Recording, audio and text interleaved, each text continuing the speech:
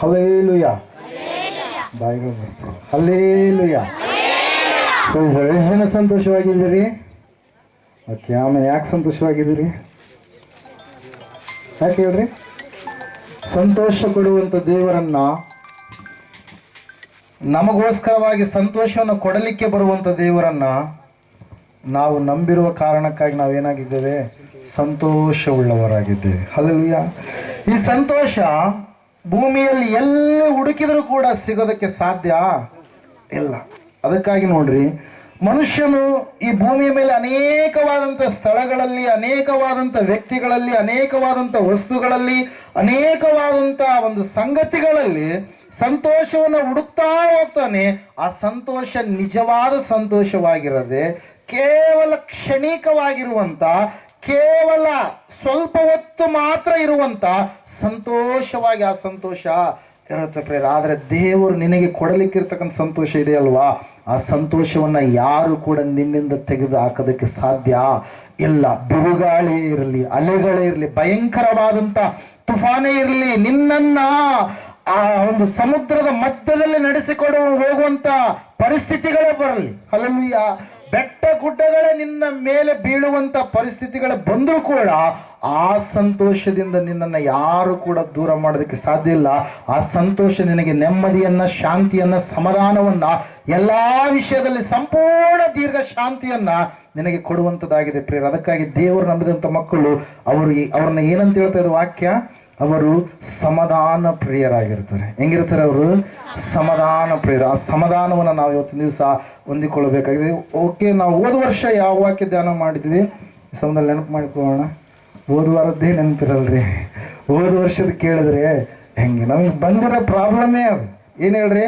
ವಾಕ್ಯಗಳೆಲ್ಲ ನಾವು ನೆನಪಿಟ್ಕೊಳ್ಳೋದು, ಅಲ್ಲೆಲ್ಲ ಬೇರೆ ಎಲ್ಲ ಸಂಗತಿಗಳನ್ನು ನಾವು ನೆನಪಿಟ್ಕೊಳ್ತೀವಿ. ವಾಕ್ಯನ ಮಾತ್ರ ಎಷ್ಟು ಕಡೆಗಣಿಸ್ತೀವಿ ಅಂತಂದರೆ ಭಾಳವಾಗಿ ಕೆಲವೊಂದು ಸಂದರ್ಭ ಭಾಳ ನೋವಾಗುತ್ತೆ. ಏನಪ್ಪ, ಸಭೆಯ ಮಕ್ಕಳಾದಂಥವರೇ ದೇವರ ಮಾತುಗಳನ್ನು, ದೇವರ ವಾಕ್ಯವನ್ನು ಏನು ಮಾಡ್ತಾ ಇಲ್ಲ, ನೆನಪಲ್ಲಿ ಇಟ್ಕೊಳ್ತಾ ಇಲ್ಲ. ದೇವರಿಗೆ ಸಲ್ಲಿಸುವಂಥ ಗೌರವವನ್ನು ಸಲ್ಲಿಸಲಾರದೆ ಜೀವಿಸ್ತಾರಲ್ಲ ಅಂತೇಳಿ ಕೆಲವೊಂದು ಸಂದರ್ಭಗಳಲ್ಲಿ ತುಂಬ ಏನಾಗುತ್ತೆ ರೀ, ನೋವಾಗುತ್ತೆ. ತಿಳಿದವರು ಹಂಗೆ, ತಿಳಿಯಲಾರ್ದವ್ರು ಹಂಗೆ, ಓದಿದವ್ರು ಹಂಗೆ, ಓದಲಾರ್ದವ್ರು ಹಂಗೆ, ತಿಳ್ಕೊಂಡವ್ರು ಹಂಗೆ, ತಿಳ್ಕೊಳ್ಳಾರ್ದೆ ಇರೋರು ಹಂಗೆ, ಸಭೆಯಲ್ಲಿ ಇರೋರು ಹಂಗೆ, ಸಭೆಯಿಂದ ಹೊರಗಡೆ ಇರುವಂಥವ್ರು ಕೂಡ ಹಂಗೆ, ಹಬ್ಬಕ್ಕೆ ಮಾತ್ರ ಬರೋರು ಹಂಗೆ, ಹಬ್ಬಕ್ಕೆ ಬರಲಾರ್ದೆ ಹೊರಗಡೆ ನಿಂತಿರೋರು ಕೂಡ ಹಂಗೆ. Hallelujah, praise lord. ಅದನ್ನು ನೀವು ಮಾಡಬೇಡ್ರಿ. ದೇವರ ವಾಕ್ಯವನ್ನು ನೆನಪಲ್ಲಿ ಇಟ್ಟುಕೊಳ್ರಿ. ಹೋದ ವರ್ಷ ನಾವು ಒಂದು ವಾಕ್ಯ ಧ್ಯಾನ ಮಾಡಿದ್ವಿ. ಏನಂತೇಳಿ? ಆತನ ನಕ್ಷತ್ರ ಎಂಬುದಾಗಿ. ಯಾರ ನಕ್ಷತ್ರ ಅದು? ಯೇಸು ಕ್ರಿಸ್ತನ ನಕ್ಷತ್ರ. ಆ ನಕ್ಷತ್ರದ ಮಹತ್ವವನ್ನ ನಮ್ಮ ಜೀವಿತದಲ್ಲಿ ನಾವು ಯಾವ ರೀತಿಯಾಗಿ ಜೀವಿಸಬೇಕು, ಅಳವಡಿಸಿಕೊಂಡು ನಾವು ಸಂಪೂರ್ಣವಾಗಿ ನಮ್ಮ ಸಾಕ್ಷಿಯನ್ನು ಕಾಪಾಡಿಕೊಳ್ಳಬೇಕು, ಇತರರಿಗೆ ಬೆಳಕಾಗಿ ನಾವಿರಬೇಕು, ಅನೇಕರು ಸಂತೋಷ ಪಡುವ ರೀತಿಯಲ್ಲಿ ನಮ್ಮ ಭಕ್ತಿಯ ಜೀವಿತ ಇರಬೇಕು ಎನ್ನುವಂಥ ಸಂಗತಿಗಳನ್ನು ನಾವೇನು ಮಾಡಿದೀವಿ ರೀ? ಧ್ಯಾನ ಮಾಡಿದ್ವಿ. ಇವತ್ತಿನ ದಿವಸ ಒಂದು ವ್ಯತ್ಯಾಸಕರವಾದಂಥ ಸಂದೇಶ. ನಮ್ಮ ಮನೆಯಲ್ಲಿ ಕೆಲವೊಂದು ಸಂದರ್ಭಗಳಲ್ಲಿ ಹೋಳಿಗೆ ಊಟ ಇರುತ್ತೆ, ಕೆಲವೊಂದು ಸಂದರ್ಭದಲ್ಲಿ ಹಾಗಲಕಾಯಿ ಮಾಡಿದಂತೆ ಯಾಕಾದ್ರೂ ಮಾಡಿದ್ರಪ್ಪ ಅಂತೇಳಿ ಅನ್ಕೊಂತಿರ್ತೀವಿ. ಹಲ್ಲೇಲೂಯ, ಕೆಲವೊಬ್ರು, ಎಲ್ಲರಲ್ಲ. ಹಲ್ಲೇಲೂಯ, ಕೆಲವೊಂದು ಸಂದರ್ಭದಲ್ಲಿ ಬಿರಿಯಾನಿ ಇರುತ್ತೆ, ಕೆಲವೊಂದು ಸಂದರ್ಭದಲ್ಲಿ ಏನಿರುತ್ತೆ ರೀ, ನಮಗೆ ಇಷ್ಟವಾಗಲಾರ್ದ ಅಡಿಗೆಯನ್ನೇ ಮಾಡಿರ್ತಾರೆ. ಕಷ್ಟವಾದರೂ ಕೂಡ ತಿನ್ಬೇಕು, ಯಾಕಂದ್ರೆ ಹೊಟ್ಟೆ ತುಂಬಿಸ್ಕೊಬೇಕಲ್ಲ. Hallelujah, praise lord. ಸಭೆಯಲ್ಲಿ ಕೂಡ ದೇವರು ಕೆಲವೊಂದು ಸಂದರ್ಭದಲ್ಲಿ ನಮ್ಮನ್ನು ಪ್ರೋತ್ಸಾಹಿಸಪಡಿಸುವಂತ ಮಾತುಗಳನ್ನು ಮಾತಾಡಿದ್ರೆ, ಕೆಲವೊಂದು ಸಂದರ್ಭದಲ್ಲಿ ನಾವು ದಾರಿ ತಪ್ಪಿ ನರಕದ ಪಾಲಾಗಬಾರದು ಅಂತೇಳಿ ನಮಗೆ ಎಚ್ಚರಿಕೆಯ ಸಂದೇಶಗಳನ್ನು ಕೂಡ ಆತನು ಏನ್ ಮಾಡ್ತಾನೆ? ಕೊಡುವಾತನಾಗಿರ್ತಾನೆ. ದೇವರ ವಾಕ್ಯ ಯಾವಾಗಲೂ ಕೂಡ ಅದು ಏನಾಗಿರುವಂಥದ್ರಿ, ನಾವು ಅದಕ್ಕೆ ಬೆಲೆ ಕೊಡಲಾರದೇ ಇದ್ರೆ ಚಿಂತಿಲ್ಲ, ಅದು ಯಾವಾಗಲೂ ಕೂಡ ಮಹತ್ವವಾಗಿರುವಂಥದ್ದು. ಬೆಲೆಯನ್ನು ಯಾವತ್ತಿಗೂ ಕೂಡ ಕಳೆದುಕೊಳ್ಳಲಾರದಂಥದ್ದು. ಮನುಷ್ಯರ ಮಾತಿಗೆ ಕೆಲವು ವರ್ಷಗಳವರೆಗೆ ಬೆಲೆ ಇರುತ್ತೆ, ಅಧಿಕಾರಿಯ ಮಾತಿಗೆ ಆತನು ರಿಟೈರ್ಡ್ ಆಗೋವರೆಗೆ ಬೆಲೆ ಇರುತ್ತೆ. ಹಲ್ಲೇಲೂಯ, ಕೆಲವೊಬ್ಬರು ಜೀವಿಸುವವರೆಗೆ ಅವ್ರ ಮಾತುಗಳಿಗೆ ಬೆಲೆ ಇರುತ್ತೆ. ಆದ್ರೆ ದೇವರ ವಾಕ್ಯಕ್ಕೆ, ದೇವರ ಮಾತಿಗೆ ಬೆಲೆ ಹೆಂಗ್ರಿ, ಎಲ್ಲಿವರೆಗೆ ಇರುತ್ತೆ? ನಾವು ಸತ್ತು ಸಮಾಜ ಒಳಗಡೆ ಹೋದ್ರೂ ಕೂಡ ಇನ್ನು ಬರುವಂತ ಎಲ್ಲ ತಲತಲಾಂತರಗಳವರೆಗೆ, ಹಲ್ಲೇಲೂಯ, ಆದಿಯಿಂದ ಅಂತ್ಯದವರೆಗೆ ದೇವರ ಮಾತಿಗೆ ಇರ್ತಕ್ಕಂಥ ಬೆಲೆಯನ್ನು ಯಾರು ಕೂಡ ತೆಗೆದುಹಾಕೋದಕ್ಕೆ ಸಾಧ್ಯ ಇಲ್ಲ ಪ್ರಿಯರ. ಆ ದೇವರ ವಾಕ್ಯವನ್ನು ನಾವೇನ್ ಮಾಡ್ಬೇಕ್ರಿ? ಸಂಪೂರ್ಣವಾಗಿ ಭಯ ಭಕ್ತಿಯಿಂದ, ಶ್ರದ್ಧೆ ವಿನಯದಿಂದ ನಾವು ಕೈಕೊಂಡು ಜೀವಿಸುವವರಾಗಿ ಇರಬೇಕು. ಈ ಸಂದರ್ಭದಲ್ಲಿ ನೇರವಾಗಿ ನಾವು ದೇವರ ವಾಕ್ಯದ ಕಡೆಗೆ ಹೋಗೋಣ. ಲೂಕನು ಬರೆದ ಸುವಾರ್ತೆ 2ನೇ ಅಧ್ಯಾಯ ಮೊಟ್ಟ ಮೊದಲನೇದಾಗಿ ನನ್ನ ಒಡೆಯನು ರಕ್ಷಕನು ವಿಮೋಚಕನು ಅತಿ ಬೇಗನೆ ಬರಲಿ ಮೊದಲಿಂಗನಾದಂಥ ಯೇಸು ಕ್ರಿಸ್ತನ ನಾಮದಲ್ಲಿ ಮೃತ್ಯುಂಜಯ ಮಠ ಮಿನಿಸ್ಟ್ರೀಸ್ ಬಾದರ್ಲಿ ವತಿಯಿಂದ ಅಧ್ಯಕ್ಷರು ಕುಟುಂಬ ಮತ್ತು ಎಲ್ಲ ಸಭೆಯಲ್ಲಿರ್ತಕ್ಕಂಥ ವಿಶ್ವಾಸಿಗಳ ವತಿಯಿಂದ ಮೃತ್ಯುಂಜಯ ಮಠ ಬಾಪೂರ್ ಸಭೆಗೆ ನಾವು ವಂದನೆಯನ್ನ ತಿಳಿಸುವವರಾಗಿದ್ದೇವೆ. Hallelujah, praise Lord. ಎಲ್ಲರೂ ಚೆನ್ನಾಗಿದ್ದೀರಾ? ಚೆನ್ನಾಗಿರ್ಬೇಕೆಂಬುದೇ ನಮ್ಮ ಒಂದು ಆಶಯ, ದೇವರ ಒಂದು ಚಿತ್ತ ಕೂಡ ಅದುವೇ ಆಗಿರುವಂಥದ್ದು. Hallelujah, praise lord. ನೇರವಾಗಿ ಹೋಗೋಣ. ಲೂಕನ ಬರೆದ ಸುವಾರ್ತೆ 2ನೇ ಅಧ್ಯಾಯ ಮೊದಲು ಕೆಲವು ವಚನಗಳನ್ನು ಈ ಸಮಯದಲ್ಲಿ ಓದಿಕೊಳ್ಳೋಣ. ಹಲ್ಲೆಲೂಯ. ದಯವಿಟ್ಟು ಯಾರು ಕೂಡ ಮಾತಾಡಬಾರ್ದು. ಸ್ಕೂಲಿಗೆ ಹೋಗುವಂಥ ಮಕ್ಕಳು ಮೇಷ್ಟ್ರು ಪಾಠ ಮಾಡುವಾಗ ಮಾತಾಡಿದ್ರೆ ಏನು ಮಾಡ್ತಾರೆ? ಓಕೆ, ನೀವು ಕಾಲೇಜಲ್ಲಿ ಇರಬೇಕಾದ್ರೆ ಲೆಕ್ಚರರ್ ಪಾಠ ಮಾಡುವಾಗ ನೀವೇನಾದರೂ ಮಾಡಿದ್ರೆ ನಿಮ್ಗೇನು ಮಾಡ್ತಾರೆ? ಹೊರಗಡೆ ಕಳಿಸಿಬಿಡ್ತಾರೆ. Hallelujah, praise lord. ನೋಡ್ರಿ, ಹೆಣ್ಮಕ್ಳಿಗೆ ಅದು ಏನೋ ಗೊತ್ತಿಲ್ಲ, ಸಭೆಯಲ್ಲಿನೇ ಮಾತಾಡ್ತಾ ಇರ್ತಾರೆ. ಹಲ್ಲೆಲೂಯ, ಹಿಂಗೆ ಗುಸು ಗುಸು ಗುಸು ಗುಸು ಅಂತೇಳಿ ಸ್ಟಾರ್ಟ್ ಆಗಿರುತ್ತೆ. ಹಲ್ಲೆಲೂಯ, ಯಾಕಂದ್ರೆ ಅವ್ರ ಮನೆ ದೂರ ಇರ್ತಾ, ಅವ್ರೂರು ಇವ್ರೂರು ದೂರ ಇರ್ತಾರೆ, ಪಾಪ ಕೂಡಿರ್ತಾರ, ಎಷ್ಟೋ ವಾಕ್ಯಲ್ಲಿ ಹೇಳ್ತಾ ಇರ್ತಾರೆ ಅಯ್ಯರು. ಆಯ್ತು, ಅಲ್ಲಿ ಮಾತುಗಳು ಹಂಗೆ ಏನಾಗಿರ್ತವೆ, ಸ್ಟಾರ್ಟ್ ಆಗಿರ್ತವೆ. ವಾಕ್ಯ ಮುಗಿಯೋವರೆಗೂ ಕೂಡ ಅವ್ರ ಮಾತುಗಳು ಮುಗಿಯಲ್ಲ. ಊಟ ಕುಂತಾಗೂ ಅದೇ ಮಾತುಗಳೇ, ವಾಕ್ಯ ಹೇಳೋವಾಗೂ ಅದೇ ಮಾತುಗಳೇ, ಆಡುವಾಗೂ ಕೂಡ ಅದೇ ಮಾತುಗಳಿಗೆ. ಅವ್ರ ಮಾತುಗಳಿಗೆ ಏನೇ ಇರಲ್ಲ, ಫುಲ್ ಸ್ಟಾಪ್ ಇರಲ್ಲ. ಮತ್ತೆ ನೋಡ್ರಿ, ಹಲ್ಲೆಲೂಯ, ಪ್ರೈಸ್ ಲಾರ್ಡ್. ಅದಕ್ಕಾಗಿ ಸಭೆಯಲ್ಲಿ ನಾವು ಬಹಳ ವಿಧೇಯತೆಯಿಂದ ವಿನಯತೆಯಿಂದ ದೇವರ ವಾಕ್ಯವನ್ನು ನಾವು ಕೇಳುವವರಾಗಿ ಇರಬೇಕು. ತೆಗೆದಿದ್ದೀರಾ? ಲೂಕನ ಬರೆದ ಸುವಾರ್ತೆ 2ನೇ ಅಧ್ಯಾಯ ಸಮಯದಲ್ಲಿ 1ನೇ ವಚನದಿಂದ 7 ವಚನಗಳವರೆಗೆ ನಾವು ಓದಿಕೊಳ್ಳೋಣ. ಆ ಕಾಲದಲ್ಲಿ ರಾಜ್ಯವೆಲ್ಲ ಕಾನೇಶುಮಾರಿ ಬರೆಸಿಕೊಳ್ಳಬೇಕೆಂಬ ಆಜ್ಞೆಯು ಚಕ್ರವರ್ತಿಯಾದ ಔಗುಸ್ತನಿಂದ ಹೊರಟಿತ್ತು. ಕುರೇನ್ಯನು ಸುರಿಯಕ್ಕೆ ಅಧಿಪತಿಯಾಗಿದ್ದಾಗ ಈ ಮೊದಲನೆಯ ಕಾನೇಶುಮಾರಿ ನಡೆಯಿತು. ಆಗ ಎಲ್ಲರೂ ಕಾನೇಶುಮಾರಿ ಬರೆಸಿಕೊಳ್ಳುವುದಕ್ಕಾಗಿ ತಮ್ಮ ತಮ್ಮ ಊರುಗಳಿಗೆ ಹೊರಟರು. ಯೋಸೇಫನು ಸಹ ತಾನು ದಾವೀದನ ಮನೆತನದವನು ಗೋತ್ರದವನು ಆಗಿದ್ದರಿಂದ ಹೆಸರು ಬರೆಸಿಕೊಳ್ಳುವುದಕ್ಕಾಗಿ ತನಗೆ ನಿಶ್ಚಿತಾರ್ಥವಾಗಿದ್ದ ಮರಿಯಳ ಸಂಗಡ ಗಲಿಲಾಯ ಸೀಮೆಯ ನಜರೇತ್ ಎಂಬ ಊರಿನಿಂದ ಹೊರಟು ಯೂದಾಯದಲ್ಲಿರುವ ಬೆತ್ಲೆಹೇಮ್ ಎಂಬ ದಾವೀದನೂರಿಗೆ ಹೋದನು. ಆಗ ಮರಿಯಳು ಪೂರ್ಣ ಗರ್ಭಿಣಿಯಾಗಿ ಇದ್ದಳು. ಅವರು ಅಲ್ಲಿದ್ದಾಗ ಆಕೆಗೆ ದಿನ ತುಂಬಿತು. ಆಕೆಯು ತನ್ನ ಚೊಚ್ಚಲು ಮಗನನ್ನ ಹೆತ್ತು ಬಟ್ಟೆಯಲ್ಲಿ ಸುತ್ತಿ ಛತ್ರದಲ್ಲಿ ಅವರಿಗೆ ಸ್ಥಳವಿಲ್ಲದ ಕಾರಣ ಆತನನ್ನ ಗೋದಲಿಯಲ್ಲಿ ಮಲಗಿಸಿದಳು ಎಂಬುದಾಗಿ. ಆಮೇನ್, ಹಲ್ಲೆಲೂಯ, ಪ್ರೈಸ್ ಲಾರ್ಡ್. ಒಂದು ಹಿಸ್ಟಾರಿಕಲ್ ಎವಿಡೆಂಟಿಕಲ್ ಒಂದು ನಿಜವಾದಂಥ ಜೀವಿತ ಚರಿತ್ರೆಯನ್ನ ಇಲ್ಲಿ ನಾವು ನೋಡ್ತಾ ಇದ್ದೇವೆ. ಹಲ್ಲೆಲೂಯ. ಜನಗಣತಿ ಮೊಟ್ಟ ಮೊದಲನೇದಾಗಿ ಮಾಡುವಂಥ ಸಮಯದಲ್ಲಿ ಯೇಸು ಸ್ವಾಮಿಯವರು ಜನಿಸಿದರು ಎನ್ನುವಂಥ ಸತ್ಯ ಸಂಗತಿಯನ್ನ ಇಲ್ಲಿ ವೈದ್ಯನು, ಅಷ್ಟು ಮಾತ್ರವಲ್ಲದೆ ಹಿಸ್ಟೋರಿಯನ್ ಆಗಿರ್ತಕ್ಕಂಥ ಲೂಕನ್ ಏನ್ ಮಾಡ್ತಾ ಇದ್ದಾನ್ರಿ, ಪ್ರತಿಯೊಂದು ಸಂಗತಿಗಳನ್ನ ಪಿನ್ ಟು ಪಿನ್ ಏನ್ ಮಾಡ್ತಾ ಇದ್ದಾನೆ, ಬರಿತಾ ಇದ್ದಾನೆ. ಯಾಕಂದ್ರೆ ದೇವರ ವಾಕ್ಯ ಲೋಪವಿಲ್ಲದ್ದು, ದೇವರ ವಾಕ್ಯ ದೋಷವಿಲ್ಲದ್ದು, ದೇವರ ವಾಕ್ಯ ಬೆಳಕು ಕೊಡುವಂಥದ್ದು, ದೇವರ ವಾಕ್ಯ ಎಲ್ಲ ವೇಳೆಯಲ್ಲಿ ಎಲ್ಲ ಸಮಯದಲ್ಲಿ ಸತ್ಯವಾಗಿ ಇರುವಂಥದ್ದು ಆಗಿದೆ.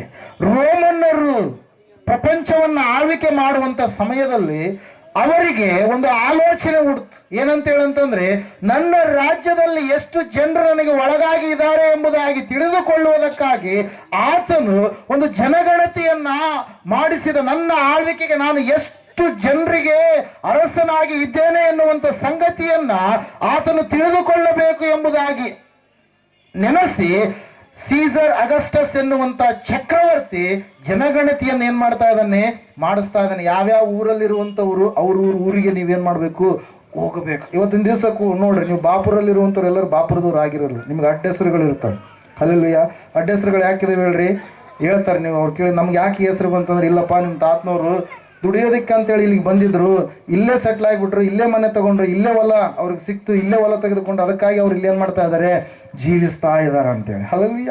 ನಾವು ನೋಡ್ತಾ ಇದ್ದೇವೆ, ಮರಿಯಳು ಮತ್ತು ಯೋಸೇಫ ಅವರಿಬ್ಬರು ಕೂಡ ಎಲ್ಲಿ ಜೀವನ ಮಾಡ್ತಾ ಇದ್ದಾರಂತೆ, ನಜರೇತ್ ಎನ್ನುವಂತ ಸ್ಥಳದಲ್ಲಿ ಯಾವಾಗ ಈ ಡಂಗುರ ಹೊರಡಿಸಿದ್ನು, ಅರಸನಾಗಿರ್ತಕ್ಕಂಥ ಔಗುಸ್ತ ಚಕ್ರವರ್ತಿ ಹೊರಡಿಸಿದಾಗ ಎಲ್ಲಾ ಊರುಗಳಲ್ಲಿ, ಬೇರೆ ಬೇರೆ ಊರುಗಳಲ್ಲಿ ಇರ್ತಕ್ಕಂಥ ಜನರು ತಮ್ಮ ಸ್ವಂತ ಗ್ರಾಮಕ್ಕೆ ಅವ್ರು ಏನ್ ಮಾಡ್ತಾ ಇದಾರಂತ್ರಿ, ತೆರಳುತ್ತಾ ಇದ್ದಾರೆ. ತೆರಳುವಂತ ಸಮಯದಲ್ಲಿ ಆ ಸಮಯದಲ್ಲಿ ಯೋಸೇಫನು ಕೂಡ ತನ್ನ ಸ್ವಂತ ಊರಾಗಿರ್ತಕ್ಕಂಥ ಎಲ್ಲಿಗೆ ಬಂದಂತ್ರಿ, ದಾವೀದನ ಪುರ ಎಂಬುದಾಗಿ, ಬೆತ್ಲೆಹೇಮ್ ಎಂಬುದಾಗಿ, ರೊಟ್ಟಿಯ ಊರು ಎಂಬುದಾಗಿ ಕರೆಸಿಕೊಳ್ಳುವಂತ ಬೆತ್ಲೆಹೇಮಿಗೆ ಆತನ ಏನ್ ಮಾಡಿದಂತೆ, ಹೊರಟು ಬಂದ. ಪ್ರೇರ ಬರಬೇಕಾದ್ರೆ ಹಂಗೆ ಬರಲಿಲ್ಲ. ಎಲ್ಲ ನೋಡ್ತಾ ಇದ್ದೇವೆ, ನಜರೇತಿನಿಂದ ಹಿಡಿದು ಬೆತ್ಲೆಹೇಮಿಗೆ ಯೆರೂಸಲೇಮಿನ ಮೂಲಕವಾಗಿ ಹೋಗಬೇಕಾದ್ರೆ ಸುಮಾರು 80 ಮೈಲುಗಳಷ್ಟು ಏನಿದೆ ರೀ ದೂರ ಇದೆ. 110 ಕಿಲೋಮೀಟರ್ಗಳಷ್ಟು ಅವ್ರು ಏನಾಗಿದ್ದಾರೆ, ದೂರದಲ್ಲಿದ್ದಾರೆ. ಅವರು ಏನ್ ಮಾಡ್ತಾ ಇದಾರೆ, ಈ ಒಂದು ದೇವರ ಒಂದು ಆಜ್ಞೆ ಎನ್ನುವಂಥದ್ದು, ದೇವರ ವಾಗ್ದಾನ ಎನ್ನುವಂಥದ್ದು ನೆರವೇರಬೇಕಾಗಿದೆ. ಯಾಕಂದ್ರೆ ದೇವರ ವಾಕ್ಯ ಮೊದಲು ದೇವರು ಯಾವುದನ್ನು ಬರೆಸಿದನು ಅದನ್ನು ನೆರವೇರಿಸುವುದಕ್ಕಾಗಿ ಆತನು, ನಂಬಿಗಸ್ತನಾದಂತ ಆತನು ತಾನೇ ಈ ಲೋಕಕ್ಕೆ ಏನ್ ಮಾಡಿದಾನೆ, ಇಳಿದು ಬಂದಿದ್ದಾನೆ. ಆದಿಕಾಂಡ 3ನೇ ಅಧ್ಯಾಯದಲ್ಲಿ ಸ್ತ್ರೀ ಸಂತಾನವಾಗಿ ಆತನು ಈ ಲೋಕಕ್ಕೆ ಬರ್ತಾನೆ ಎಂಬುದಾಗಿ ವಾಕ್ಯದಲ್ಲಿ ನಾವು ನೋಡ್ತಾ ಇದ್ದೇವೆ. 12ನೇ ಅಧ್ಯಾಯದಲ್ಲಿ ಒಬ್ಬಾತನ ಮೂಲಕವಾಗಿ ಇಡೀ ಎಲ್ಲಾ ಲೋಕದ ಜನರು, ಆದಿಕಾಂಡ ಪುಸ್ತಕ ಆಶೀರ್ವಾದದ ನಿಧಿಗಳು ಆಗ್ತಾರೆ ಎಂಬುದಾಗಿ, ರಕ್ಷಣೆ ಎನ್ನುವಂಥದ್ದು ಆತನಲ್ಲಿಯೇ ಸಿಗುತ್ತೆ ಎಂಬುದಾಗಿ ಆ ಒಂದು ವಾಗ್ದಾನ ಎನ್ನುವಂಥದ್ದಿದೆ, ಅದು ನೆರವೇರಿಸಲ್ಪಡಬೇಕಾಗಿದೆ. ಮತ್ತೆ ನಾವು ನೋಡ್ತಾ ಇದ್ದೇವೆ ಪ್ರಿಯರೇ, ಒಬ್ಬ ಮೋಶೆಯ ನಂತರ ಒಬ್ಬ ದೊಡ್ಡ ಪ್ರವಾದಿ, ನಿನ್ನಂತ ಪ್ರವಾದಿಯನ್ನು ನಾನು ಎಬ್ಬಿಸ್ತೇನೆ ಎಂಬುದಾಗಿ ಆ ಒಂದು ವಾಗ್ದಾನ ಎನ್ನುವಂಥದ್ದು ಯಾವುದಿದೆಯೋ ಅದನ್ನು ನೆರವೇರಿಸಲ್ಪಡಬೇಕಾಗಿದೆ.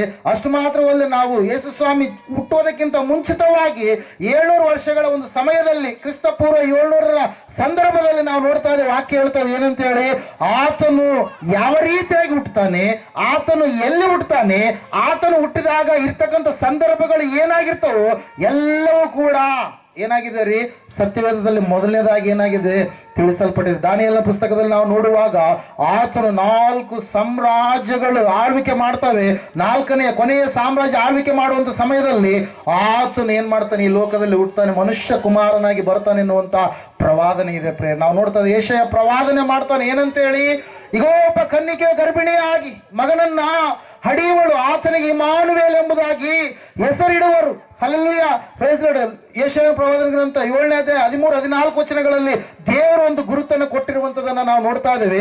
ಅದೇ 9ನೇ ಅಧ್ಯಾಯದಲ್ಲಿ ನಾವು ನೋಡ್ತಾ ಇದ್ದೇವೆ, ಯೆಶಾಯ ಪ್ರವಾದನೆ ಗ್ರಂಥದಲ್ಲಿ, ಒಂದು ಮಗು ನಮಗಾಗಿ ಹುಟ್ಟಿದೆಯಷ್ಟೇ, ವರದ ಮಗನು ನಮಗೆ ದೊರೆತನು, ಆಡಳಿತವು ಆತನ ಬಾಹುವಿನ ಮೇಲಿರುವುದು, ಅದ್ಭುತ ಸ್ವರೂಪನು, ಆಲೋಚನಾಕರ್ತನು, ಪರಾಕ್ರಮಿಯಾದ ದೇವರು, ನಿತ್ಯನಾದ ತಂದೆ, ಸಮಾಧಾನದ ಪ್ರಭು ಎಂಬುವ ಆತನ ಹೆಸರು. ಒಂದು ಮಗು ಯಾರಿಗೋಸ್ಕರವಾಗಿ ಹುಟ್ಟಿದಂತೆ, ನಮ್ಮೆಲ್ಲರಿಗೋಸ್ಕರವಾಗಿ ಒಬ್ಬಾತನು ಜನಿಸ್ಲಿಕ್ಕಿದ್ದಾನೆ. ಹಲ್ಲೆಲೂಯಾ.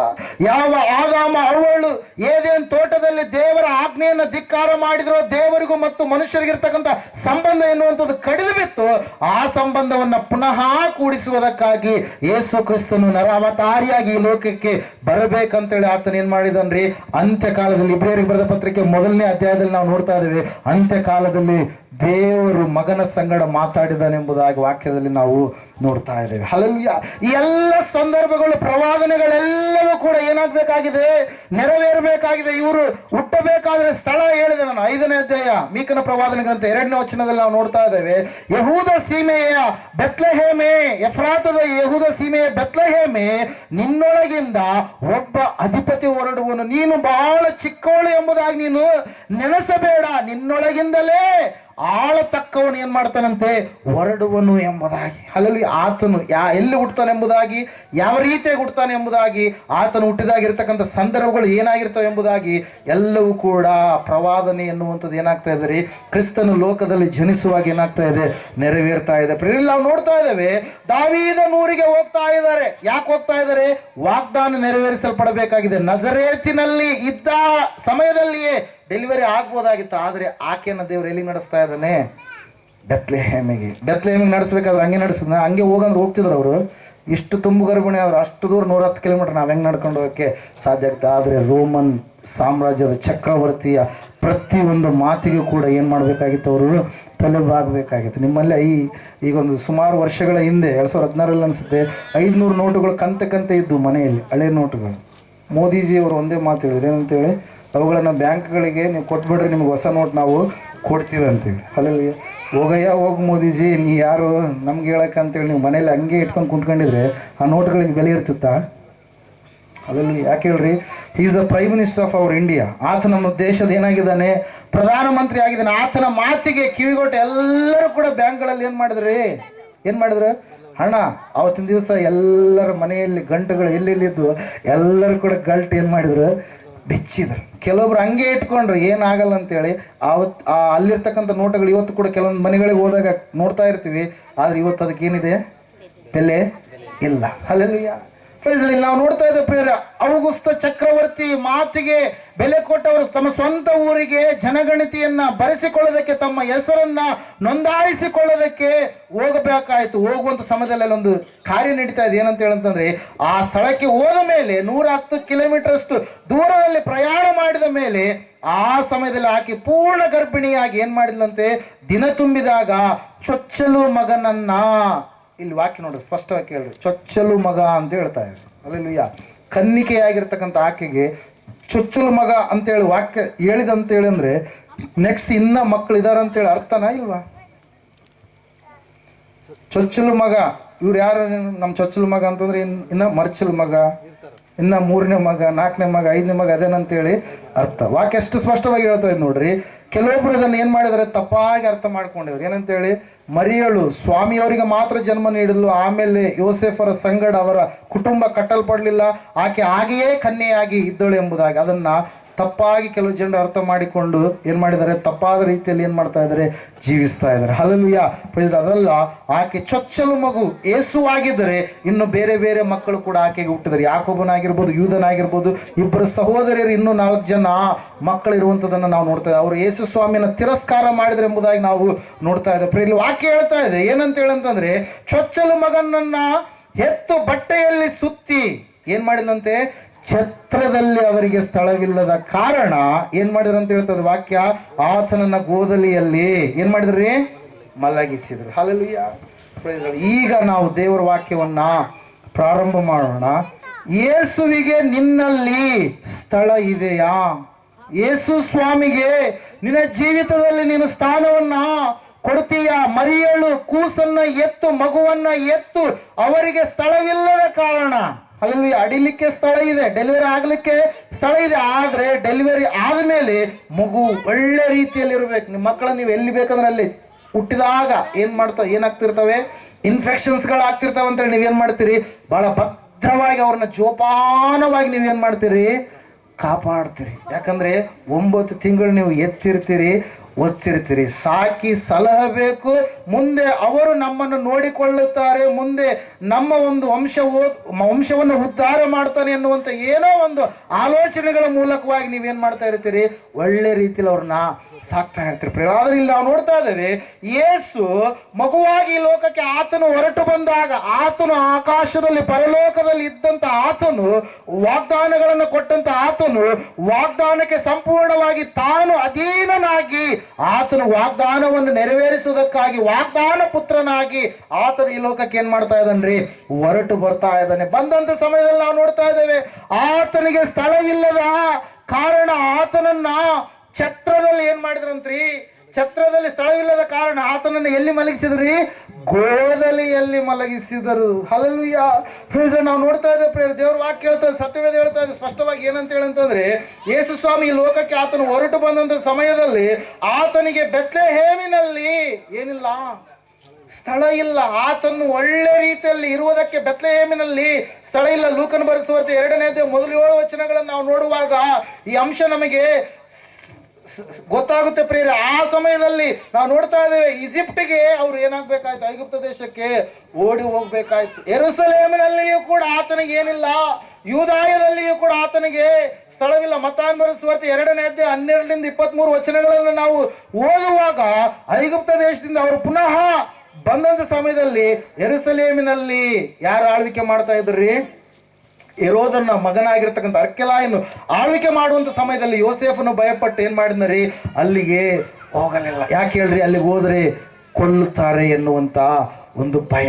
ಯಾಕಂದ್ರೆ ಮಗುವನ್ನ ಕಾಪಾಡಿಕೊಳ್ಳಬೇಕು. ಮೋಶೆಯನ್ನ ಯಾವ ರೀತಿಯಾಗಿ ಅವರ ತಂದೆ ತಾಯಿ ಅಕ್ಕ ಮಿರ್ಯಾಮಳು ಕಾಪಾಡಿಕೊಂಡ್ರು, ಆ ಮೋಶೆಯ ಮೂಲಕವಾಗಿ ಯಾವ ರೀತಿಯಾಗಿ ದೊಡ್ಡದಾದಂಥ ಬಿಡುಗಡೆ ರಕ್ಷಣೆ ಇಸ್ರಾಯೇಲರಿಗೆ ಇತ್ತು, ಅದೇ ರೀತಿಯಾಗಿ ಸ್ವಾಮಿಯವರನ್ನ ಕಾಪಾಡಿಕೊಳ್ಳುವುದಕ್ಕಾಗಿ ಮರಿಯಳು ಯೋಸೇಫರು ಎಲ್ಲಿಗೆ ಹೋಗ್ತಾ ಇದ್ದಾರೆ? ಐಗುಪ್ತಕ್ಕೆ ಹೋಗ್ತಾ ಇದ್ದಾರೆ. ಪುನಃ ಯೆರೂಸಲೇಮಿಗೆ ಬರ್ಬೇಕಂತಂದ್ರೆ ಯೆರೂಸಲೇಮಿನಲ್ಲಿ ಅವ್ರಿಗೆ ಏನಿಲ್ಲ ರೀ, ಸ್ಥಳ ಇಲ್ಲ. ಪ್ರೇರ ದೇವರ ವಾಕ್ಯದಲ್ಲಿ ನಾವು ನೋಡ್ತಾ ಇದ್ದೇವೆ.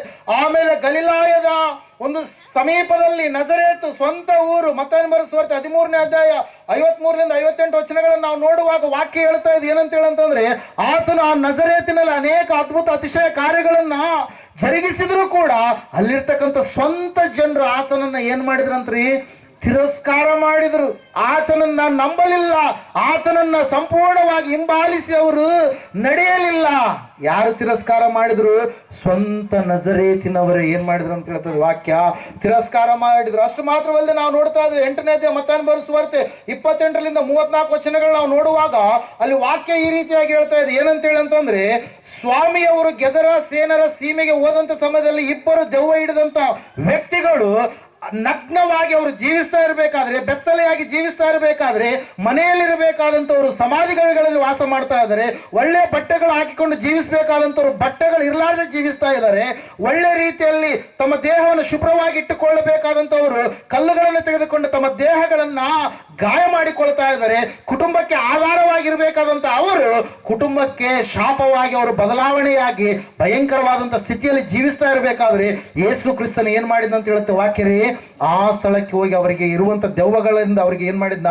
ವಿಮುಕ್ತಿಯನ್ನ ಕೊಟ್ಟ, ಬಿಡುಗಡೆಯನ್ನು ಕೊಟ್ಟಾದ ಮೇಲೆ ನಾವು ನೋಡ್ತಾ ಇದ್ವಿ ಅಲ್ಲಿರ್ತಕ್ಕಂಥ ಜನರು ಹೇಳ್ತಾ ಇದ್ದಾರೆ, ಸ್ವಾಮಿ ನೀನು ನಮ್ಮಲ್ಲಿ ಇರಬೇಡ, ನೀನು ನಮ್ಮನ್ನ ಬಿಟ್ಟು ಹೊರಟು ಹೋಗು ಎಂಬುದಾಗಿ ಏನ್ ಮಾಡ್ತಾ ಇದ್ದಾರೆ ಆ ಜನರು ಹೇಳ್ತಾ ಇದ್ದಾರೆ. ಪ್ರೇರ ಗೆದರ ಸೇನರ ಸೀಮೆಯಲ್ಲಿ ಕೂಡ ಆತನಿಗೆ ಏನ್ ಮಾಡಲಿಲ್ಲ, ಜನರು ಸ್ಥಳ ಕೊಡಲಿಲ್ಲ. ಬೆತ್ಲೆಹೇಮಿನಲ್ಲಿ ಕೊಡಲಿಲ್ಲ, ಯೂದ ಯೆರೂಸಲೇಮಿನಲ್ಲಿ ಕೊಡಲಿಲ್ಲ, ಗಲಿಲಾಯದ ನಜರೇತಿನಲ್ಲಿ ಕೊಡಲಿಲ್ಲ, ಗೆದರ ಸೀಮೆಯಲ್ಲಿ ಕೊಡಲಿಲ್ಲ.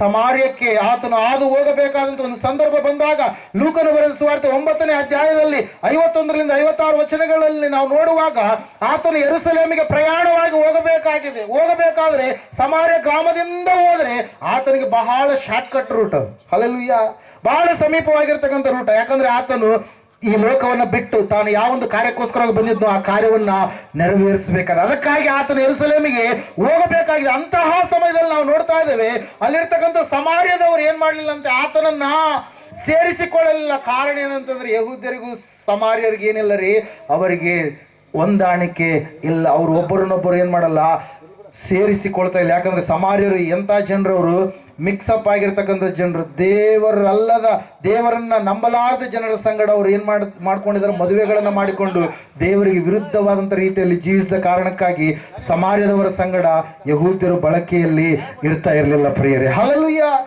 ನಾವು ನೋಡ್ತಾ ಇದ್ದೇವೆ ಸಮಾರ್ಯದವರು ಅವರು ದೇವರಿಗೆ ಸ್ಥಳವನ್ನ ಕೊಡಲಿಲ್ಲ. ಯೋಹಾನ ಬರೆದ ಸುವಾರ್ತೆ 1ನೇ ಅಧ್ಯಾಯ 11ನೇ ವಚನದಲ್ಲಿ ನಾವು ನೋಡ್ತಾ ಇದ್ದೇವೆ, ಆತನು ತನ್ನ ಸ್ವಂತ ಜನರಿಗೋಸ್ಕರವಾಗಿ ಹೊರಟು ಬಂದ, ಸ್ವಂತ ಜನರೇ ಆತನಿಗೆ ಏನ್ ಮಾಡಲಿಲ್ಲ ಅಂತ ಹೇಳ್ತಾ ಇದ್ದ ವಾಕ್ಯ ರೀ, ಸ್ಥಳವನ್ನ ಕೊಡಲಿಲ್ಲ, ಆತನನ್ನ ಸೇರಿಸಿಕೊಳ್ಳಲಿಲ್ಲ. ಆತನು ಸ್ವಂತ ಜನರಿಗೋಸ್ಕರವಾಗಿ ಬಂದನು ಎಂಬುದಾಗಿ, ಅಂದ್ರೆ ಯಹೂದ್ಯರಿಗೋಸ್ಕರವಾಗಿ ಆತನು ಬಂದನು. ಆ ಯಹೂದ್ಯರು ಕೂಡ ಆತನನ್ನ ಸೇರಿಸಿಕೊಳ್ಳಲಿಲ್ಲ. ಮತ್ತಾಯನ ಬರೆದ ಸುವಾರ್ತೆ 8ನೇ ಅಧ್ಯಾಯ 20ನೇ ವಚನದಲ್ಲಿ ನಾವು ನೋಡ್ತಾ ಇದ್ದೇವೆ, ನರಿಗಳಿಗೆ ಗುದ್ದುಗಳಿವೆ, ಆಕಾಶದಲ್ಲಿ ಹಾರಾಡುವಂತ ಪಕ್ಷಿಗಳಿಗೆ ಗೂಡುಗಳಿವೆ, ಆದರೆ ಮನುಷ್ಯ ಕುಮಾರನಿಗೆ ತಲೆ ಇಡುವಷ್ಟು ಸ್ಥಳವಿಲ್ಲ. ಹಲ್ಲೆಲೂಯಾ. ಲೋಕಸ್ಥರು, ಲೋಕದವರು ಕೂಡ ಯಾರು ಕೂಡ ಆತನಿಗೆ ಸ್ಥಳ ಕೊಡ್ತಾ ಇಲ್ಲ.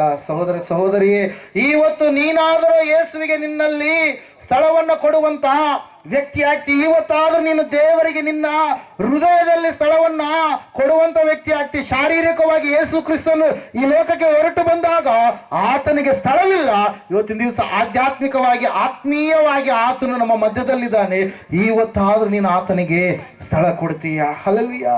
ನಾವು ನೋಡ್ತಾ ಇದ್ದೇವೆ 8ನೇ 20ನೇ ವಚನ ಓದಿಕೊಳ್ಳುವಾಗ ಆತನ ಹಿಂದೆ ಒಬ್ಬ ವ್ಯಕ್ತಿ ಹೊರಟು ಬರ್ತಾ ಇದ್ದಾನೆ. ಸ್ವಾಮಿ, ನಾನು ನಿನ್ನನ್ನು ಹಿಂಬಾಲಿಸುತ್ತೇನೆ, ನೀನು ಎಲ್ಲಿಗೋದ್ರೂ ಕೂಡ ನಾನು ನಿನ್ನ ಹಿಂದೆ ಬರ್ತೀನಿ, ನೀನು ಎಲ್ಲಿ ಇಳ್ಕೊಂಡಿದ್ದೆ ಎಂಬುದಾಗಿ ಸ್ವಾಮಿಯವರನ್ನ ಏನ್ ಮಾಡ್ತಾ ಇದ್ದಾನೆ ಆ ವ್ಯಕ್ತಿ ಕೇಳ್ತಾ ಇದ್ದಾನೆ. ಆಗ ಸ್ವಾಮಿಯವರು ಹೇಳ್ತಾ ಇದ್ದಾರೆ, ನರಿಗಳಿಗೆ ಗುದ್ದುಗಳವೆ, ಆಕಾಶದಲ್ಲಿ ಹಾರಾಡುವಂತ ಪಕ್ಷಿಗಳಿಗೆ ಗೂಡುಗಳಿವೆ, ಇದ್ದಾವೆ, ಆದರೆ ಮನುಷ್ಯ ಕುಮಾರನಿಗೆ ತಲೆ ಇಡುವಷ್ಟು ಸ್ಥಳವಿಲ್ಲ. ಆ ವ್ಯಕ್ತಿಗೆ ಯಾಕೆ ಸ್ವಾಮಿ ಆ ಮಾತನ್ನ ಹೇಳ್ತಾ ಇದ್ದಾರೆ ಎಂಬುದಾಗಿ, ಆ ಮಾತಿನ ಹಿಂದಿರ್ತಕ್ಕಂಥ ಅರ್ಥ ಏನೆಂಬುದಾಗಿ ನಾವು ಮೊದಲನೇದಾಗಿ ಏನ್ ಮಾಡ್ಬೇಕ್ರಿ, ತಿಳಿದುಕೊಳ್ಳುವವರಾಗಬೇಕು. ಯಾಕಂದ್ರೆ ಯೇಸು ಸ್ವಾಮಿ ಪ್ರತಿಯೊಂದು ಮಾತು ಹೇಳ್ತಾ ಇದ್ದಾನಂದ್ರೆ ಅದರ ಹಿಂದೆ ಇರ್ತಕ್ಕಂಥ ಆಳವಾಗಿರ್ತಕ್ಕಂಥ ಸತ್ಯಾಂಶ ಏನಾಗಿದೆ ಎಂಬುದಾಗಿ ನಾವು ಗ್ರಹಿಸಿಕೊಳ್ಳುವವರಾಗಬೇಕು. ನಾವಾಗಿಯೇ ನಮ್ಮ ಸ್ವಂತ ಆಲೋಚನೆಯಿಂದ ಅದನ್ನು ತಿಳಿದುಕೊಳ್ಳೋದಕ್ಕೆ ಸಾಧ್ಯ ಇಲ್ಲ. ನಾವು ಏನು ಅಲ್ಲ ಸ್ವಾಮಿ, ನೀನೇ ನಮಗೆ ತಿಳಿಯಪಡಿಸಿ ಎಂಬುದಾಗಿ ಆತ್ಮನನ್ನು ನಾವು ಕೇಳುವಾಗ ಆತ್ಮನೇ ನಮಗೆ ಪ್ರತಿಯೊಂದು ಸಂಗತಿಯನ್ನು ಏನ್ ಮಾಡ್ತಾನ ಆತ ಬಯಲು ಪಡಿಸುವ ಆತನಾಗಿರ್ತಾನೆ, ತಿಳಿಸುವ ಆತನಾಗಿರ್ತಾನೆ. ಅಲ್ಲಿ ಸ್ವಾಮಿ ಅವರು ಹೇಳ್ತಾ ಇದ್ದಾರೆ, ನರಿಗಳಿಗೆ ಗುತ್ತುಗಳವೆ. ಹಲ್ಲೆಲೂಯಾ. ನರಿಗಳು ಅವು ವಾಸ ಮಾಡೋದಕ್ಕೆ ಸ್ಥಳಗಳಿದಾವೆ. ಈ ನರಿಯನ್ನೇ ಯಾಕೆ ಸ್ವಾಮಿ ಅಲ್ಲಿ ಹೇಳ್ತಾ ಇದ್ದಾರೆ, ಬಂದಿರ್ತಕ್ಕಂಥ ವ್ಯಕ್ತಿಯಲ್ಲಿ ಇರ್ತಕ್ಕಂಥ ಲಕ್ಷಣಗಳನ್ನ ಸ್ವಾಮಿ ಏನ್ ಮಾಡ್ತಾ ಇದ್ದಾರೆ, ಹೇಳ್ತಾ ಇದ್ದಾರೆ. ಏನಂತೇಳಿ ಅಂತಂದ್ರೆ, ನರಿಗಳಲ್ಲಿ ಇರ್ತಕ್ಕಂಥ ಸ್ವಭಾವ ನಿನ್ನಲ್ಲಿ ಇದೆ. ನಿನ್ನ ಹೃದಯದಲ್ಲಿ ನನಗೆ ಸ್ಥಳವನ್ನೇ ಕೊಡದೆ, ನಿನ್ನ ಹೃದಯದಲ್ಲಿ ನನಗೆ ಜಾಗವನ್ನೇ ಕೊಡದೆ ನೀನು ನನ್ನನ್ನು ಹಿಂಬಾಲಿಸಿದ್ರೆ ಪ್ರಯೋಜನ ಇಲ್ಲ. ಹಲ್ಲೆಲೂಯಾ. ನೀನು ನರಿಯ ಸ್ವಭಾವದಲ್ಲಿ ಜೀವಿಸುವಂತ ವ್ಯಕ್ತಿಯಾಗಿದೆಯಾ. ನರಿಯ ಕುರಿತಾಗಿ ನಾವು ನೋಡುವಾಗ ಸತ್ಯವೇದ ಈ ರೀತಿಯಾಗಿ ಹೇಳ್ತಾ ಇದೆ ಪ್ರಿಯರೇ, ಆ ನರಿಗೆ ಹೋಗಿ ಹೇಳಿರಿ ಎಂಬುದಾಗಿ ಯೇಸು ಸ್ವಾಮಿ ಒಬ್ಬ ವ್ಯಕ್ತಿಗೆ ಹೇಳ್ತಾ ಇದ್ದಾನೆ ಪ್ರಿಯರ. ಸಾಮಾನ್ಯನಾಗಿರ್ತಕ್ಕಂಥ ವ್ಯಕ್ತಿ ಅಲ್ಲ, ಹೆರೋದ ಮಹಾರಾಜನಿಗೆ ಹೇಳ್ತಾ ಇದ್ದಾನೆ. ಏನಂತ ಹೇಳ್ತಾ ಇದ್ದಾನೆ, ಹೋಗಿ ನೀವು ಆ ನರಿಗೆ ಹೇಳಿರಿ ಎಂಬುದು. ಲೂಕನ ಬರೆದ ಸುವಾರ್ತೆ 13ನೇ ಅಧ್ಯಾಯ 32ನೇ ವಚನ. ಹೆರೋದ ಮಹಾರಾಜನಿಗೆ ನರಿ ಎಂದು ಯಾಕೆ ಯೇಸು ಸ್ವಾಮಿ ಕರೆದರು ಅಂತಂದ್ರೆ, ಈ ನರಿಯಲ್ಲಿರ್ತಕ್ಕಂಥ ಒಂದು ದುಷ್ಟ ಸ್ವಭಾವ ಏನಂತಂದ್ರೆ, ನರಿ ತಾನು ಅಡೆದಂಥ ಸಮಯದಲ್ಲಿ ಯಾವ ಒಬ್ಬ ಮಗು ಅದಕ್ಕೆ ನರಿ ಹುಟ್ಟಿರುತ್ತೋ ಆ ನರಿಯ ಸಂಗಡಲೇ ಅದೇನ್ ಮಾಡುತ್ತಂದ್ರೆ ಸಂಪರ್ಕ ಬೆಳೆಸುತ್ತೆ ಪ್ರಿಯರೇ. ಹೇಳೋದು ಅರ್ಥ ಆಗ್ತಾ ಇದನ್ನ? ತಾಯಿ ನರಿ ತನಗೆ ಹುಟ್ಟಿರ್ತಕ್ಕಂಥ ಮಗು ನರಿಯ ಸಂಗಡ ಅದೇನ್ ಮಾಡುತ್ತೆ, ಸಂಪರ್ಕ ಬೆಳೆಸುತ್ತೆ, ಕೆಟ್ಟದ್ದು ಮಾಡುತ್ತೆ. ನಾವು ನೋಡ್ತಾ ಇದ್ದೇವೆ ಲೈಂಗಿಕ ಕ್ರಿಯೆಯಲ್ಲಿ ಅದೇನಾಗುತ್ತೆ, ಪಾಲ್ಗೊಳ್ಳುತ್ತೆ. ತಾಯಿ ಮಗನ ಸಂಗಡ ಅಂದ್ರೆ ನಾವು ನೋಡುವಾಗ ಸಾಮಾಜಿಕವಾಗಿ ಅದು ಒಳ್ಳೆಯ ಒಂದು ಕೆಲಸ ಅಲ್ಲ. ಲೌಕಿಕವಾಗಿ ನಾವು ನೋಡುವಾಗ ಲೋಕದಲ್ಲಿ ಇಂತಹ ಜನರೇ ಅನೇಕರನ್ನು ನಾವು ಕಾಣ್ತಾ ಇರ್ತೀವಿ. ದೇವರು ಒಬ್ಬರಿಗೆ ಒಬ್ಬರನ್ನೇ ಎಂಬುದಾಗಿ ನೇಮಕ ಮಾಡಿದಾಗ ಇವತ್ತಿನ ದಿವಸಗಳಲ್ಲಿ ಅಕ್ರಮ ಸಂಬಂಧಗಳು ಎನ್ನುವಂಥದ್ದು ಏನಾಗ್ತಾ ಇದೆ ರೀ, ಹೆಚ್ಚಾಗ್ತಾ ಇದೆ ಪ್ರಿಯರೇ. ಹಲ್ಲೆಲೂಯಾ. ಅಲ್ಲಿ ನಾವು ನೋಡ್ತಾ ಇದ್ದೇವೆ, ಅನಾಗರಿಕವಾಗಿ ಆ ವ್ಯಕ್ತಿ ಜೀವಿಸ್ತಾ ಇದ್ದಾನೆ. ನರಿ ಎನ್ನುವಂಥದ್ದು ಅಸಂಸ್ಕೃತಿಕವಾಗಿ ಜೀವಿಸುವಂತ ಒಂದು ಪ್ರಾಣಿ, ಸ್ವಂತ ಮಗನ ಸಂಗಡ ಸಂಸಾರ ಮಾಡುವಂತ ಪ್ರಾಣಿ. ಅದಕ್ಕಾಗಿ ನಾವು ಹೆರೋದನಿಗೆ ಯಾಕೆ ಏಸಪ್ಪ ಹೇಳ್ತಾ ಇದ್ದಾರೆ ಅಂತಂದ್ರೆ, ಅಲ್ಲ 14ನೇ ಅಧ್ಯಾಯ ಮೊದಲು 2-3 ವಚನಗಳು ಮತ್ತಾಯನ ಬರೆದ ಸುವಾರ್ತೆಯಲ್ಲಿ ನಾವು ನೋಡುವಾಗ ಸ್ನಾನಿಕನಾದಂತ ಯೋಹಾನನು ಯಾರಿಗೆ ಬೈತಾ ಇದ್ದಾರ್ರಿ, ಹೆರೋದನಿಗೆ ಬೈತಾ ಇದ್ದಾರೆ. ಏನಂತೇಳಿ ಬೈತಾ ಇದ್ದಾನೆ, ನೀನು ನಿನ್ನ ಅಣ್ಣನ ಹೆಂಡತಿಯನ್ನ ಇಟ್ಟುಕೊಂಡಿರುವುದು, ಫಿಲಿಪ್ಪನ ಹೆಂಡತಿಯಾಗಿರ್ತಕ್ಕಂಥ ಹೆರೋದ್ಯಳನ್ನು ಇಟ್ಟುಕೊಂಡಿರುವುದು ನ್ಯಾಯ ಅಲ್ಲ. ಹಲ್ಲೆಲೂಯಾ. ಈ ವಾಕ್ಯದಲ್ಲಿ ನಾವು ನೋಡ್ತಾ ಇದ್ದೇವೆ. ಅದಕ್ಕಾಗಿ ನರಿಯಲ್ಲಿರ್ತಕ್ಕಂಥ ಒಂದು ಸ್ವಭಾವ ಯಾರಲ್ಲಿದೆ, ಹೆರೋದನಲ್ಲಿದೆ. ತನಗೆ ಹೆಂಡತಿ ಇದ್ದಾಳೆ, ಮಕ್ಕಳಿದ್ದಾರೆ. ಆದ್ರೆ ಈ ಹೆರೋದನ ಏನ್ ಮಾಡ್ತಾ ಇದ್ದಾನ್ರಿ, ತಪ್ಪಾದ ರೀತಿಯಲ್ಲಿ ತನ್ನ ಅಣ್ಣನ ಹೆಂಡತಿಯನ್ನು ತೆಗೆದುಕೊಂಡು ಜೀವಿಸುವಂತ ವ್ಯಕ್ತಿಯಾಗಿದ್ದಾನೆ. ಅದಕ್ಕಾಗಿ ಈ ಸ್ನಾನಿಕನಾದಂಥ ಯೋಹಾನನು ಏನು ಮಾಡಿದಂತ್ರಿ, ಆತನನ್ನು ಎಚ್ಚರಿಸಿದ್ರೆ, ಆತನು ಒಳ್ಳೆದು ಹೇಳಿದ್ರೆ ಆತನ ರುಂಡವನ್ನು ಏನು ಮಾಡಿದ್ರು, ಇವರು ಕಡಿದ್ರು ಪ್ರಿಯರೇ. ಹೆರೋದ್ಯಳ ಮಗಳು ನೃತ್ಯ ಮಾಡಿ ನಾಟ್ಯ ಮಾಡಿ, ತಂದೆ ನಿನ್ನ ಅರ್ಧ ರಾಜ್ಯ ಕೇಳ್ಕೊಂಡು ಕೂಡ ನಾನು ಕೊಡ್ತೀನಿ ಅಂತ ಹೇಳಿ ಆಕೆ ಏನು ಮಾಡಿಲ್ರಿ, ಸ್ನಾನಿಕನಾದ ಯೋಹಾನನ ತಲೆಯನ್ನ ಕೇಳಿದ್ಲು ಪ್ರಿಯರೇ. ಇಲ್ಲಿ ನಾವು ನೋಡ್ತಾ ಈ ಲೋಕದಲ್ಲಿ ಯಾರಿಗೆ ಸ್ಥಳ ಇದೆ, ನರಿಗಳೋಪಾದಿಯಲ್ಲಿ ಜೀವಿಸುವಂತವರಿಗೆ ಸ್ಥಳ ಇದೆ. ನಾವು ನೋಡ್ತಾ ಇದ್ದೇವೆ ಸಾಂಗ್ ಆಫ್ ಸೊಲೊಮನ್ ಅಂತಂದ್ರೆ ಪರಮಗೀತ ಪುಸ್ತಕವನ್ನು ನಾವು ನೋಡುವಾಗ ಅಲ್ಲಿ ವಾಕ್ಯ ಈ ರೀತಿಯಾಗಿ ಹೇಳ್ತಾ ಇದೆ, ಆ ನರಿಗಳಂತೆ ತೋಟಗಳನ್ನ ಹಾಳು ಮಾಡ್ತಾ ಇದಾವಂತೆ. ಒಂದ್ಸಾರ ವಚನ ಓದಿಕೊಳ್ಳೋಣ. ದ್ರಾಕ್ಷ ತೋಟಗಳನ್ನ ಹಾಳು ಮಾಡುವಂತ ನರಿಗಳು. ಪರಮಗೀತ 2:15 ಉತ್ತರ.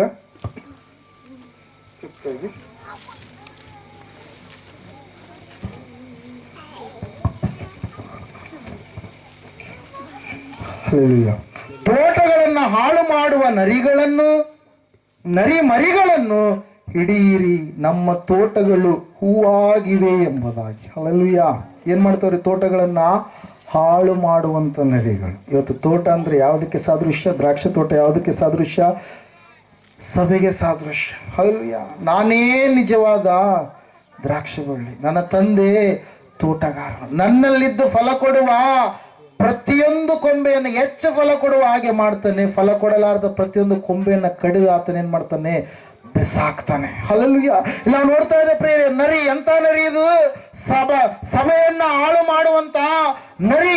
ಆ ನರಿಗಳಿಗೆ ಈ ಲೋಕದಲ್ಲಿ ಏನಿದೆ ರೀ, ಸ್ಥಳ ಇದೆ, ಆದರೆ ಮನುಷ್ಯ ಕುಮಾರನಿಗೆ ಇಲ್ಲ. ಮತ್ತೆ ಯೇಸು ಸ್ವಾಮಿ ಹೇಳ್ತಾ ಇದ್ರೆ ಏನಂತ ಹೇಳಿ, ಆಕಾಶದಲ್ಲಿ ಹಾರಾಡುವಂತ ಪಕ್ಷಿಗಳು ಎಂಬುದಾಗಿ. ಈ ವ್ಯಕ್ತಿ ಬಂದಿರತಕ್ಕಂಥ ವ್ಯಕ್ತಿಯ ಹೃದಯ ಈ ರೀತಿಯಾಗಿರ್ತಕ್ಕಂಥ ಹೃದಯವಾಗಿದೆ ಪ್ರಿಯರು. 13ನೇ ಅಧ್ಯಾಯದಲ್ಲಿ ನಾವು ನೋಡ್ತಾ ಇದ್ದೇವೆ, ಬಿತ್ತುವವನ ಸಾಮ್ಯವನ್ನು ಯೇಸು ಸ್ವಾಮಿ ಹೇಳ್ತಾ ಇದ್ದಾರೆ. ಬಿತ್ತುವಂತ ಸಮಯದಲ್ಲಿ ಕೆಲವು ಬೀಜಗಳು ಎಲ್ಲಿ ಬಿದ್ದುವಂತ್ರಿ?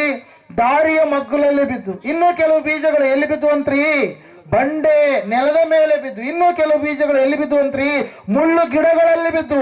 ಕೆಲವು ಬೀಜಗಳು ಎಲ್ಲಿ ಬಿದ್ದುವಂತ್ರಿ? ಒಳ್ಳೆ ನೆಲದಲ್ಲಿ ಬಿದ್ದು. Hallelujah, praise the lord. ದಾರಿಯ ಮಗ್ಗುಲಲ್ಲಿ ಬಿದ್ದಿರ್ತಕ್ಕಂಥ ಬೀಜಗಳನ್ನ ಯಾರು ಬಂದು ಹೊತ್ಕೊಂಡು ಹೋದ್ರ ಅಂತ ಹೇಳ್ತಾ ವಾಕ್ಯ? ಪಕ್ಷಿ. ಯಾವ ಪಕ್ಷಿ ಅಂತ ಯೇಸು ವರ್ಣನೆ ಮಾಡ್ತಾ ಇದ್ದಾರೆ, ತಿಳಿಸ್ತಾ ಇದ್ದಾರೆ, ಸೈತಾನ ಪಕ್ಷಿಯು. ಹಲ್ಲೆಲೂಯಾ. ಹೃದಯದಲ್ಲಿ ಇವತ್ತಿನ ದಿವಸ ವಾಕ್ಯಕ್ಕೆ ಸ್ಥಾನ ಕೊಡ್ತಾ ಇಲ್ಲ. ಹೃದಯದಲ್ಲಿ ಇವತ್ತಿನ ದಿವಸ ಸೈತಾನನಿಗೆ ಸ್ಥಾನ ಕೊಟ್ಟು ಜೀವಿಸುವವರು ಆಗಿರುವ ಕಾರಣಕ್ಕಾಗಿ ಈ ಹೃದಯವೆನ್ನುವಂತ ಗೂಡಿನಲ್ಲಿ ಯಾರಿದ್ದಾರೆ ಇವತ್ತು? ಸೈತಾನ್ ಇದ್ದಾನೆ. ಹಲ್ಲೆಲೂಯಾ. ಸ್ವಾಮಿಗೆ ಸ್ಥಳ ಇಲ್ಲ, ಅದಕ್ಕಾಗಿ ಸ್ಥಿರವಾಗಿ ಜೀವಿಸುವಂತ ವ್ಯಕ್ತಿತ್ವ ಎಲ್ಲ ಪ್ರಿಯರು. ಅದಕ್ಕಾಗಿ ನಾವು ನೋಡ್ತಾ ಇದ್ದ ಸತ್ಯವೇದ ಹೇಳ್ತಾ ಇದೆ ಸ್ಪಷ್ಟವಾಗಿ, ಆ ವ್ಯಕ್ತಿಗೆ ಸ್ವಾಮಿಯವರು ಉತ್ತರ ಕೊಡ್ತಾ ಇದ್ದಾರೆ. ಏನಂತ ಹೇಳಂತಂದ್ರೆ, ನೀನು ನರಿಗಳಿಗೆ ಗುದ್ದುಗಳವೆ, ಆಕಾಶದಲ್ಲಿ ಹಾರಾಡುವಂಥ ಪಕ್ಷಿಗಳಿಗೆ ಗೂಡುಗಳಿದ್ದಾವೆ, ಆದರೆ ಮನುಷ್ಯ ಕುಮಾರನಿಗೆ ತಲೆ ಇಡುವಷ್ಟು ಸ್ಥಳ ಇಲ್ಲ ಎಂಬುದಾಗಿ. ಹಲ್ಲೆಲೂಯಾ. ಫ್ರೆಂಡ್ಸ್ಗಳಲ್ಲಿ ನಾವು ನೋಡ್ತಾ ಇದ್ದೇವೆ ಪ್ರಿಯರೇ, ಸ್ವಾಮಿ ಮಾತನ್ನ ಹೇಳಿದ ಮೇಲೆ ನಾವು ರೋಮಾಪುರದವರಿಗೆ ಬರೆದ ಪತ್ರಿಕೆ 1ನೇ ಅಧ್ಯಾಯ 28ನೇ ವಚನದಲ್ಲಿ ನಾವು ನೋಡುವಾಗ, ಜನರಂತೆ ದೇವರಿಗೆ ತಮ್ಮ ಹೃದಯದಲ್ಲಿ ಅವ್ರು ಏನ್ ಮಾಡ್ತಾ ಇಲ್ಲಂತೆ, ಸ್ಥಳವನ್ನ ಕೊಡ್ತಾ ಇಲ್ಲ. ಏನ್ ಮಾಡ್ತಾ ಇಲ್ಲ ರೀ? ಸ್ಥಳ ಕೊಡ್ತಾ ಇಲ್ಲ. ಉಳಿದಂತ ಎಲ್ಲ ವಿಷಯ ಸಂಗತಿಗಳಿಗೆ ಅವ್ರು ಏನ್ ಮಾಡ್ತಾ ಇದಾರೆ? ಸ್ಥಳವನ್ನ ಕೊಡ್ತಾ ಇದಾರೆ. ಆದ್ರೆ ದೇವರಿಗೆ ಸ್ಥಳವನ್ನ ಅವರು ಕೊಡಲಾರದೆ ಏನ್ ಮಾಡ್ತಾ ಇದಾರೆ ರೀ? ಜೀವಿಸುವಂತವರಾಗಿದ್ದಾರೆ ಪ್ರಿಯರು. ಅದಕ್ಕಾಗಿ ನಾವು ನೋಡ್ತಾ ಇದ್ದೇವೆ, ವಾಕ್ಯ ಹೇಳ್ತಾ ಇದೆ ಸ್ಪಷ್ಟವಾಗಿ. ಏನಂತ ಹೇಳಂತಂದ್ರೆ, ಅವರು ಸ್ಥಳ ಕೊಡಲಾರದ ಕಾರಣಕ್ಕಾಗಿ 1ನೇ 28ನೇ ವಚನದಲ್ಲಿ ಅವರು ಮನಸ್ಸಿಗೆ ಬಂದಂತೆ ಅವರು ನಡೆಯಲು ಅಂತೇಳಿ ದೇವರವ್ರನ್ನ ಏನ್ ಮಾಡ್ಬಿಟ್ನಂತೆ, ಭ್ರಷ್ಟ ಆತ್ಮಕ್ಕೆ ಏನ್ ಮಾಡಿದ್ನಂತ, ಒಪ್ಪಿಸಿಬಿಟ್ಟ. ಹಲ್ಲೆಲೂಯಾ. ಹೇಳ್ತೀರಿ ಕೇಳಾರ್ದೆ ಇರುವಾಗ ನೀವು ಏನ್ ಮಾಡ್ತೀರಿ? ಕೈ ಬಿಟ್ಬಿಡ್ತೀರಿ. ಹೆಂಗಾದ್ರು ಹಾಳಾಗಬೇಕು, ಹೆಂಗಾದ್ರು ಇರಲಿ, ಎಷ್ಟಂತ ಹೇಳ್ಬೇಕು, ಎಷ್ಟಂತ ಕೇಳಬೇಕು, ಎಷ್ಟಂತ ಇವ್ರನ್ನ ಮುಂದೆ ನಾವು ಹಿಂಗಾಗುತ್ತಂತ ಹೇಳಿದ್ರು ಕೂಡ ಅದೇ ರೀತಿಯಾಗಿ ನಡೆದುಕೊಂಡು ಎಷ್ಟಂತ ಇವ್ರಿಗೆ ಹೇಳ್ಬೇಕಂತೇಳಿ ನೀವು ಹೇಳಿ ಹೇಳಿ ಹೇಳಿ ಸಾಕು ಮಾಡ್ಕೊಂಡು ಏನ್ ಮಾಡ್ಬಿಡ್ತೀರಿ? ಕೈ ಬಿಟ್ಬಿಡ್ತೀರಿ. ದೇವರು ಕೂಡ ಮನುಷ್ಯರನ್ನ ಸಂಪೂರ್ಣವಾಗಿ ಆತನ ಏನ್ ಮಾಡ್ಬಿಟ್ಟ, ತಮ್ಮ ಇಷ್ಟಾನುಸಾರವಾಗಿ ಜೀವಿಸುವುದಕ್ಕೆ ಬಿಟ್ಟುಬಿಟ್ಟ. ಯಾಕೆ ಹೇಳ್ರಿ? ಹೃದಯದಲ್ಲಿ ಅವರಿಗೆ ದೇವರಿಗೆ ಏನ್ ಮಾಡಲಿಲ್ಲ, ಸ್ಥಳವನ್ನು ಕೊಡಲಿಲ್ಲ. ಹೃದಯದಲ್ಲಿ ಅವರು ದೇವರಿಗೆ ಏನ್ ಮಾಡಲಿಲ್ಲ, ಸ್ಥಾನವನ್ನು ಕೊಡಲಿಲ್ಲ. ನಾವು ನೋಡ್ತಾ ಇದ್ದೇವೆ ಪ್ರಿಯರೇ, ಅವರು ಆವತ್ತಿನ ದಿವಸ ಯೇಸುವಿಗೆ ಸ್ಥಳವನ್ನು ಕೊಡಲಿಲ್ಲ. ಕಾರಣ ಏನಂತಂದ್ರೆ, ಅವರು ಸಂಪೂರ್ಣವಾಗಿ ಏನಾಗಿದ್ದಾರೆ ಅಂತ ಹೇಳ್ತಾ ಇದೆ ವಾಕ್ಯ, they are completely busy with their works. ಅಲ್ಲಲ್ಲಿ ಅವರು ಸಂಪೂರ್ಣವಾಗಿ ತಮ್ಮ ಕೆಲಸಗಳಲ್ಲಿ ಅವ್ರು ಏನಾಗಿದ್ದಾರೆ? ಬಿಸಿ ಆಗಿದ್ದಾರೆ. ಯಾರು? ಬೆತ್ಲೆಹೇಮಿನವರು ಏನ್ ಮಾಡ್ತಾ ಇದ್ದಾರೆ? ಅವರು ಬಿಸಿ ಆಗಿದ್ದಾರೆ. ಇವತ್ತಿನ ದಿವಸ ನೀವು ನೋಡ್ರಿ, ಮನುಷ್ಯ ಏನ್ ಮಾಡಿದಾನ್ರಿ? ಎಲ್ಲದಕ್ಕೂ ಸಮಯ ಕೊಡ್ತಾನೆ, ಎಲ್ಲದಕ್ಕೂ ಸ್ಥಳ ಕೊಡ್ತಾನೆ, ಆದ್ರೆ ದೇವರಿಗೆ ಸಮಯ ಕೊಡಲ್ಲ, ದೇವರಿಗೆ ಸ್ಥಳ ಕೊಡಲ್ಲ. ಐ ಆಮ್ ಬಿಸಿ ಅಂತ ಹೇಳ್ತಾನೆ. ಹಲ್ಲೆಲೂಯಾ. Praise lord. ಏನ್ ಹೇಳ್ತಾನೆ? ನಾನು ಸಂಪೂರ್ಣವಾಗಿ ಬಿಸಿ ಇದ್ದೇನೆ. ಯಾವ ರೀತಿಯಾಗಿ ಬೆತ್ಲೆಹೇಮಿಗರು ಅವರು ಬಿಸಿ ಆಗಿದ್ದ ಕಾರಣಕ್ಕಾಗಿ ಅವರು ದೇವರಿಗೆ ಏನ್ ಮಾಡಲಿಲ್ಲ, ಸ್ಥಳ ಕೊಡಲಿಲ್ಲ. ಅವ್ರು ಯಾವ ವಿಷಯಕ್ಕಾಗಿ ಬಿಸಿ ಆಗಿದ್ದಾರೆ? ಅಯ್ಯೋ, ನಾಳೆ ಮುಂದೆ ಹೋಗಿ ನಾನು ನಿಂತ್ಕೊಬೇಕು, ಫಸ್ಟ್ ನಂದೇ ಬರೆಸ್ಬೇಕು, ಜನಗಣತಿ ನನ್ನ ಕುಟುಂಬದೇ ಬರೆಸ್ಬೇಕು, ನಾನು ಸುತ್ತಾಡ್ಬೇಕು. ಇಲ್ಲಿಗೆ ಯೆರೂಸಲೇಮ್ ಸಮೀಪವಾಗಿದೆ, 6 ಮೈಲಷ್ಟು ದೂರ ಇದೆ. ಯೆರೂಸಲೇಮ್ ದೇವಾಲಯ ನೋಡಕ್ಕೆ ನಾನು ಹೋಗ್ಬೇಕು. ಎಷ್ಟೋ ವರ್ಷಗಳಾಯ್ತು ದೇವಾಲಯ ನೋಡಿ ನಾನು. ಹಲ್ಲೆಲೂಯಾ. ಒಬ್ಬೊಬ್ರು ಒಂದೊಂದು ರೀತಿಯಲ್ಲಿ ಅವ್ರು ಏನಾಗಿದ್ದಾರೆ? ಬಿಸಿ ಆಗಿದ್ರೆ. ತಮ್ಮನ್ನು ತಾವು ಕಾರ್ಯಚಟುವಟಿಕೆಯಲ್ಲಿ ತೊಡಗಿಸಿಕೊಂಡು ಯಾವುದಕ್ಕೆ ಮುಖ್ಯ ಪ್ರಧಾನ ಸ್ಥಾನವನ್ನು ಕೊಡಬೇಕಾಗಿತ್ತು ಅದಕ್ಕೆ ಕೊಡಲಾರದೆ ಅವ್ರು ಏನ್ ಮಾಡ್ತಾ ಇದಾರೆ? ಜೀವಿಸ್ತಾ ಇದ್ದಾರೆ. ನಾವು ನೋಡ್ತಾ ಇದ್ದೇವೆ ಬೆತ್ಲೆಹೇಮಿಗರು ಅವರು ಬಿಸಿ ಆಗಿದ್ದಾರೆ. ಕಾರಣ ಏನಂತಂದ್ರೆ, ಅವರಿಗೆ ಸ್ವಾಮಿಗೆ ಸ್ಥಳ ಕೊಡೋದಕ್ಕೆ ಅವ್ರಿಗೆ ಏನಿಲ್ಲ, ಸಮಯ ಇಲ್ಲ. ನಾವು ನೋಡ್ತಾ ಇದ್ದೇವೆ ಪ್ರೇರೆ, ಅವರು ಸಂಪೂರ್ಣವಾಗಿ ಹುಟ್ಟಿರುವ ಆತನ ಕುರಿತ ಮೌಲ್ಯ, ಬೆಲೆ ಏನೆಂಬುದಾಗಿ ತಿಳಿಯಲಾರದೆ ಅವ್ರು ಏನ್ ಮಾಡ್ತಾ ಇದ್ದಾರೆ? ಜೀವಿಸ್ತಾ ಇದ್ದಾರೆ. ಯಾರಂತ್ರಿ? ಬೆತ್ಲೆಹೇಮಿನವರು. ಹಲ್ಲೆಲೂಯಾ. Praise Lord. ಯೇಸು ಸ್ವಾಮಿ ಭೂಮಿಯ ಮೇಲೆ ಹುಟ್ಟಿದಾಗ ಆಕಾಶದಲ್ಲಿ ಏನು ಹುಟ್ಟುತ್ತಂತ ಹೇಳುತ್ತೆ ವಾಕ್ಯ? ನಕ್ಷತ್ರ. ಆ ನಕ್ಷತ್ರ ಹುಟ್ಟಿದಾಗ ಅನೇಕರು ಏನ್ ಮಾಡ್ತಾ ಇದ್ದಾರೆ, ಯಾಕೆ ಈ ನಕ್ಷತ್ರ ಹುಟ್ಟಿತು, ಇಷ್ಟು ದಿವಸಗಳು ಕಾಣಲಾರದ ನಕ್ಷತ್ರ ಯಾಕೆ ಇವತ್ತೇ ಬಂದಿದೆ, ಆ ನಕ್ಷತ್ರದ ಕುರಿತಾಗಿ ನಮಗಿಂತ ಹಿಂದೆ ಇರ್ತಕ್ಕಂಥ ಪೂರ್ವಿಕರು ಏನಾದ್ರೂ ಪುಸ್ತಕದಲ್ಲಿ ಬರೆದಿದ್ದಾರಾ, ದೈವಿಕ ಗ್ರಂಥಗಳಲ್ಲಿ ಇದರ ಕುರಿತಾಗಿ ಹೇಳಲ್ಪಟ್ಟಿದೆಯಾ ಎಂಬುದಾಗಿ ಅವರ ಪುಸ್ತಕಗಳನ್ನ ತಿರುವಿ ತಿರುವಿ ತಿರುವಿ ತಿರುವಿ ಆಗ್ತಾ ಇರಬೇಕಾದ್ರೆ ಅವರಿಗೊಂದು ಸತ್ಯ ಸಂಗತಿ ಏನ್ ಮಾಡ್ತಾರೆ, ತಿಳಿಯಬಂತು ಪ್ರಿಯರೇ. ಇವ್ರು ನೋಡ್ತಾ ಇದ್ದಾರೆ ಬೆತ್ಲೆಹೇಮರು ನಕ್ಷತ್ರ ಏನೋ ಹೊಸದಾಗಿ ಬಂದಿರ್ಬೋದು, ಆದರೆ ಕೆಲವರು ನೋಡ್ತಾ ಇದ್ದಾರೆ ಆ ನಕ್ಷತ್ರ ಯಾಕೆ ಹುಟ್ಟಿತ್ತು ಎಂಬುದಾಗಿ. ಹಲ್ಲೆಲೂಯಾ. ಆ ಬೆತ್ಲೆಹೇಮಿನಲ್ಲಿ ಆ ಇರ್ತಕ್ಕಂಥ ಆತನು ಹುಟ್ಟಿದ ಸಮಯದಲ್ಲಿ ಆಕಾಶದಲ್ಲಿ ಹುಟ್ಟಿರ್ತಕ್ಕಂಥ ನಕ್ಷತ್ರದ ಕುರಿತಾಗಿ ಜ್ಞಾನಿಗಳು ಏನ್ ಮಾಡಿದ್ರಂತ್ರಿ, ಅನ್ವೇಷಣೆ ಮಾಡಿದ್ರು. ಏನ್ ಮಾಡಿದ್ರಿ, ಅನ್ವೇಷಣೆ ಮಾಡಿದ್ರು. ಅನ್ವೇಷಣೆ ಮಾಡಿರುವಂಥದ್ದು ಮಾತ್ರವಲ್ಲ, ಅನ್ವೇಷಣೆ ಮಾಡಿದಾದ ಮೇಲೆ ಸತ್ಯ ಎನ್ನುವಂಥದ್ದು ಅವರಿಗೆ ಗೊತ್ತಾದ ಮೇಲೆ ಅವರು ಸುಮ್ಮನೆ ಇರಲಿಲ್ಲ, ಹುಟ್ಟಿರುವ ಆತನು ದೇವರೇ ಆಗಿದ್ದಾನೆ ಎಂಬುದಾಗಿ ತಿಳಿದುಕೊಂಡ್ರು ಅವರು. ಹಲ್ಲೆಲೂಯಾ. ದೇವರೇ ನರ ಮನುಷ್ಯನಾಗಿ ಈ ಲೋಕಕ್ಕೆ ಹೊರಟು ಬಂದಾಗ ಆಕಾಶದಲ್ಲಿ ಒಂದು ನಕ್ಷತ್ರ ಹುಟ್ಟುತ್ತೆ ಎನ್ನುವಂತ ಪ್ರವಾದನೆ ಯಾವುದಿತ್ತು, ಆ ಪ್ರವಾದನೆಯನ್ನು ಅವರು ತಿಳಿದುಕೊಂಡ್ರು. ಅದು ಬಿಳಾಮನ ಒಂದು ಪ್ರವಾದನೆಯಾಗಿ, ದಾನಿಯೇಲನು ಹೇಳಿದಂತ ಪ್ರವಾದನೆಯಾಗಿ ಅವೆಲ್ಲವುಗಳನ್ನು ಅವ್ರು ಏನ್ ಮಾಡಿದ್ರಿ, ತಿರುವಿ ತಿರುವಿ ಹಾಕಿದ್ರು. ಅದಕ್ಕಾಗಿ ನೋಡ್ರಿ, ಅನೇಕ ಧರ್ಮ ಗ್ರಂಥ ಪುಸ್ತಕಗಳಲ್ಲಿ ಕ್ರಿಸ್ತನ ಜನನದ ಕುರಿತಾಗಿ ಸೃಷ್ಟಿಕರ್ತನು ಮನುಷ್ಯ ಅವತಾರಿಯಾಗಿ ಬಂದು ಮನುಷ್ಯರೆಲ್ಲರನ್ನ ಪಾಪದಿಂದ, ಶಾಪದಿಂದ, ಅವಮಾನದಿಂದ, ರೋಗದಿಂದ ಎಲ್ಲವುಗಳಿಂದ ಆತನು ಬಿಡುಗಡೆ ಮಾಡ್ತಾನಂತೇಳಿ ಅವರಲ್ಲಿ ದೇವರು ಯಾವುದೋ ಒಂದು ರೀತಿಯಲ್ಲಿ ಏನ್ ಮಾಡಿಬಿಟ್ಟಿದ್ದಾನೆ, ಬರೆಸಿಟ್ಟಿದ್ದಾನೆ ಪ್ರೇಯರ್. ಹಲ್ಲೆಲೂಯಾ. Praise lord. ನೀವು ಚೀನಾಕ್ಕೆ ಹೋದ್ರೆ ಕನ್ಫ್ಯೂಷಿಯಸ್ ಹೇಳ್ತಾನೆ ಏನಂತ ಹೇಳಿ, ದೇವರು ಭೂಮಧ್ಯಪುರವಾದ ಪ್ಯಾಲೆಸ್ತೀನಿನಲ್ಲಿ ಹುಟ್ಟುವನು ಎಂಬುದಾಗಿ. ಗೌತಮ ಬುದ್ಧನ ಹೇಳ್ತಾನೆ, ನಾನು ಗತಿಸಿ ಹೋಗಿ 500 ವರ್ಷಗಳ ಆದ ಮೇಲೆ ಮೆಥಯ ಅಂದ್ರೆ ರಕ್ಷಕ, ಲೋಕವನ್ನು ರಕ್ಷಿಸುವ ಆತನು ಈ ಲೋಕಕ್ಕೆ ಹೊರಟು ಬರ್ತಾನೆ ಅಂತೇಳಿ. ಮತ್ತೆ ನಮ್ಮ ಭಾರತೀಯ ವೇದಗಳಲ್ಲಿರ್ತಕ್ಕಂಥ ವೇದ ಪುಸ್ತಕಗಳು ಎಲ್ಲವೂ ಕೂಡ ಹೇಳ್ತವೆ ಏನಂತ ಹೇಳಿರಿ, ಯೇಸು ಕ್ರಿಸ್ತನ ಅಂದ್ರೆ ಸೃಷ್ಟಿಕರ್ತನಾದಂಥ ದೇವರು ನರಾವತಾರಿಯಾಗಿ ಈ ಲೋಕಕ್ಕೆ ಕನ್ನಿಕೆಯ ಗರ್ಭದಲ್ಲಿ ಹುಟ್ಟಿದಾಗ, ಪಶುಗಳ ಶಾಲೆಯಲ್ಲಿ ಹುಟ್ಟಿದಾಗ ಅವತಾರ ಅಂದ್ರೆ ಆಕಾಶದಲ್ಲಿ ಒಂದು ತಾರೆ ಎನ್ನುವಂಥದ್ದು ಏನಾಗುತ್ತೆ, ಜನಿಸುತ್ತೆ. ಯಾವಾತನು ಈ ಲೋಕದಲ್ಲಿ ಹುಟ್ಟುತ್ತಾನೋ ಹುಟ್ಟಿದಾಗ ತಾರೆ ಎನ್ನುವಂಥದ್ದು ಏನಾಗುತ್ತೆ, ಜನಿಸುತ್ತೆ ಅಂತೇಳಿ ಅವತಾರ ಎನ್ನುವಂಥ ಕಾನ್ಸೆಪ್ಟ್ ಅನ್ನು ಅವ್ರು ಏನ್ ಮಾಡಿದ್ರಿ, ತೆಗೆದುಕೊಂಡು ಬಂದ್ರು. ಹಲ್ಲೆಲೂಯಾ. ಇನ್ನು ಅನೇಕ ಧರ್ಮ ಗ್ರಂಥಗಳಲ್ಲಿ ನಾವು ನೋಡುವಾಗ ಆತನು ಹುಟ್ಟುವಿಕೆ ಕುರಿತಾಗಿ ಅನೇಕ ಸತ್ಯ ಸಂಗತಿಗಳನ್ನ ದೇವರು ಯಾವುದೋ ಒಂದು ರೀತಿಯಲ್ಲಿ ಏನ್ ಮಾಡಿದಾನೆ, ಭರಿಸಿದಾನೆ ಪ್ರಿಯರೇ. ಹಲ್ಲೆಲೂಯಾ. ಇವರ ಒಂದು ಧಾರ್ಮಿಕ ಗ್ರಂಥದಲ್ಲಿ ನಾವು ನೋಡುವಾಗ ಕನ್ನಿಕೆ ಇಷ್ಟು ವರ್ಷಕ್ಕೆ ಆಕೆ ಜನ್ಮ ನೀಡ್ತಾಳೆ, ಸೃಷ್ಟಿಕರ್ತನಂತ ದೇವರಿಗೆ ಜನ್ಮ ನೀಡಿದಾಗ ಆಕಾಶದಲ್ಲಿ ಒಂದು ನಕ್ಷತ್ರ ಹುಟ್ಟುತ್ತಂತೇಳಿ ಪರ್ಷಿಯ ದೇಶಸ್ಥರ ಜಂಡ ಅವ್ಯಸ್ಥ ಎನ್ನುವಂಥ ಪುಸ್ತಕದಲ್ಲಿ ಏನಾಗಿದೆ ರೀ, ಲಿಖಿತವಾಗಿದೆ ಪ್ರಿಯರೇ. ಹಲ್ಲೆಲೂಯಾ. Praise the lord. ಅದಕ್ಕಾಗಿ ನಾವು ನೋಡ್ತಾ ಇದ್ದೇವೆ, ಸತ್ಯವೇದ ಸ್ಪಷ್ಟವಾಗಿ ಹೇಳ್ತಾ ಇದೆ ಪ್ರಿಯರೇ, ಆತನು ಎಲ್ಲಾ ಮನುಷ್ಯರುಗಳಿಗೆ ಆತನು ದೇವರು. ಹಲ್ಲೆಲೂಯಾ. ಆತನು ಧರ್ಮಗಳ ದೇವರಲ್ಲ. ಹಲ್ಲೆಲೂಯಾ. ಆತನ ಏನಂತ ಹೇಳಿ, ಎಲ್ಲಾ ನರ ಪ್ರಾಣಿಗಳಿಗೆ ನಾನೇ ದೇವರು, ನನ್ನ ಹೊರತು ದೇವರು ಯಾರು ಕೂಡ ಇಲ್ಲ, ಹಿಂದೆ ಇಲ್ಲ, ಮುಂದೆ ಕೂಡ ಇರೋದಕ್ಕೆ ಸಾಧ್ಯ ಇಲ್ಲ, ನಾನು ಒಬ್ಬನೇ ಎಂಬುದಾಗಿ ಹೇಳಿದಂತ ಸರ್ವೇಶ್ವರನ ಆ ದೇವರು ಈ ಲೋಕದಲ್ಲಿ ಹುಟ್ಟಿ ಜನಿಸಿ ಬಂದಂತ ಸಮಯದಲ್ಲಿ ಬೆತ್ಲೆಹೇಮಿಗರು ಏನ್ ಮಾಡ್ತಾ ಇದಾರೆ ಅಂತ ಹೇಳ್ತಾ ಇದೆ ವಾಕ್ಯ ರೀ. ಅವ್ರು ಏನ್ ಮಾಡ್ತಾ ಇದಾರ್ರಿ, ಆತನಿಗೆ ಸ್ಥಳವನ್ನ ಕೊಡಲಿಲ್ಲ. ಅವರು ಸಂಪೂರ್ಣವಾಗಿ ತಮ್ಮ ಕೆಲಸ ಕಾರ್ಯಗಳಲ್ಲಿ ಅವ್ರು ಏನಾಗಿದ್ದಾರೆ, ಬ್ಯುಸಿ ಆಗಿದ್ದಾರೆ. ಅವರು ಸಂಪೂರ್ಣವಾಗಿ ಹುಟ್ಟಿರ್ತಕ್ಕಂಥ ಆತನು ಯಾರು ಎಂಬುದಾಗಿ ತಿಳಿಯಲಾರದೆ ಅವರು ಸಾಮಾನ್ಯವಾಗಿ ಏನ್ ಮಾಡ್ತಾ ಇದ್ದಾರೆ, ಜೀವಿಸ್ತಾ ಇದ್ದಾರೆ ಪ್ರೇರ. ಆದರೆ ಜ್ಞಾನಿಗಳಾದ್ರು ಅನ್ವೇಷಣೆ ಮಾಡಿದ ಮೇಲೆ ಆತನನ್ನು ಆರಾಧನೆ ಮಾಡುವುದಕ್ಕಾಗಿ ಅವರು ಏನ್ ಮಾಡ್ತಾ ಇದ್ದಾರೆ, ತಂಡೋಪತಂಡವಾಗಿ ಹೊರಟು ನಕ್ಷತ್ರ ದಾರಿ ತೋರಿಸ್ತಾ ಇರಬೇಕಾದ್ರೆ ರಾತ್ರಿ ಸಮಯದಲ್ಲಿ ಮಾತ್ರ ಪ್ರಯಾಣವನ್ನ ಮಾಡಿಕೊಂಡು ಅವರು ಏನ್ ಮಾಡ್ತಾ ಇದ್ದಾರೆ, ಮಗು ಇರುವಂತ ಸ್ಥಳಕ್ಕೆ ಹುಡುಕಿಕೊಂಡು ಹೋಗ್ತಾ ಇದ್ದಾರೆ. ಯಾಕಂದ್ರೆ ಹುಟ್ಟಿರ್ತಕ್ಕಂಥ ಮಗುವಿನ ಬೆಲೆ ದೂರದ ದೇಶದಲ್ಲಿರ್ತಕ್ಕಂಥ ಆ ಜನರಿಗೆ ಗೊತ್ತಿದೆ, ಆದ್ರೆ ಹುಟ್ಟಿರ್ತಕ್ಕಂಥ ಆ ಸ್ಥಳದಲ್ಲಿ ಇರ್ತಕ್ಕಂಥವರಿಗೆ ಗೊತ್ತೇ ಇಲ್ಲ. ಹಲ್ಲೆಲೂಯಾ.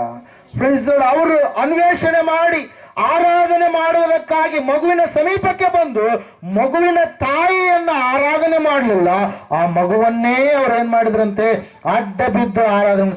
ಚಿಕ್ಕ ಕೂಸು. ಹಲ್ಲೆಲೂಯಾ. 2 ವರ್ಷಗಳ ಕೂಸು ಅನ್ಕೊಳ್ಳೋಣ. ಆ 2 ವರ್ಷಗಳ ಕೂಸಿಗೆ ಇವರು ಜ್ಞಾನಿಗಳು, ಹಲ್ಲೆಲೂಯಾ, ಪಂಡಿತರು, ಹಲ್ಲೆಲೂಯಾ, ಎಲ್ಲ ವೇದಗಳನ್ನ ಬಲ್ಲಂತ ಚಾಣಾಕ್ಷತನ ಉಳ್ಳಂತ ವ್ಯಕ್ತಿಗಳು, ರಾಜನ ಆಸ್ಥಾನದಲ್ಲಿ ಇರುವಂತ ವ್ಯಕ್ತಿಗಳು. ಆವತ್ತಿನ ದಿವಸ ಜ್ಞಾನಿಗಳು ಅಂತಂದ್ರೆ ಕೇವಲ ಒಂದೇ ವಿಷಯದಲ್ಲಿ ಇರುವಂತವರಲ್ಲ.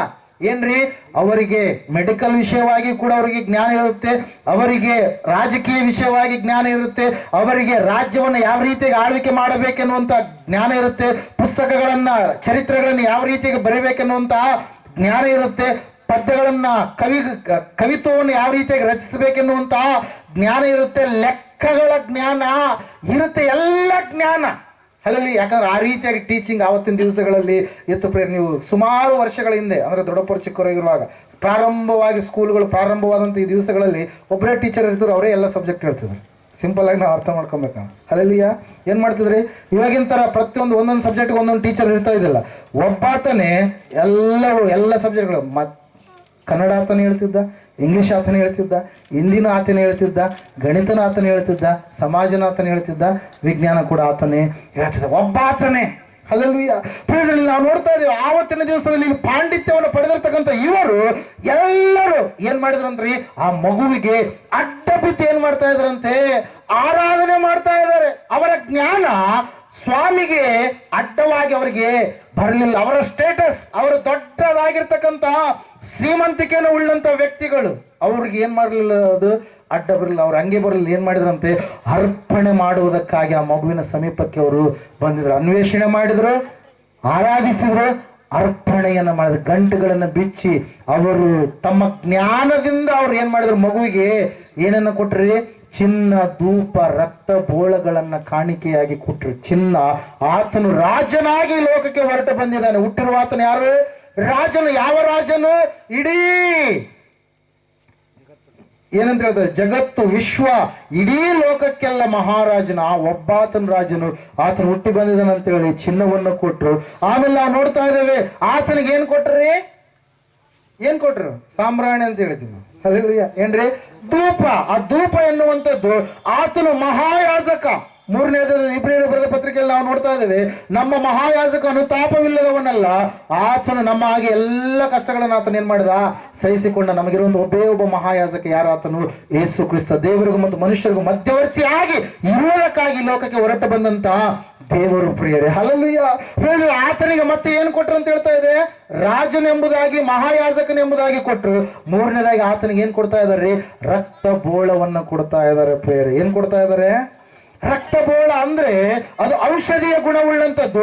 ಈತನಿಗೆ ಸಾವು ಬಂದರೂ ಕೂಡ ಸಾವಿನಿಂದ ಮೃತ್ಯುಂಜಯನಾಗಿ ಆತನು ಎದ್ದು ಬರ್ತಾನೆ ಎನ್ನುವಂತ ಸಾದೃಶ್ಯವುಳ್ಳಂತ ಒಂದು ಸ್ಥಿತಿಯಿಂದ ಅವ್ರು ಏನ್ ಕೊಡ್ತಾ ಇದ್ದಾರೆ, ಆ ರಕ್ತಬೋಳವನ್ನು ಕೂಡ ಕೊಟ್ಟರು ಪ್ರಿಯರೇ. ಆದ್ರೆ ಬೆತ್ಲೆಹೇಮಿಗರನ್ನು ನಾವು ನೋಡ್ತಾ ಇದ್ದೇವೆ, ಅವರಿಗೆ ಆ ಮಗು ಯಾರಂತೇಳಿ ಅವರಿಗೆ ಗೊತ್ತಿಲ್ಲ ಪ್ರಿಯರೇ. ಹುಟ್ಟಿರ್ತಕ್ಕಂಥ ಮಗು ಯಾರಂತ ಹೇಳ್ತಾ ಇದೆ, ವಾಕ್ಯ ನಾವು ನೋಡುವಾಗ ಸತ್ಯವೇದ ಹೇಳ್ತಾ ಇದೆ ಸ್ಪಷ್ಟವಾಗಿ ಪ್ರಿಯರೇ. ಏನಂತ ಹೇಳ್ತಾ ಇದೆ, ಹುಟ್ಟಿರ್ತಕ್ಕಂಥ ಮಗು ಇಮ್ಮಾನುವೇಲ್ ಎಂಬುದಾಗಿ. ಯಾರಂತ್ರಿ, ಇಮ್ಮಾನುವೇಲ್. ಇಮ್ಮಾನುವೇಲ್ ಅಂದ್ರೆ ಏನರ್ಥ, ದೇವರು ನಮ್ಮ ಸಂಗಡ ಕೂಡ ಇದ್ದಾನೆ, ದೇವರೇ ಇಳಿದು ಬಂದಿದ್ದಾನೆ. ಅದಕ್ಕಾಗಿ ಆ ಜ್ಞಾನಿಗಳು ಸ್ವಾಮಿಯನ್ನ ಹುಡುಕಿಕೊಂಡು ಬಂದ್ರು, ಆ ಕುರುಬರು ಸ್ವಾಮಿಯನ್ನ ಹುಡುಕಿಕೊಂಡು ಬಂದ್ರು. ದೇವರ ವಾಕ್ಯದಲ್ಲಿ ನಾವು ನೋಡ್ತಾ ಇದ್ದೇವೆ, ಸತ್ಯವೇದ ಹೇಳ್ತಾ ಇದೆ ಪ್ರೇರೆ, ಹುಟ್ಟಿರುವ ಆತನು ಇಮ್ಮಾನುವೇಲನು ಮಾತ್ರ ಅಲ್ಲ, ಇಡೀ ಲೋಕಕ್ಕೆ ಲೋಕ ಕಲ್ಯಾಣ ಮಾಡುವುದಕ್ಕಾಗಿ ಬಂದಿರತಕ್ಕಂತ ಲೋಕ ರಕ್ಷಕನು ಕೂಡ. Saviour also. Not only is Immanuel, is also saviour of the world. Hallelujah. ಲೋಕ ರಕ್ಷಕನಾಗಿ ಈ ಲೋಕಕ್ಕೆ ಹೊರಟು ಬಂದಿರತಕ್ಕಂತ ಮಗು. ಆ ಮಗುವನ್ನ ಇವರು ಏನ್ ಮಾಡಿದ್ರು, ತಮ್ಮ ಜೀವಿತದಲ್ಲಿ ಸ್ಥಳವನ್ನ ಕೊಡಲಿಲ್ಲ. ಕೇವಲ ಲೋಕ ರಕ್ಷಕನು ಮಾತ್ರವಲ್ಲ, ಆತನು ಕರ್ತನಾಗಿರ್ತಕ್ಕಂಥ ಮಗು. ಒಂದು ಮಗು ನಮಗಾಗಿ ಹುಟ್ಟಿದೆ, ವರದ ಮಗನು ನಮಗೆ ದೊರೆತನು, ಆಡಳಿತವು ಆತನ ಬಾಹುವಿನ ಮೇಲಿರುವುದು. ಅದ್ಭುತ ಸ್ವರೂಪನ, ಆಲೋಚನಾ ಕರ್ತನು, ಪರಾಕ್ರಮಿಯಾದ ದೇವರು, ನಿತ್ಯನಾದ ತಂದೆ, ಸಮಾಧಾನದ ಪ್ರಭು ಎಂಬುವ ಆತನ ಹೆಸರುಗಳು. ಕರ್ತನು, ಆತನ ಎಲ್ಲರ ಮೇಲೆ ಅಧಿಕಾರವುಳ್ಳಂತ ದೇವರು, ಪರಾಕ್ರಮಿಯಾದ ತಂದೆಯು, ಪರಾಕ್ರಮಿಯಾದ ದೇವರು ಕೂಡ ಆತನೇ, ನಿತ್ಯನಾಗಿರುವಂತ ತಂದೆಯು ಕೂಡ ಆತನೇ. ಅದಕ್ಕಾಗಿ ನಾವು ನೋಡ್ತಾ ಇದ್ದೇವೆ, ಆತನು ಕರ್ತನಾಗಿ ಈ ಲೋಕಕ್ಕೆ ಹೊರಟು ಬಂದಿದ್ದಾನೆ. ಅಷ್ಟು ಮಾತ್ರವಲ್ಲದೆ ಆತನು ಎಲ್ಲಾ ರಾಜರುಗಳಿಗೆ ರಾಜನು ಎಂಬುದಾಗಿ, ಆತನು ಪರಲೋಕದ ರಾಜನು ಎಂಬುದಾಗಿ, ಪರಲೋಕದ ದೇವರು ಎಂಬುದಾಗಿ. ಅದನ್ನ ಆ ಬೆತ್ಲೆಹೇಮಿಗರು ಏನ್ ಮಾಡಲಿಲ್ಲ, ತಿಳಿದುಕೊಳ್ಳಲಿಲ್ಲ. ಆತನಿಗೆ ಸ್ಥಳವನ್ನ ಕೊಡಲಿಲ್ಲ ಪ್ರೇಯರ್. ನಾವು ನೋಡ್ತಾ ಇದ್ದೇವೆ ಪ್ರೇಯರ್. ಮೊದಲನೇದಾಗಿ ಅವ್ರು ಬಿಸಿ ಇದ್ದ ಸಲುವಾಗಿ ಆ ಮಗುವಿಗೆ ಸ್ಥಳವನ್ನು ಕೊಡಲಿಲ್ಲ. ಎರಡನೇದಾಗಿ ಹುಟ್ಟಿರುವಂತವ್ರು ಯಾರು ಎಂಬುದಾಗಿ ತಿಳಿದುಕೊಳ್ಳಲಾರದೆ, ಆತನ ಒಂದು ವಿಶೇಷತೆ ಏನೆಂಬುದಾಗಿ ಗೊತ್ತಿರಲಾರದೆ ಅವ್ರು ಏನ್ ಮಾಡ್ಲಿಲ್ಲ ರೀ, ಸ್ಥಳವನ್ನು ಕೊಡಲಿಲ್ಲ ಪ್ರೇಯರ್. ಮೂರನೇದಾಗಿ ನಾವು ನೋಡ್ತಾ ಇದ್ದೇವೆ, ಅವ್ರು ಯಾಕೆ ಸ್ಥಳವನ್ನು ಕೊಡಲಿಲ್ಲ ಅಂತಂದ್ರೆ, ಯಾಕಂದ್ರೆ ಅವ್ರ ಮನೆಗಳೆಲ್ಲವೂ ಕೂಡ ಏನಾಗಿದ್ದಾವೆ, ತುಂಬಿಬಿಟ್ಟಿದ್ದಾವೆ. ಏನಾಗಿದ್ದಾವ್ರಿ? ತುಂಬಿಬಿಟ್ಟಿದ್ದಾವೆ. ಯೇಸು ಸ್ವಾಮಿಗೆ ಸ್ಥಳ ಕೊಡೋದಕ್ಕೆ ಅವರಲ್ಲಿ ಜಾಗ ಇಲ್ಲ. ಅವರು ತಮ್ಮ ಮನೆಗಳನ್ನೆಲ್ಲ ಬೀಗರು ಬಿಜ್ಜರು ಬಂದಿರತಕ್ಕಂಥ ಸಂಬಂಧಿಕರು, ಅನೇಕವಾಗಿರ್ತಕ್ಕಂಥ ವಸ್ತುಗಳು, ಅನೇಕವಾದಂಥ ಸಂಗತಿಗಳ ಮೂಲಕವಾಗಿ ಅವ್ರು ಏನ್ ಮಾಡಿಬಿಟ್ಟಿದ್ದಾರೆ, ಅದನ್ನ ತುಂಬಿಬಿಟ್ಟಿದ್ದಾರೆ. ಅದಕ್ಕಾಗಿ ಸ್ವಾಮಿಗೆ ಸ್ಥಳ ಕೊಡಲಿಕ್ಕೆ ಅವರಲ್ಲಿ ಏನಿಲ್ಲ ರೀ, ಅವಕಾಶ ಇಲ್ಲ. ಅದಕ್ಕಾಗಿ ಅವರು ಸ್ಥಳ ಕೊಡ್ತಾ ಇಲ್ಲ. ಆದ್ರೆ ಕೆಟ್ಟ ವಿಷಯಗಳಿಗಾಗಿ ಅವ್ರೇನು ತುಂಬಿಲ್ಲ, ಆದ್ರೆ ಒಳ್ಳೆ ವಿಷಯಗಳಿಗಾಗಿ. ಆದ್ರೆ ಆ ಸ್ಥಳ ಕೊಡೋದಕ್ಕೆ, ಸ್ವಾಮಿಗೆ ಸ್ಥಳ ಕೊಡ್ಲಿಕ್ಕೆ ಅವ್ರಿಗೆ ಏನಿಲ್ಲ ರೀ, ಸಮಯ ಇಲ್ಲ. ಬೇರೆ ವಿಷಯಗಳಿಗೆಲ್ಲ ಸ್ಥಳ ಇದೆ. ಅಲ್ಲಲ್ಲಿಯ ನಾವು ನೋಡ್ತಾ ಇರ್ತೀವಿ ನೋಡ್ರಿ, ದೇವರ ವಿಷಯಗಳಿಗಾಗಿ ಕೆಲವು ಜನರು ಏನ್ ಮಾಡಲ್ಲ, ಸ್ಥಳ ಕೊಡಲ್ಲ. ಕಂಟಿನ್ಯೂ ಆಟೋ ಬೆಳಗ್ಗೆ ಸ್ಟಾರ್ಟ್ ಆದ್ಮೇಲೆ ಮನೆಗೆ ಬರೋವರೆಗೂ ಆಟೋ ನಡೆಸೋದಂದೆ. ಮಧ್ಯದಲ್ಲಿ ಯಾವುದೋ ಒಂದು ಆರಾಧನೆ ಇಲ್ಲ, ದೇವ್ರಿಗೊಂದು ಕೃತಜ್ಞತೆ ಸ್ತೋತ್ರ ಇಲ್ಲ, ದೇವರಿಗೆ ಪ್ರಾರ್ಥನೆ ಇಲ್ಲ. ಹೊಲಕ್ಕೆ ಆಯ್ತು ಎಷ್ಟು ತಿಂಗಳು, 4-6 ತಿಂಗಳು. ಈ ಕಡೆ ನಮ್ಮ ಕಡೆ 4 ತಿಂಗಳು ಬೆಳೆ, ಈ ಕಡೆ 6 ತಿಂಗಳು ಬೆಳೆ ಅನ್ಸುತ್ತೆ. ಹತ್ತಿ ಎಷ್ಟು ತಿಂಗಳು ಬರುತ್ತೆ ಉಚ್ಚಪುರ? ಹತ್ತಿ ಎಷ್ಟು ತಿಂಗಳು? 4 ತಿಂಗಳಿಗೆ 6 ತಿಂಗಳಿಗೆ ಬರುವಂಥದ್ದು. ಅಲ್ಲಿ ಬೇರೆ ಬೇರೆ ಆಯ್ತು. ಅದೇ ಕೆಲಸ ದೇವರಿಗೆ ಸ್ಥಳವನ್ನ ಕೊಡಲ್ಲ. ಆಯ್ತು, ಮಕ್ಕಳು ಬಟ್ಟೆ ಬರೆ ಅದು ಇದು ಅಂತೇಳಿ ಆಯ್ತು, ಎಲ್ಲ ಇದಕ್ಕೆ ಸಮಯ ಇರುತ್ತೆ. ಏಸಪ್ಪ ಆಯ್ತು, ಗುಡ್ ಬೈ ಟಾಟಾ. ಅಲ್ಲಿ ಯಾವಾಗ ಊಟ ಮಾಡುವ ಕೆಲವೊಬ್ರು ಮಾಡ್ತಾರೆ ಪ್ರಾರ್ಥನೆ, ಇಲ್ಲ ಅಂತಂದ್ರೆ ಎಲ್ಲ. ನಮ್ಮ ಸಂಗತಿಗಳಿಗೋಸ್ಕರವಾಗಿಯೇ ನಾವು ಜೀವಿಸುವವರಾಗಿ ಸ್ವಾಮಿಗೆ ನಾವೇನ್ ಮಾಡ್ತಾ ಇಲ್ಲ, ಸ್ಥಳವನ್ನ ಕೊಡ್ತಾ ಇಲ್ಲ. ನಾವು ದೇವರ ವಾಕ್ಯದಲ್ಲಿ ನಾವು ನೋಡ್ತಾ ಇದ್ದೇವೆ, ಬೆತ್ಲೆಹೇಮಿಗರು ಅವ್ರು ಏನ್ ಮಾಡಿದ್ರು ಅಂತ ಹೇಳ್ತೇವೆ ವಾಕ್ಯ. ಮೊದಲನೇದಾಗಿ ಅವ್ರು ಬಿಸಿ ನಾವು ಬಿಸಿ ಇದೀವಪ್ಪ, ನಾನು ನಿಮ್ಗೆ ಸ್ಥಳ ಕೊಡೋಕ್ಕೆ ನಮ್ಮ ಹತ್ರ ಸಮಯ ಇಲ್ಲ. ಎರಡನೇದಾಗಿ ಹುಟ್ಟಿರ್ತಕ್ಕಂಥ ವ್ಯಕ್ತಿಯ ಮೌಲ್ಯ, ವಿಶೇಷತೆ, ಬೆಲೆ ಏನಾಗಿದೆ ಎಂಬುದಾಗಿ ಅವರು ಏನಂತ ಹೇಳ್ತಾ ಇದ್ದ ವಾಕ್ಯ, ತಿಳಿದುಕೊಳ್ಳಲಾರದೆ ಅವ್ರು ಏನ್ ಮಾಡಲಿಲ್ಲ, ಆತನಿಗೆ ಸ್ಥಳವನ್ನು ಕೊಡಲಿಲ್ಲ. ಇವತ್ತು ನೀವು ತಿಳ್ಕೊಂಡವರಾಗಿದ್ರಿ, ನಮ್ಮ ದೇವರು ಇಮ್ಮಾನುವೇಲ್ ಅಂತೇಳಿ ಗೊತ್ತು, ನಮ್ಮ ದೇವರು ರಕ್ಷಕನ ಅಂತೇಳಿ ಗೊತ್ತು, ನಮ್ಮ ದೇವರು ಪಾಪಿಗಳಿಗೋಸ್ಕರವಾಗಿ ರಕ್ತ ಸುರಿಸಿದಂತ ಪರಿಶುದ್ಧ ಪಾವನ ಮೂರ್ತಿ ಅಂತೇಳಿ ಗೊತ್ತು, ನಮ್ಮ ದೇವರಾಗೆ ಮತ್ತೊಬ್ಬರು ಯಾರು ಇಲ್ಲ, ಆತನೊಬ್ಬ ಆತನ ದೇವರು ಅಂತೇಳಿ ಗೊತ್ತು, ಆತನೇ ಮರಣವನ್ನ ಗೆದ್ದು ಎದ್ದು ಬಂದಿದ್ದಾನಂತೇಳಿಯೂ ಕೂಡ ಗೊತ್ತು. ಆದ್ರೆ ಆತನಿಗೆ ಮಾತ್ರ ನಾವೇನ್ ಮಾಡಲ್ಲ, ಸ್ಥಳ ಕೊಡಲ್ಲ. ಅದಕ್ಕಾಗಿ ವಾಕ್ಯದಲ್ಲಿ ನಾವು ನೋಡ್ತಾ ಇದ್ದೇವೆ ಪ್ರೇರಿ, ಬೆತ್ಲೆಹೇಮಿಗರು ಅಲ್ಲ ಸಲ್ಲದ ವಿಷಯ ಸಂಗತಿಗಳಿಗೋಸ್ಕರವಾಗಿ ಸ್ಥಳವನ್ನು ಕೊಟ್ಟು ಹೊರತಾಗಿ ದೇವರಿಗೆ ಮಾತ್ರ ಅವ್ರು ಏನ್ ಮಾಡಲಿಲ್ಲ, ಸ್ಥಳವನ್ನು ಕೊಡಲಿಲ್ಲ ಪ್ರೇರೆ. ಅವ್ರು ಅಂದುಕೊಂಡ್ರು ಪ್ರೇರೆ. 4ನೇದಾಗ ಅವ್ರು ಯಾಕೆ ಸ್ಥಳ ಕೊಡಲಿಲ್ಲ ಅಂದ್ರೆ, ಅವ್ರ ಆಲೋಚನೆಗಳೇ ಬೇರೆ ಆಗಿದ್ದು, ಅವ್ರ ಉದ್ದೇಶಗಳೇ ಬೇರೆ ಆಗಿದ್ದು, ಅವ್ರು ಅಂದುಕೊಂಡಿರ್ತಕ್ಕಂಥ ಸಂಗತಿಗಳೇ ಬೇರೆ ಆಗಿದ್ದು, ಅವ್ರ ಎಕ್ಸ್ಪೆಕ್ಟೇಷನ್ ನಿರೀಕ್ಷೆಗಳೇ ಬೇರೆ ಆಗಿದ್ದು. ರಕ್ಷಕನು ಹುಟ್ಟುವಾಗ ಆತನು ಅರಮನೆಯಲ್ಲಿ ಹುಟ್ಟುತ್ತಾನೆ ಎಂಬುದಾಗಿ ಅವರು ನೆನೆಸಿದ್ರು. ರಕ್ಷಕನು ಹುಟ್ಟುವಾಗ ಆತನು ಒಳ್ಳೆ ಪೊಲಿಟಿಕಲ್ ಬ್ಯಾಕ್ ಗ್ರೌಂಡ್ ಇರ್ತಕ್ಕಂಥ ವ್ಯಕ್ತಿಯಾಗಿ ಹುಟ್ಟುತ್ತಾನೆ ಎಂಬುದಾಗಿ ಅವರು ನೆನೆಸಿದ್ರು. ರಕ್ಷಕನು ಹುಟ್ಟುವಾಗ ಒಂದು ಧಾರ್ಮಿಕ ಕೇಂದ್ರದಲ್ಲಿ, ಸ್ಥಳದಲ್ಲಿ, ಸಮೀಪದಲ್ಲಿ ಆತನು ಹುಟ್ಟುತ್ತಾನೆ ಎಂಬುದಾಗಿ ನೆನೆಸಿದ್ರು. ರಕ್ಷಕನು ಹುಟ್ಟುವಾಗ ಆತನು ಆಡಂಬರದ ಒಂದು ಜೀವಿತವನ್ನು ಜೀವಿಸ್ತಾನೆ ಎಂಬುದಾಗಿ ಅವರು ನಿರೀಕ್ಷಿಸಿದವರಾಗಿದ್ರು. ಆದ್ರೆ ಯೇಸು ಅದಕ್ಕೆಲ್ಲಕ್ಕಿಂತಲೂ ವ್ಯತ್ಯಾಸವಾಗಿ ಆತನ ಏನ್ ಮಾಡಿದ್ದಾರೆ, ದೀನನಾಗಿ ಜ್ಞಾನಿಗಳು ಹಿಂಬಾಲಿಸುವಂತ ಒಳ್ಳೆಯ ಮುತ್ತಾಗಿ ಆತನು ಎಲ್ಲಿ ಹುಟ್ಟಿದ್ದಾರೆ, ಬೆತ್ಲೆಹೇಮಿನಲ್ಲಿ. ತಿರಸ್ಕಾರಕ್ಕೆ ಒಳಪಟ್ಟಂತ ಒಂದು ಸ್ಥಳ ಎಂಬುದಾಗಿ ಆವತ್ತಿನ ಒಂದು ಸಂದರ್ಭಗಳನ್ನು ನಾವು ನೋಡೋದು. ಅದರಲ್ಲೇನು ದೊಡ್ಡ ಪೊಲಿಟಿಕಲ್ ಬ್ಯಾಕ್ ಗ್ರೌಂಡ್ ಇರ್ತಕ್ಕಂಥ ಒಂದು ದೊಡ್ಡ ಪಟ್ಟಣ ಅಲ್ಲ, ಹಿಂದೆ ಇತ್ತು ಆ ಸಂದರ್ಭದಲ್ಲಿ. ಅಲ್ಲಿ ಯೆರೂಸಲೇಮಿನಲ್ಲಿ ಆದರೂ ಹೆರೋದ ಮಹಾರಾಜನ ಏನಿತ್ತು, ಅರಮನೆ ಇತ್ತು, ಅಲ್ಲಿ ದೇವಾಲಯ ಇತ್ತು, ಅಲ್ಲಿ ಹುಟ್ಟುತ್ತಾರೆ ಎಂಬುದಾಗಿ ಅವ್ರು ನೆನೆಸಿದ್ರೇನು. ಆದ್ರೆ ಸ್ವಾಮಿ ಎಲ್ಲಿ ಹುಟ್ಟಿದ್ನರಿ, ಬೆತ್ಲೆಹೇಮಿನಲ್ಲಿ. ಪ್ರವಾದನೆ, ಎಫ್ರಾತದ ಬೆತ್ಲೆಹೇಮಿ, ನೀನು ಎಲ್ಲಾ ಗ್ರಾಮಗಳಲ್ಲಿ ಚಿಕ್ಕದಾಗಿದ್ರು ಕೂಡ ಆಳತಕ್ಕವನು ಎಲ್ಲಿಂದ ಹೊರಡ್ತಾನೆ, ನಿನ್ನಿಂದ ಹೊರಡ್ತಾನೆ ಎಂಬುದಾಗಿ. ಹಲ್ಲೆಲೂಯಾ.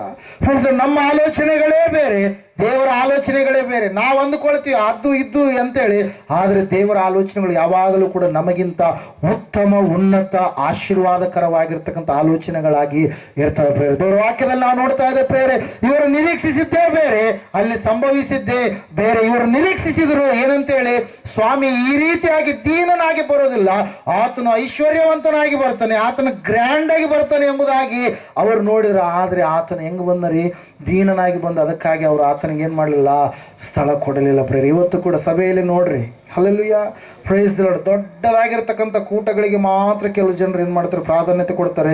ಅಲ್ಲಿ ಮಾತ್ರ ಸ್ವಾಮಿ ಇರ್ತಾನೆ, ಅಲ್ಲಿ ಮಾತ್ರ ಆತ್ಮ ಮೂವ್ ಆಗುತ್ತೆ ಅಂತೇಳಿ ಅವ್ರು ಏನ್ ಮಾಡ್ತಾರೆ, ತಿಳಿದುಕೊಳ್ಳುವವರಾಗಿರ್ತಾರೆ. ಹಲ್ಲೆಲೂಯಾ. ಕೆಲವು ಜನರು ಅನ್ಕೊಳ್ತಾರೆ, ಅಲ್ಲಿ ದೊಡ್ಡ ಮಿರಾಕಲ್ ಮಿನಿಸ್ಟ್ರಿ ಇದೆ, ಅದ್ಭುತಗಳ ಒಂದು ಮಹೋತ್ಸವ ಇದೆ, ಅಲ್ಲಿ ಮಾತ್ರ ದೇವರು ಇರ್ತಾನೆ ಅಂತೇಳಿ. ಹಲ್ಲೆಲೂಯಾ.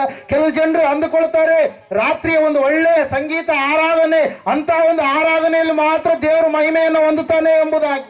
ಕೆಲವು ಜನರು ಇನ್ನೂ ನೆನೆಸ್ತಾರೆ ಏನಂತ ಹೇಳಂತಂದ್ರೆ ಸ್ವಸ್ಥತೆ ಕೂಟಗಳಲ್ಲಿ ಜರುಗ್ತಾ ಇದ್ದಾವೆ, ಅಲ್ಲಿ ದೇವರು ಇರುವ ಕಾರಣಕ್ಕಾಗಿ ಆ ಸ್ವಸ್ಥತೆಗಳು ಆಗ್ತವೆ ಎಂಬುದಾಗಿ ಕೆಲವು ಜನರು ಏನ್ ಮಾಡಿರ್ತಾರೆ, ಅವುಗಳನ್ನ ನಂಬುವವರಾಗಿರ್ತಾರೆ. ಚಿಕ್ಕದಾಗಿ 2-3 ಕೂಟದಲ್ಲಿ ನಾನು ಇರ್ತೇನೆ ಅಂತ ಹೇಳಿನಿ ಸ್ವಲ್ಪ. ಹಲ್ಲೆಲೂಯಾ, ಎಲ್ಲಿರಿ? 2-3 ನನ್ನ ನಾಮದಲ್ಲಿ, ಯೇಸುವಿನ ನಾಮದಲ್ಲಿ ಕೂಡಿ ಇರುವಾಗ ಅವರ ಮಧ್ಯದಲ್ಲಿ ನಾನು ಇರುವೆನು ಎಂಬುದಾಗಿ. ದೇವರಿಗೆ ದೊಡ್ಡ ಜನಸಂಖ್ಯೆ ಬೇಕಾಗಿಲ್ಲ, ದೇವರನ್ನ ಸರಿಯಾಗಿ ಹಿಂಬಾಲಿಸುವಂತ 2-3 ಆತನಿಗೇನ್ರಿ ಸಾಕು ಪ್ರೇಯರ್. ಹಲ್ಲೆಲೂಯಾ. ನಾವು ನೋಡ್ತಾ ಇದ್ದೇವೆ ಪ್ರೇಯರ್, ದೇವರ ವಾಕ್ಯದಲ್ಲಿ ಇವತ್ತು ಕೂಡ ಸಭೆ ಎನ್ನುವಂಥದ್ದು ಏನ್ ಮಾಡ್ತಾ ಇದ್ದಾರೆ, ಸೇವಕರನ್ನ ದೇವರಿಗಿಂತಲೂ ಹೆಚ್ಚಾಗಿ ಪ್ರೀತಿ ಮಾಡ್ತಾರೆ. ಹಲ್ಲೆಲೂಯಾ. ಏನ್ರಿ? ದೇವರಿಗಿಂತಲೂ ಹೆಚ್ಚಾಗಿ. ಅವ್ರ ಫ್ಯಾನ್ಸ್ ಅಂತೇಳಿ ಬಟನ್ ಅವ್ರು ಹಾಕ್ತಿರ್ತಾರೆ, ಇವ್ರು ತಿರುಗ್ತಾ ಇರ್ತಾರೆ. ಅಲ್ಲೇ ಫ್ರೆಂಡ್ಸ್ ಹೇಳ್ರಿ, ಅವ್ರು ಬಟನ್ ಹಾಕಿದಂಗೆಲ್ಲ ಇವ್ರು ತಿರುಗ್ತಾ ಇರ್ತಾರೆ. ಅದಕ್ಕಾಗಿ ನೀವು ಯಾರ ಫ್ಯಾನ್ಸ್ ಆಗಬೇಡ್ರಿ, ಯೇಸುವಿನ ಫ್ಯಾನ್ಸ್ ಆಗಿರಿ. ಹಲ್ಲೆಲೂಯಾ. ಫ್ರೆಂಡ್ಸ್, ಆತನು ನಿಮ್ಮ ಜೀವಿತದಲ್ಲಿ ಆಳ್ವಿಕೆ ಮಾಡಬೇಕು. ಯಾವ ಡಿನಾಮಿನೇಷನ್ ಆಳ್ವಿಕೆ ಮಾಡಬಾರ್ದು, ಯಾವ ಸಂಸ್ಥೆ ಆಳ್ವಿಕೆ ಮಾಡಬಾರ್ದು, ಯಾವ ಸಂಪ್ರದಾಯಗಳ ಆಳ್ವಿಕೆ ಮಾಡಬಾರ್ದು. ನಿನ್ನಲ್ಲಿ ಯೇಸುವಿನ ಆಳ್ವಿಕೆ, ಆತ್ಮನ ಆಳ್ವಿಕೆ ನಿನ್ನಲ್ಲಿ ಕಂಡು ಬರಬೇಕು. ಇವತ್ತಿನ ದಿವಸ ಸಭೆ ಎನ್ನುವಂಥದ್ದು ಒಂದು ಏನಂತ ಹೇಳ್ತಾ ಇದೆ, ನಾಟಕೀಯ ಶಾಲೆಯಾಗಿ ಬದಲಾವಣೆಯಾಗಿ ಜೀವನವನ್ನ ಕಂಡುಕೊಳ್ತಾ ಇದೆ. ಸತ್ಯಕ್ಕೆ ಬೆಲೆ ಇರಲಾರಂತ ಒಂದು ಸ್ಥಿತಿಯಲ್ಲಿ ಸಭೆ ಎನ್ನುವಂಥದ್ದು ಹೋಗ್ತಾ ಇದೆ. ಸಭೆ ಪುನಃ ಪುನರುಜ್ಜೀವನಗೊಳ್ಳಬೇಕು, ಸಭೆ ಪುನಃ ಕಟ್ಟಲ್ಪಡಬೇಕು. ಸಭೆಯಲ್ಲಿ ನಿಜವಾದಂತ ಆತ್ಮಿಕ ಆಶೀರ್ವಾದಗಳು ಏನಾಗಿದ್ದಾವೋ ಅವುಗಳನ್ನು ನಾವು ತಿಳಿದುಕೊಳ್ಳುವವರಾಗಿ ಇರಬೇಕು. ಕೇವಲ ಸಂಪ್ರದಾಯಗಳನ್ನ ಸಭೆಯ ಮೇಲೆ ಅನೇಕರು ಏನ್ ಮಾಡ್ತಾರ್ರಿ, ರುಬ್ಬೋದಕ್ಕೆ ಪ್ರಯತ್ನ ಮಾಡ್ತಾರೆ. ಕೆಲವೊಂದು ಕಸ್ಟಮ್ಸ್ಗಳನ್ನ, ಟ್ರೆಡಿಷನ್ಸ್ಗಳನ್ನ, ಕೆಲವೊಂದು ರೈಚಸ್ಗಳನ್ನ ಅವ್ರು ಏನ್ ಮಾಡ್ತಾರೆ ಸಭೆಯ ಮೇಲೆ. ಇಲ್ಲ, ನಾವು ಇಷ್ಟೇ ಇದನ್ನ ಬೌಂಡ್ರಿ ದಾಟಿ ನಾವು ಆಚೆಗೆ ಏನ್ ಮಾಡ್ಬಾರ್ದು, ಹೋಗ್ಬಾರ್ದು. ಇಲ್ಲ, ನಾವು ಈ ಡಿನಾಮಿನೇಷನ್ ಅವ್ರು ನಾವು ಹಿಂಗೆ ಇರ್ಬೇಕು, ನಾವು ಹಿಂಗೆ ದೇವ್ರನ್ನ ಆರಾಧನೆ ಹಂಗೆ ಹೇಳನ್ ದೇವ್ರ.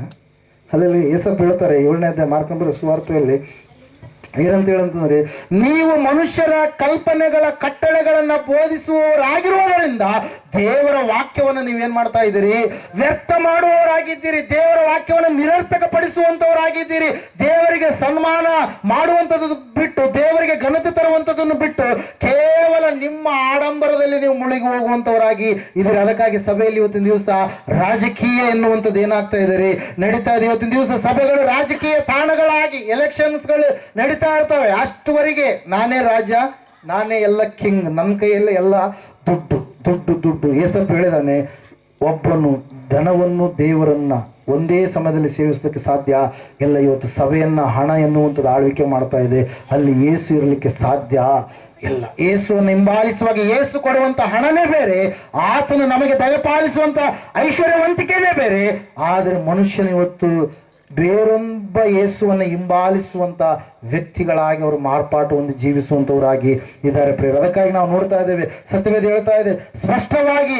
ನಾವು ನೋಡುವಾಗ ಸತ್ಯವೇದ ಸ್ಪಷ್ಟವಾಗಿ ತಿಳಿಸ್ತಾ ಇದೆ ಪ್ರೇರ. ಏನಂತ ಹೇಳಂತಂದ್ರೆ, ಅವರು ಡಿಫ್ರೆಂಟ್ ಆಗಿರ್ತಕ್ಕಂಥ ನಿರೀಕ್ಷೆ ಉಳ್ಳವರಾಗಿ ಸ್ವಾಮಿಗೆ ಸ್ಥಳವನ್ನು ಅವರು ಕೊಡಲಿಲ್ಲ ಪ್ರಿಯರೇ. ಹಲ್ಲೆಲೂಯಾ.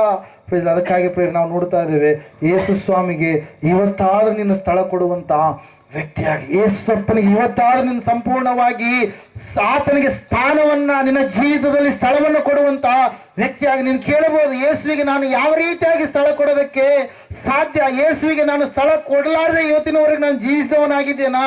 ದ್ವಂದ್ವ ಜೀವಿತವನ್ನು ಜೀವಿಸಿದವನಾಗಿದ್ದೇನಾ? ಕೇವಲ ನಾಟಕೀಯ ಜೀವಿತವನ್ನು ಜೀವಿಸಿದಂಥ ವ್ಯಕ್ತಿ ಆಗಿದ್ದೇನಾ? ದೇವರಿಗೆ ಕೊಡುವಂಥ ಪ್ರಾಧಾನ್ಯತೆಯನ್ನು ಲೋಕಕ್ಕೂ ಕೊಟ್ಟು ಎರಡರ ಬಳಿಯಲ್ಲಿ ಇದ್ದು ಜೀವಿಸಿದಂತಹ ವ್ಯಕ್ತಿ ಆಗಿದ್ದೇನಾ? ಇವತ್ತು ನಾನು ಯಾವ ರೀತಿಯಾಗಿ ಯೇಸುವನ್ನು ಹಿಂಬಾಲಿಸೋದಕ್ಕೆ ಸಾಧ್ಯ ಎಂಬುದಾಗಿ ನಾವು ಪರೀಕ್ಷೆ ಮಾಡಿಕೊಳ್ಳುವಾಗ, ಮೊದಲನೇದಾಗಿ ನಿನ್ನ ಹೃದಯದಲ್ಲಿ ಯೇಸು ಏನಾಗಬೇಕ್ರಿ, ಜನಿಸಬೇಕು. ಆತನು ನಿನ್ನ ಹೃದಯದ ಕೇಂದ್ರ ಬಿಂದುವಾಗಿ ಆಳ್ವಿಕೆ ಮಾಡಬೇಕು. ಯಾವ ರೀತಿಯಾಗಿ ನೋಡಿಕೊಳ್ಳೋಣ ಈ ಸಮಯದಲ್ಲಿ, ಇವತ್ತಿನ ದಿವಸ ನಾವು ಹೃದಯದಲ್ಲಿ ಯೇಸುವಿಗೆ ಯಾವ ರೀತಿಯಾಗಿ ಸ್ಥಳ ಕೊಡೋದಕ್ಕೆ ಸಾಧ್ಯ ಎಂಬುದಾಗಿ. ಹಲ್ಲೆಲೂಯಾ. ಓದ್ತೀರಾ ಒಂದ್ಸಾರಿ?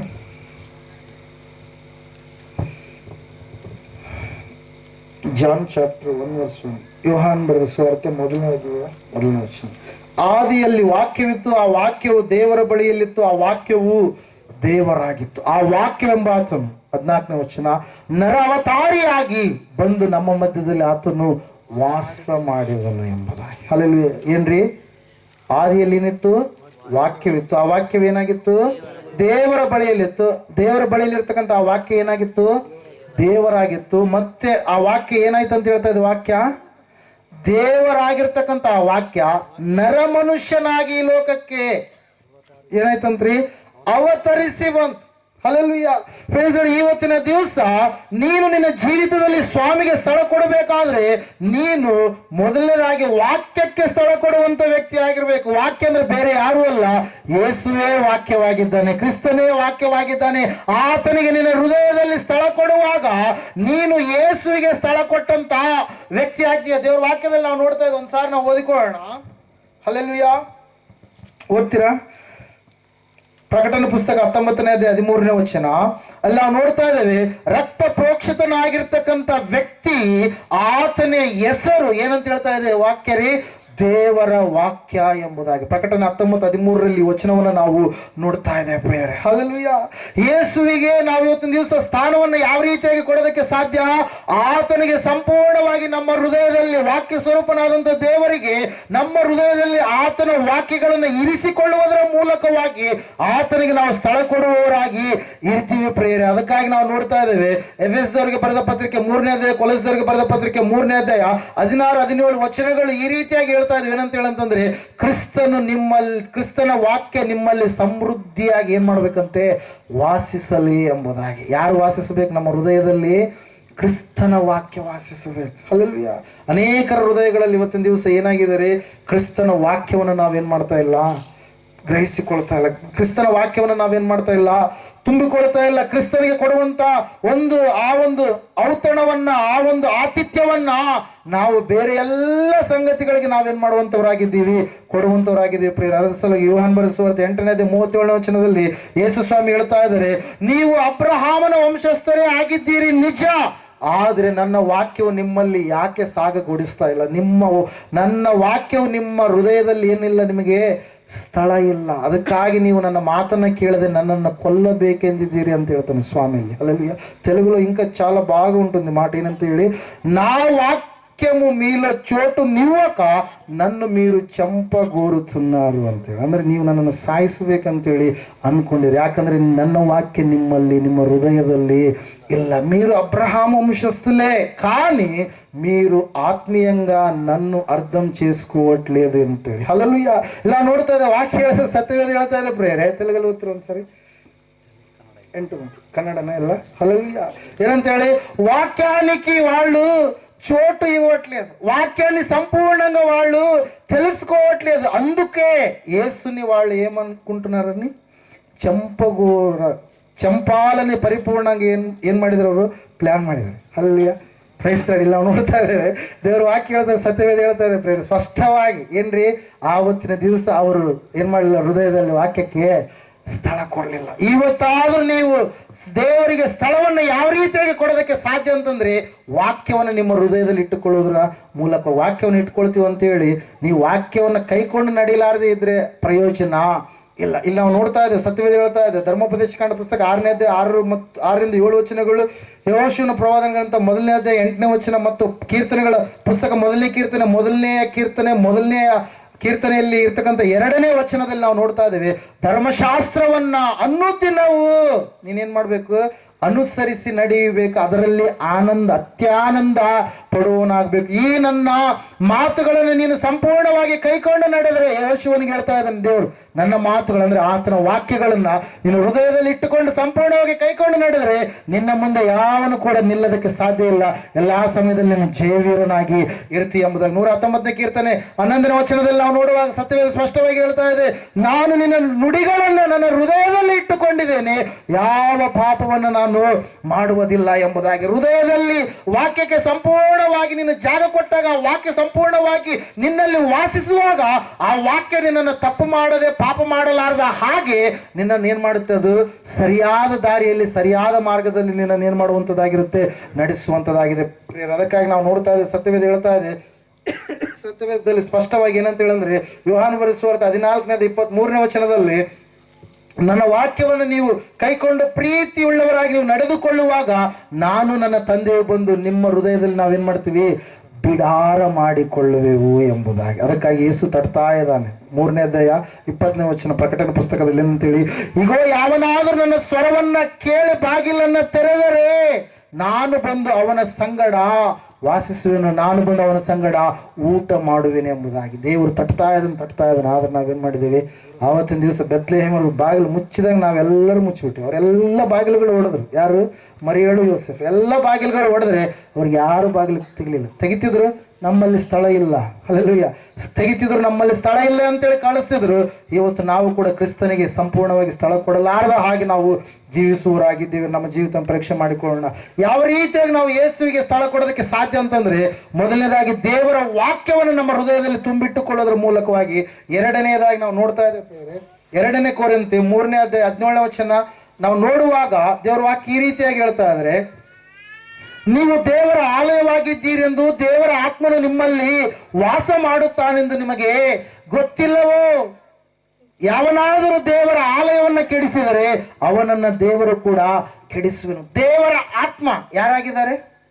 ದೇವರೇ ಆಗಿದ್ದಾನೆ. ಹಲ್ಲೆಲೂಯಾ. ಇವತ್ತಿನ ದಿವಸ ಅನೇಕರು ದೇವರ ಕುರಿತಾಗಿ ದ್ವಂದ್ವ ಅರ್ಥಗಳನ್ನ ಮಾಡುವವರು ಇದ್ದಾರೆ. ಆತನು ತನ್ನನ್ನು ತಾನು 3 ವ್ಯಕ್ತಿತ್ವಗಳಲ್ಲಿ ಈ ಲೋಕಕ್ಕೆ ಕಾಣಿಸಿಕೊಂಡಾಗಲೂ ಕೂಡ ಆತನು ಒಬ್ಬಾತನೇ ದೇವರು. ಅದಕ್ಕಾಗಿ ಆತನ ಹೆಸರು ಏನ್ರಿ? ತ್ರಿಯೇಕ ದೇವರು ಎಂಬುದಾಗಿ. ಹಲ್ಲೆಲೂಯಾ. ಫ್ರೆಂಡ್ಸ್, ನಾವು ನೋಡ್ತಾ ಇದ್ದೇವೆ ಯೇಸು ಸ್ವಾಮಿಯ ಕುರಿತಾಗಿ ರೋಮಾಪುರದವರಿಗೆ ಬರೆದ ಪತ್ರಿಕೆ 8ನೇ ಅಧ್ಯಾಯ 9ರಿಂದ 10 ವಚನಗಳನ್ನ ನಾವು ನೋಡುವಾಗ, ಕ್ರಿಸ್ತನ ಆತ್ಮನು ನಿಮ್ಮಲ್ಲಿ ಏನ್ ಮಾಡ್ಬೇಕು? ವಾಸ ಮಾಡ್ಬೇಕು. ಹಲ್ಲೆಲೂಯಾ. 2 ಕೊರಿಂಥಿ 13:5 ಪ್ರಕಾರವಾಗಿ ಆತ್ಮನು ಕ್ರಿಸ್ತನೇ ಎಂಬುದಾಗಿ ಏನ್ ಮಾಡುತ್ತೆ? ವಾಕ್ಯ ಸ್ಪಷ್ಟವಾಗಿ ನಮಗೆ ತಿಳಿಸುತ್ತೆ ಪ್ರೇರೆ. ಹಲ್ಲೆಲೂಯಾ. ಅದಕ್ಕಾಗಿ ನಾವು ದೇವರನ್ನು ತಪ್ಪಾಗಿ ತಿಳಿದುಕೊಳ್ಳಬಾರದು. ಆತನು ತಂದೆಯಾಗಿ ಇರುವಂತ ದೇವರು, ಕುಮಾರನಾಗಿ ಬಂದಿರುವಂತ ದೇವರು, ಸಭೆಯನ್ನ ಈ ಸಮಯದಲ್ಲಿ ಕಾಪಾಡುವುದಕ್ಕಾಗಿ ಇರುವಂತ ಪರಿಶುದ್ಧಾತ್ಮ ದೇವರು ಕೂಡ ಆಗಿದ್ದಾನೆ. ನನ್ನ ಆತ್ಮನು ಎಂಬುದಾಗಿ ಕ್ರಿಸ್ತನೇ ಹೇಳಿದಾಗ ಅದು ಯಾರ ಆತ್ಮರಿ? ಕ್ರಿಸ್ತನ ಆತ್ಮ. ಈ ಸಮಯದಲ್ಲಿ ಆತ್ಮ ಸ್ವರೂಪನಾಗಿ ಆತನು, ಪರಿಶುದ್ಧಾತ್ಮನಾಗಿ ಆತ ನಮ್ಮನ್ನು ಏನ್ ಮಾಡ್ತಾ ಇದ್ದಾನೆ? ಸಭೆಯನ್ನ ನಡೆಸ್ತಾ ಇದ್ದಾನೆ, ಅಲಂಕರಿಸ್ತಾ ಇದ್ದಾನೆ. ಯಾವ ಕೇಡುಗಳಲ್ಲಿ ಸಿಕ್ಕಿ ಬೀಳಲಾರ್ದ ಹಾಗೆ ಆತನ ಏನ್ ಮಾಡ್ತಾ ಇದ್ದಾನೆ? ಕಾಪಾಡ್ತಾ ಇದ್ದಾನೆ ಪ್ರೇರೆ. ಹಲ್ಲೆಲೂಯಾ. ನಾವು ನೋಡ್ತಾ ಇದ್ದೇವೆ, ಜಲಪ್ರಳಯ ಆದಂತ ಸಮಯದಲ್ಲಿ ದೋಣಿಯಲ್ಲಿ, ನಾವೆಯಲ್ಲಿ ಯಾರಿದ್ದಾರೆ? ನೋಹನ ಕುಟುಂಬ, ನೋಹನ ಮಕ್ಕಳಿದ್ದಾರೆ. ಇರುವಂತ ಸಮಯದಲ್ಲಿ ನೋಹನು ಮೊದಲನೇದಾಗಿ ನೀರು ಒಣಗಿ ಹೋಗಿದೆಯಾ, ಇಂಗಿ ಹೋಗಿದೆ ಎಂಬುದಾಗಿ ನೋಡೋದಕ್ಕೆ ಏನನ್ನು ಹೊರಗಡೆ ಬಿಟ್ಟರಿ? ಪಕ್ಷಿನಿ. ಯಾವ ಪಕ್ಷಿ ಬಿಟ್ಟ? ಯಾವುದಲ್ಲಿ ಬಿಟ್ಟ? ಪಾರಿವಾಳವನ್ನು ಏನ್ ಮಾಡಿದ? ಮೊದಲನೇದಾಗಿ ಹೊರಗಡೆ ಬಿಟ್ಟ. ಏನು ಬಿಟ್ಟರಿ? ಪಾರಿವಾಳ ಬಿಟ್ಟ. ಪಾರಿವಾಳ ಹಾರಾಡ್ತು ಎಲ್ಲ ಕಡೆ ಹಾರಾಡಿ ಬಂತು. ಅದಕ್ಕೆ ಏನಂತ ಹೇಳ್ತಾ ಇದ್ರು? ನೀವು ಓದಿದ್ರೆ 8ನೇ ಅಧ್ಯಾಯ 9ನೇ ವಚನ ಓದಿದ್ರೆ, ಪಾರಿವಾಳ ಅದು ಕೊಡೋದಕ್ಕೆ ಒಂದು ದೊಡ್ಡ ಬಂಡೆ ಬೇಕಾ? ದೊಡ್ಡ ಮರದ ಕೊಲ್ಲೆ ಬೇಕಾ? ಅದ್ರ ಕಾಲುಗಳು ಎಷ್ಟಿರ್ತದೆ? ಚಿಕ್ಕದಾಗಿರ್ತದೆ. ಸಣ್ಣ ಒಂದು ಕಡ್ಡಿ ಆದ್ರೆ ಸಾಕು, ಅದ್ರ ಮೇಲೆ ಅದೇನು ಆಗ್ಬೋದು? ಬ್ಯಾಲೆನ್ಸ್ ಆಗಿ ನಿಂತುಕೊಳ್ಳೋದು. ಆದ್ರೆ ನೀರೆಲ್ಲ ತುಂಬಿದ್ದರಿಂದ ಪಾರಿವಾಳಕ್ಕೆ ಕೂತ್ಕೊಳ್ಳೋದಕ್ಕೆ ಎಲ್ಲಿ ಸ್ಥಳವಿಲ್ಲಾರ್ದ ಕಾರಣ ಆ ಪಾರಿವಾಳ ಏನಾಯ್ತು ರೀ? ಮತ್ತೆ ಇಲ್ಲಿಗೆ ಬಂತು, ನಾವೆಗೆ ಬಂತು. ಇವತ್ತಿನ ದಿವಸ ನಾವು ನೋಡ್ತಾ ಇದ್ದೇವೆ ಪಾರಿವಾಳಕ್ಕೆ ಸಾದೃಶ್ಯವಾಗಿರುವಂತದ್ದು ಏನ್ರಿ? ಯಾರ್ರೀ? ಪರಿಶುದ್ಧಾತ್ಮ ದೇವರು. 3ನೇ ಅಧ್ಯಾಯ ನಾವು ಮತ್ತಾಯ ಸುವಾರ್ತೆಯಲ್ಲಿ ನಾವು ನೋಡುವಾಗ ತಂದೆ ಮಾತಾಡ್ತಾ ಇದ್ದಾನೆ, ಈತನು ನನ್ನ ಪ್ರಿಯ ಕುಮಾರನು, ಈತನನ್ನು ನಾನು ಮೆಚ್ಚಿದ್ದೇನೆ ಎಂಬುದಾಗಿ. ಕೆಳಗಡೆ ಯಾರಿದ್ದಾರೆ? ಕುಮಾರನಾಥ ದೇವರಿದ್ದಾನೆ. ಮೇಲ್ಗಡೆ ಪಾರಿವಾಳ ಆಕಾರದಲ್ಲಿ ಯಾರು ಹೊರಟು ಬಂದ್ರಿ? ಪರಿಶುದ್ಧಾತ್ಮನು ಇಳಿದು ಬಂದ. ಪರಿಶುದ್ಧಾತ್ಮನು ಇಲ್ಲಿ ಪಾರಿವಾಳ ಎನ್ನುವಂಥದ್ದು ಯಾವುದಕ್ಕೆ ಸಾದೃಶ್ಯ? ಪರಿಶುದ್ಧಾತ್ಮನಿಗೆ ಸಾದೃಶ್ಯ. ಇವತ್ತಿನ ದಿವಸ ಆ ಆತ್ಮನು, ಕ್ರಿಸ್ತನ ಆತ್ಮನು ಎಂಬುದಾಗಿ ನಾವು ವಾಕ್ಯದಲ್ಲಿ ನಾವು ಏನ್ ಮಾಡ್ತಾ ಇದ್ದೇವೆ? ನೋಡ್ತಾ ಇದ್ದೇವೆ. 16ನೇ ಅಧ್ಯಾಯದಲ್ಲಿ ಇವರು ಪೌಲನು ಮತ್ತು ಆತನ ಸ್ನೇಹಿತರು ಸುವಾರ್ತೆಯನ್ನು ಸಾರುವುದಕ್ಕೋಸ್ಕರವಾಗಿ ಮೂಸೆ ಎನ್ನುವಂತಹ ಸೀಮೆ ಕಡೆಗೆ ಹೋಗುವಂತ ಸಮಯದಲ್ಲಿ ಕ್ರಿಸ್ತನ ಆತ್ಮನು ಅವರನ್ನು ಹೋಗಗೊಡಿಸಲಿಲ್ಲ ಅಂತ ಹೇಳ್ತ ವಾಕ್ಯ. ಹಲ್ಲೆಲೂಯಾ. ಆ ಕ್ರಿಸ್ತನ ಆತ್ಮನೇ ಪರಿಶುದ್ಧಾತ್ಮನು ಎಂಬುದಾಗಿ. ಹಲ್ಲೆಲೂಯಾ. ಇಲ್ಲ ನಾವು ನೋಡ್ತಾ ಇದ್ದೇವೆ, ದೇವ್ರ ವಾಕ್ಯ ಹೇಳ್ತಾ ಇದೆ, ಆತನಿಗೆ ಇವತ್ತಿನ ದಿವಸ ಅನೇಕರು ಏನ್ ಮಾಡ್ತಾ ಇಲ್ಲ? ಸ್ಥಳವನ್ನ ಕೊಡ್ತಾ ಇಲ್ಲ. 2 ಕೊರಿಂಥಿ 13:5ನೇ ವಚನವನ್ನು ಈ ಸಮಯದಲ್ಲಿ ಓದಿಕೊಳ್ಳೋಣ. ನಿದ್ದೆ ಮಾಡೋದ್ರಲ್ಲ ಗಟ್ಟಿಯಾಗಿ ಚಪ್ಪಲಿ ಹೊಡ್ರಿ ಅನ್ಸುತ್ತೆ. Very good. ಎಲ್ಲರೂ ಮಲ್ಕೊಂಡು ನಿದ್ದೆ ಮಾಡಿದ್ರೆ ನೀವು ಕುಂತ್ಕೊಂಡು ನಿದ್ದೆ ಮಾಡ್ತಾ ಇದ್ರಿ. ಜೋಕಾಲಿ ಏನಂತ ಹೇಳ್ತೀವಿ? ಜೋಗಳು ಆಡ್ದಂಗ ಆಗ್ತಾ ಇದೆ ವಾಕ್ಯ. Hallelujah. Praise the lord. Hallelujah. ನಿದ್ದೆ ಮಾಡಲಾರದೆ ನೀವೇನ್ ಮಾಡ್ಬೇಕು? ಸರಿಯಾದ ರೀತಿಯಲ್ಲಿ ವಾಕ್ಯವನ್ನ ಕೇಳಬೇಕು. ಬೇಗ ಕ್ವಿಕ್ಕಾಗಿ ಮುಗಿಸೋಣ. ಇನ್ನು ಕೆಲವೊಂದು ಅಂಶಗಳಿದಾವೆ, ಗೊತ್ತೀರಾ? 2ನೇ ಕೊರಿಂಥಿ ತೆಗೆದಿದ್ದೀರಾ? ಹಲ್ಲೆಲೂಯಾ. ಬೇಗ ಹೋಗ್ರಿ. 13:5 ಓದ್ರಿ. 2 ಕೊರಿಂಥ 13:5. ಕ್ರಿಸ್ತನ ನಂಬಿಕೆಯಲ್ಲಿ ಇದ್ದರೂ ಹಾ, ಇಲ್ಲವೋ ಎಂದು ನಿಮ್ಮನ್ನು ಕ್ರಿಸ್ತನ ನಂಬಿಕೆಯಲ್ಲಿ ಇದ್ದೀರಿ ಇಲ್ಲವೋ ಎಂದು ನಿಮ್ಮನ್ನು ನೀವು ಪರೀಕ್ಷಿಸಿಕೊಳ್ಳಿರಿ. ನಿಮ್ಮನ್ನು ಪರಿಶುದ್ಧಿಸಿಕೊಳ್ಳಿರಿ. ಏನು ಯೇಸು ಕ್ರಿಸ್ತನು ಹಾ, ನಿಮ್ಮಲ್ಲಿ ಇದ್ದೇನೆ ಎಂಬುದೊಂದು ಹಾ, ನಿಮ್ಮನ್ನು ಕುರಿತು ನಿಮಗೆ ಚೆನ್ನಾಗಿ ತಿಳಿಯುವುದಿಲ್ಲವೋ? ಹಲ್ಲೆಲೂಯಾ. ಸ್ವಾಮಿ ನಿಮ್ಮಲ್ಲಿ ಇರುವಂತದ್ದು ನಿಮಗೆ ಚೆನ್ನಾಗಿ ತಿಳಿದಿಲ್ಲವೋ? ರೋಮಾಪುರದವರಿಗೆ ಬರೆದ ಪತ್ರಿಕೆ 8ನೇ ಅಧ್ಯಾಯ 9, 10 ವಚನಗಳನ್ನು ನಾವು ಓದುವಾಗ ದೇವರ ಆತ್ಮನು ನಿಮ್ಮಲ್ಲಿ ಇದ್ದಾನೋ ಇಲ್ವೋ ಎನ್ನುವಂತ ಕುರಿತಾಗಿ ಇಲ್ಲಿ ವಾಕ್ಯ ಸ್ಪಷ್ಟವಾಗಿ ನಮ್ಗೆ ಏನ್ ಮಾಡ್ತಾ ಇದ್ದಾರೆ, ತಿಳಿಸ್ತಾ ಇದೆ. ನಮ್ಮ ದೇಹದಲ್ಲಿ ನಾವು ಕ್ರಿಸ್ತನ ಆತ್ಮನಿಗೆ ಸ್ಥಳವನ್ನು ಕೊಟ್ಟು ಆತನೇ ನಮ್ಮನ್ನ ಆವರಿಸಿ ಆತನೇ ನಮ್ಮ ಪ್ರತಿಯೊಂದು ಆಲೋಚನೆಗಳಲ್ಲಿ ಆಳ್ವಿಕೆ ಮಾಡುವ ಹಾಗೆ ನಾವೇನ್ ಮಾಡ್ಬೇಕು, ಆತನಿಗೆ ಬಿಟ್ಟು ಕೊಡ್ಬೇಕು ಪ್ರೇಯರ್. ನಾವೇನ್ ಮಾಡ್ತಾ ಇದೀವಿ, ಆ ರೀತಿಯಾಗಿ ನಾವು ಇರ್ತಾ ಇಲ್ಲ ಪ್ರೇಯರೆ. ನಾವೇನ್ ಮಾಡ್ತೀವಿ, ನಮ್ಮ ಡಿಸಿಷನ್ಸ್ಗಳನ್ನೇ ನಾವು ತೆಗೆದುಕೊಳ್ತಾ ಇದ್ದೇವೆ. ಪರಿಶುದ್ಧಾತ್ಮ ದೇವರಿಗೆ ಸ್ವಲ್ಪವೂ ಕೂಡ ಸಮಯವನ್ನು ಕೊಡಲಾರದೆ ಆತನನ್ನು ನಾವು ನಂದಿಸಿ ಬಿಟ್ಟಿದ್ದೀವಿ. ಹಲ್ಲೆಲೂಯಾ. ಇವತ್ತು ನಿಮ್ಮ ಜೀವಿತ ನೀವು ಪರೀಕ್ಷೆ ಮಾಡಿಕೊಳ್ಳ್ರಿ. ವಾಕ್ಯಕ್ಕೆ ನೀವು ಎಷ್ಟು ಸಮಯವನ್ನ ಸ್ಥಳವನ್ನ ಕೊಟ್ಟಿರೋ ಅದು ಕ್ರಿಸ್ತನಿಗೆ ಕೊಟ್ಟದ್ದಕ್ಕೆ ಸಮಾನ. ನೀನು ಕ್ರಿಸ್ತನ ಆತ್ಮವನ್ನು ಯಾವ ರೀತಿಯಾಗಿ ಸೇರಿಸಿಕೊಂಡು ನಿನ್ನ ಹೃದಯದಲ್ಲಿ ಇರಿಸಿಕೊಂಡಿದೆಯೋ ಅದು ಕ್ರಿಸ್ತನನ್ನ ಸೇರಿಸಿಕೊಂಡಂತೆ, ಕ್ರಿಸ್ತನನ್ನು ನಿನ್ನ ಹೃದಯದಲ್ಲಿ ಇರಿಸಿಕೊಂಡಂತೆ ಪ್ರಿಯರೇ. ನಾವು ನೋಡ್ತಾ ಇದ್ದೇವೆ, ದೇವ್ರ ವಾಕ್ಯ ಹೇಳ್ತಾ, ಸತ್ಯವೇದ ಹೇಳ್ತಾ ಇದೆ, ಅನೇಕರು ಇವತ್ತಿನ ದಿವಸ ಏನ್ ಮಾಡ್ತಾ ಇಲ್ಲ, ಸ್ವಾಮಿಗೆ ಸ್ಥಳವನ್ನ ಕೊಡ್ತಾ ಇಲ್ಲ. ಸಮಾಜದಲ್ಲಿ ಸ್ವಾಮಿಗೆ ಏನ್ ಮಾಡ್ತಾ ಇಲ್ಲ, ಸ್ಥಳವನ್ನ ಕೊಡ್ತಾ ಇಲ್ಲ. ಅವರು ತಮ್ಮ ಪ್ರತಿಯೊಂದು ಕಾರ್ಯಕ್ಕೆ ಒಂದೊಂದು ರೀತಿಯಲ್ಲಿ ಇರಬೇಕಂತ ಹೇಳಿ ನೇಮಕ ಮಾಡಿಕೊಂಡು ದೇವರನ್ನ ಬಿಟ್ಟು ಸಮಾಜದಲ್ಲಿ ಅವ್ರು ಏನ್ ಮಾಡ್ತಾ ಇದ್ದಾರೆ, ಜೀವಿಸ್ತಾ ಇದ್ದಾರೆ. ಯಾಕೆ ಅವರು ಸ್ಥಳವನ್ನು ಕೊಡ್ತಾ ಇಲ್ಲ ಅಂತಂದ್ರೆ ಸಮಾಜದಲ್ಲಿ ಭಯಂಕರವಾದಂತ ಪಾಪದ ಕೃತ್ಯಗಳನ್ನು ನಾವು ನೋಡ್ತಾ ಇದ್ದೇವೆ. ದೇವರಾದರೂ ನೀತಿ, ನ್ಯಾಯ, ಪ್ರೀತಿ, ಸಹನೆ ಇವೆಲ್ಲ ಒಪ್ಪಿದರೆ ಇವತ್ತಿನ ದಿವಸ ಲೋಕದಲ್ಲಿ ನೀತಿಯ ಸ್ಥಾನದಲ್ಲಿ ಅನೀತಿ ಎನ್ನುವಂಥದ್ದು ಆಳ್ವಿಕೆ ಮಾಡ್ತಾ ಇದೆ. ನ್ಯಾಯದ ಸ್ಥಾನದಲ್ಲಿ ಅನ್ಯಾಯ ಎನ್ನುವಂಥದ್ದು ಆಳ್ವಿಕೆ ಮಾಡ್ತಾ ಇದೆ. ಪ್ರೀತಿಯ ಸ್ಥಾನದಲ್ಲಿ ದ್ವೇಷ ಎನ್ನುವಂಥದ್ದು ಆಳ್ವಿಕೆ ಮಾಡ್ತಾ ಇದೆ. ಸಹನೆಯ ಸ್ಥಾನದಲ್ಲಿ ಜಗಳ ಎನ್ನುವಂಥದ್ದು ಆಳ್ವಿಕೆ ಮಾಡ್ತಾ ಇದೆ. ಅದಕ್ಕಾಗಿ ಅವರು ಅಕ್ರಮಗಳನ್ನು ಮಾಡುವವರಾಗಿ, ಲಂಚ, ಮೋಸ, ಮೋಹ, ಭಯಂಕರವಾದಂಥ ಪಾಪ ಕೃತ್ಯಗಳನ್ನು ಮಾಡುವವರಾದ ಕಾರಣಕ್ಕಾಗಿ ಸಮಾಜದಲ್ಲಿ ಸ್ವಾಮಿಗೆ ಏನ್ ಮಾಡ್ತಾ ಇಲ್ಲ, ಅವರು ಸ್ಥಳವನ್ನು ಕೊಡ್ತಾ ಇಲ್ಲ. ಇವತ್ತಿನ ದಿವಸ ನೋಡ್ತಾ ಇದ್ದೇವೆ, ಸಭಾಮಂದಿರ, ಆಲಯಗಳಲ್ಲಿ ಸ್ವಾಮಿಗೆ ಸ್ಥಳವನ್ನ ಕೊಡ್ತಾ ಇಲ್ಲ. ಅವರು ಅನೇಕವಾದಂಥ ಸಂಪ್ರದಾಯ, ಪದ್ಧತಿ, ಆಚರಣೆಗಳು ಎಂಬುದಾಗಿ ಮನುಷ್ಯರು ಕಲ್ಪಿಸಿದ ಕಟ್ಟಳೆಗಳನ್ನ ಬೋಧಿಸುವವರಾಗಿ, ದೇವರ ಯೋಜನೆಯನ್ನ ಧಿಕ್ಕಾರ ಮಾಡಿದವರಾಗಿ, ರಾಜಕೀಯ ತಾಣಗಳಾಗಿ, ಸಮಾಜ ಒಪ್ಪುವ ಬೋಧನೆಗಳನ್ನ ಮಾಡುವವರಾಗಿ, ದೇವರ ಒಪ್ಪುವ ಬೋಧನೆಗಳಲ್ಲ, ಮನುಷ್ಯರು ಒಪ್ಪುವಂತಹ ಬೋಧನೆಗಳು. ಹಲ್ಲೆಲೂಯಾ. ಅದಕ್ಕಾಗಿ ನೋಡ್ತಾ ಇದೆ, ಪೌಲನ್ ಹೇಳ್ತಾನೆ, ಏನಂತ ಹೇಳ್ತಾನೆ ಅಂತಂದ್ರೆ, ಅಂತ್ಯಕಾಲದಲ್ಲಿ ಜನರು ಎಂತ ಜನರಾಗಿ ಬದಲಾವಣೆ ಆಗ್ತಾರ್ರಿ, ಎಂತ ಜನರಾಗಿ ಬದಲಾವಣೆ ಆಗ್ತಾರೆ, ತಮ್ಮನ್ನ ಮಾತ್ರ ಮೆಚ್ಚಿ ಹೇಳುವಂತ ಬೋಧಕರನ್ನ ಅವ್ರು ಏನ್ ಮಾಡ್ತಾರಂತೆ, ಕೂಡಿಸಿಟ್ಟುಕೊಳ್ತಾರೆ. ತಾವು ಹೇಳ್ದಂಗೆ ಕೇಳ್ಬೇಕು ಬೋಧಕ. ತಾವು ಹೆಂಗೆ ಹೇಳ್ತಾನ ಹಂಗ ಕುಣಿಬೇಕು. ಪಾಪದ ಕಾರ್ಯಗಳ ಕುರಿತಾಗಿ, ಎಚ್ಚರಿಕೆಗಳ ಕುರಿತಾಗಿ ಅವ್ರು ಏನು ಹೇಳಲ್ಲ. ಯಾಕಂದ್ರೆ ಇವ್ರ ಸಂಗಡ ಬೆಳೆದು ಇದ್ದು ಅವರು ಕೂಡ ಇವರಿಗಿಂತ ಡಬಲ್ ಆಗಿರ್ತಾರೆ. ಹಲ್ಲೆಲೂಯಾ.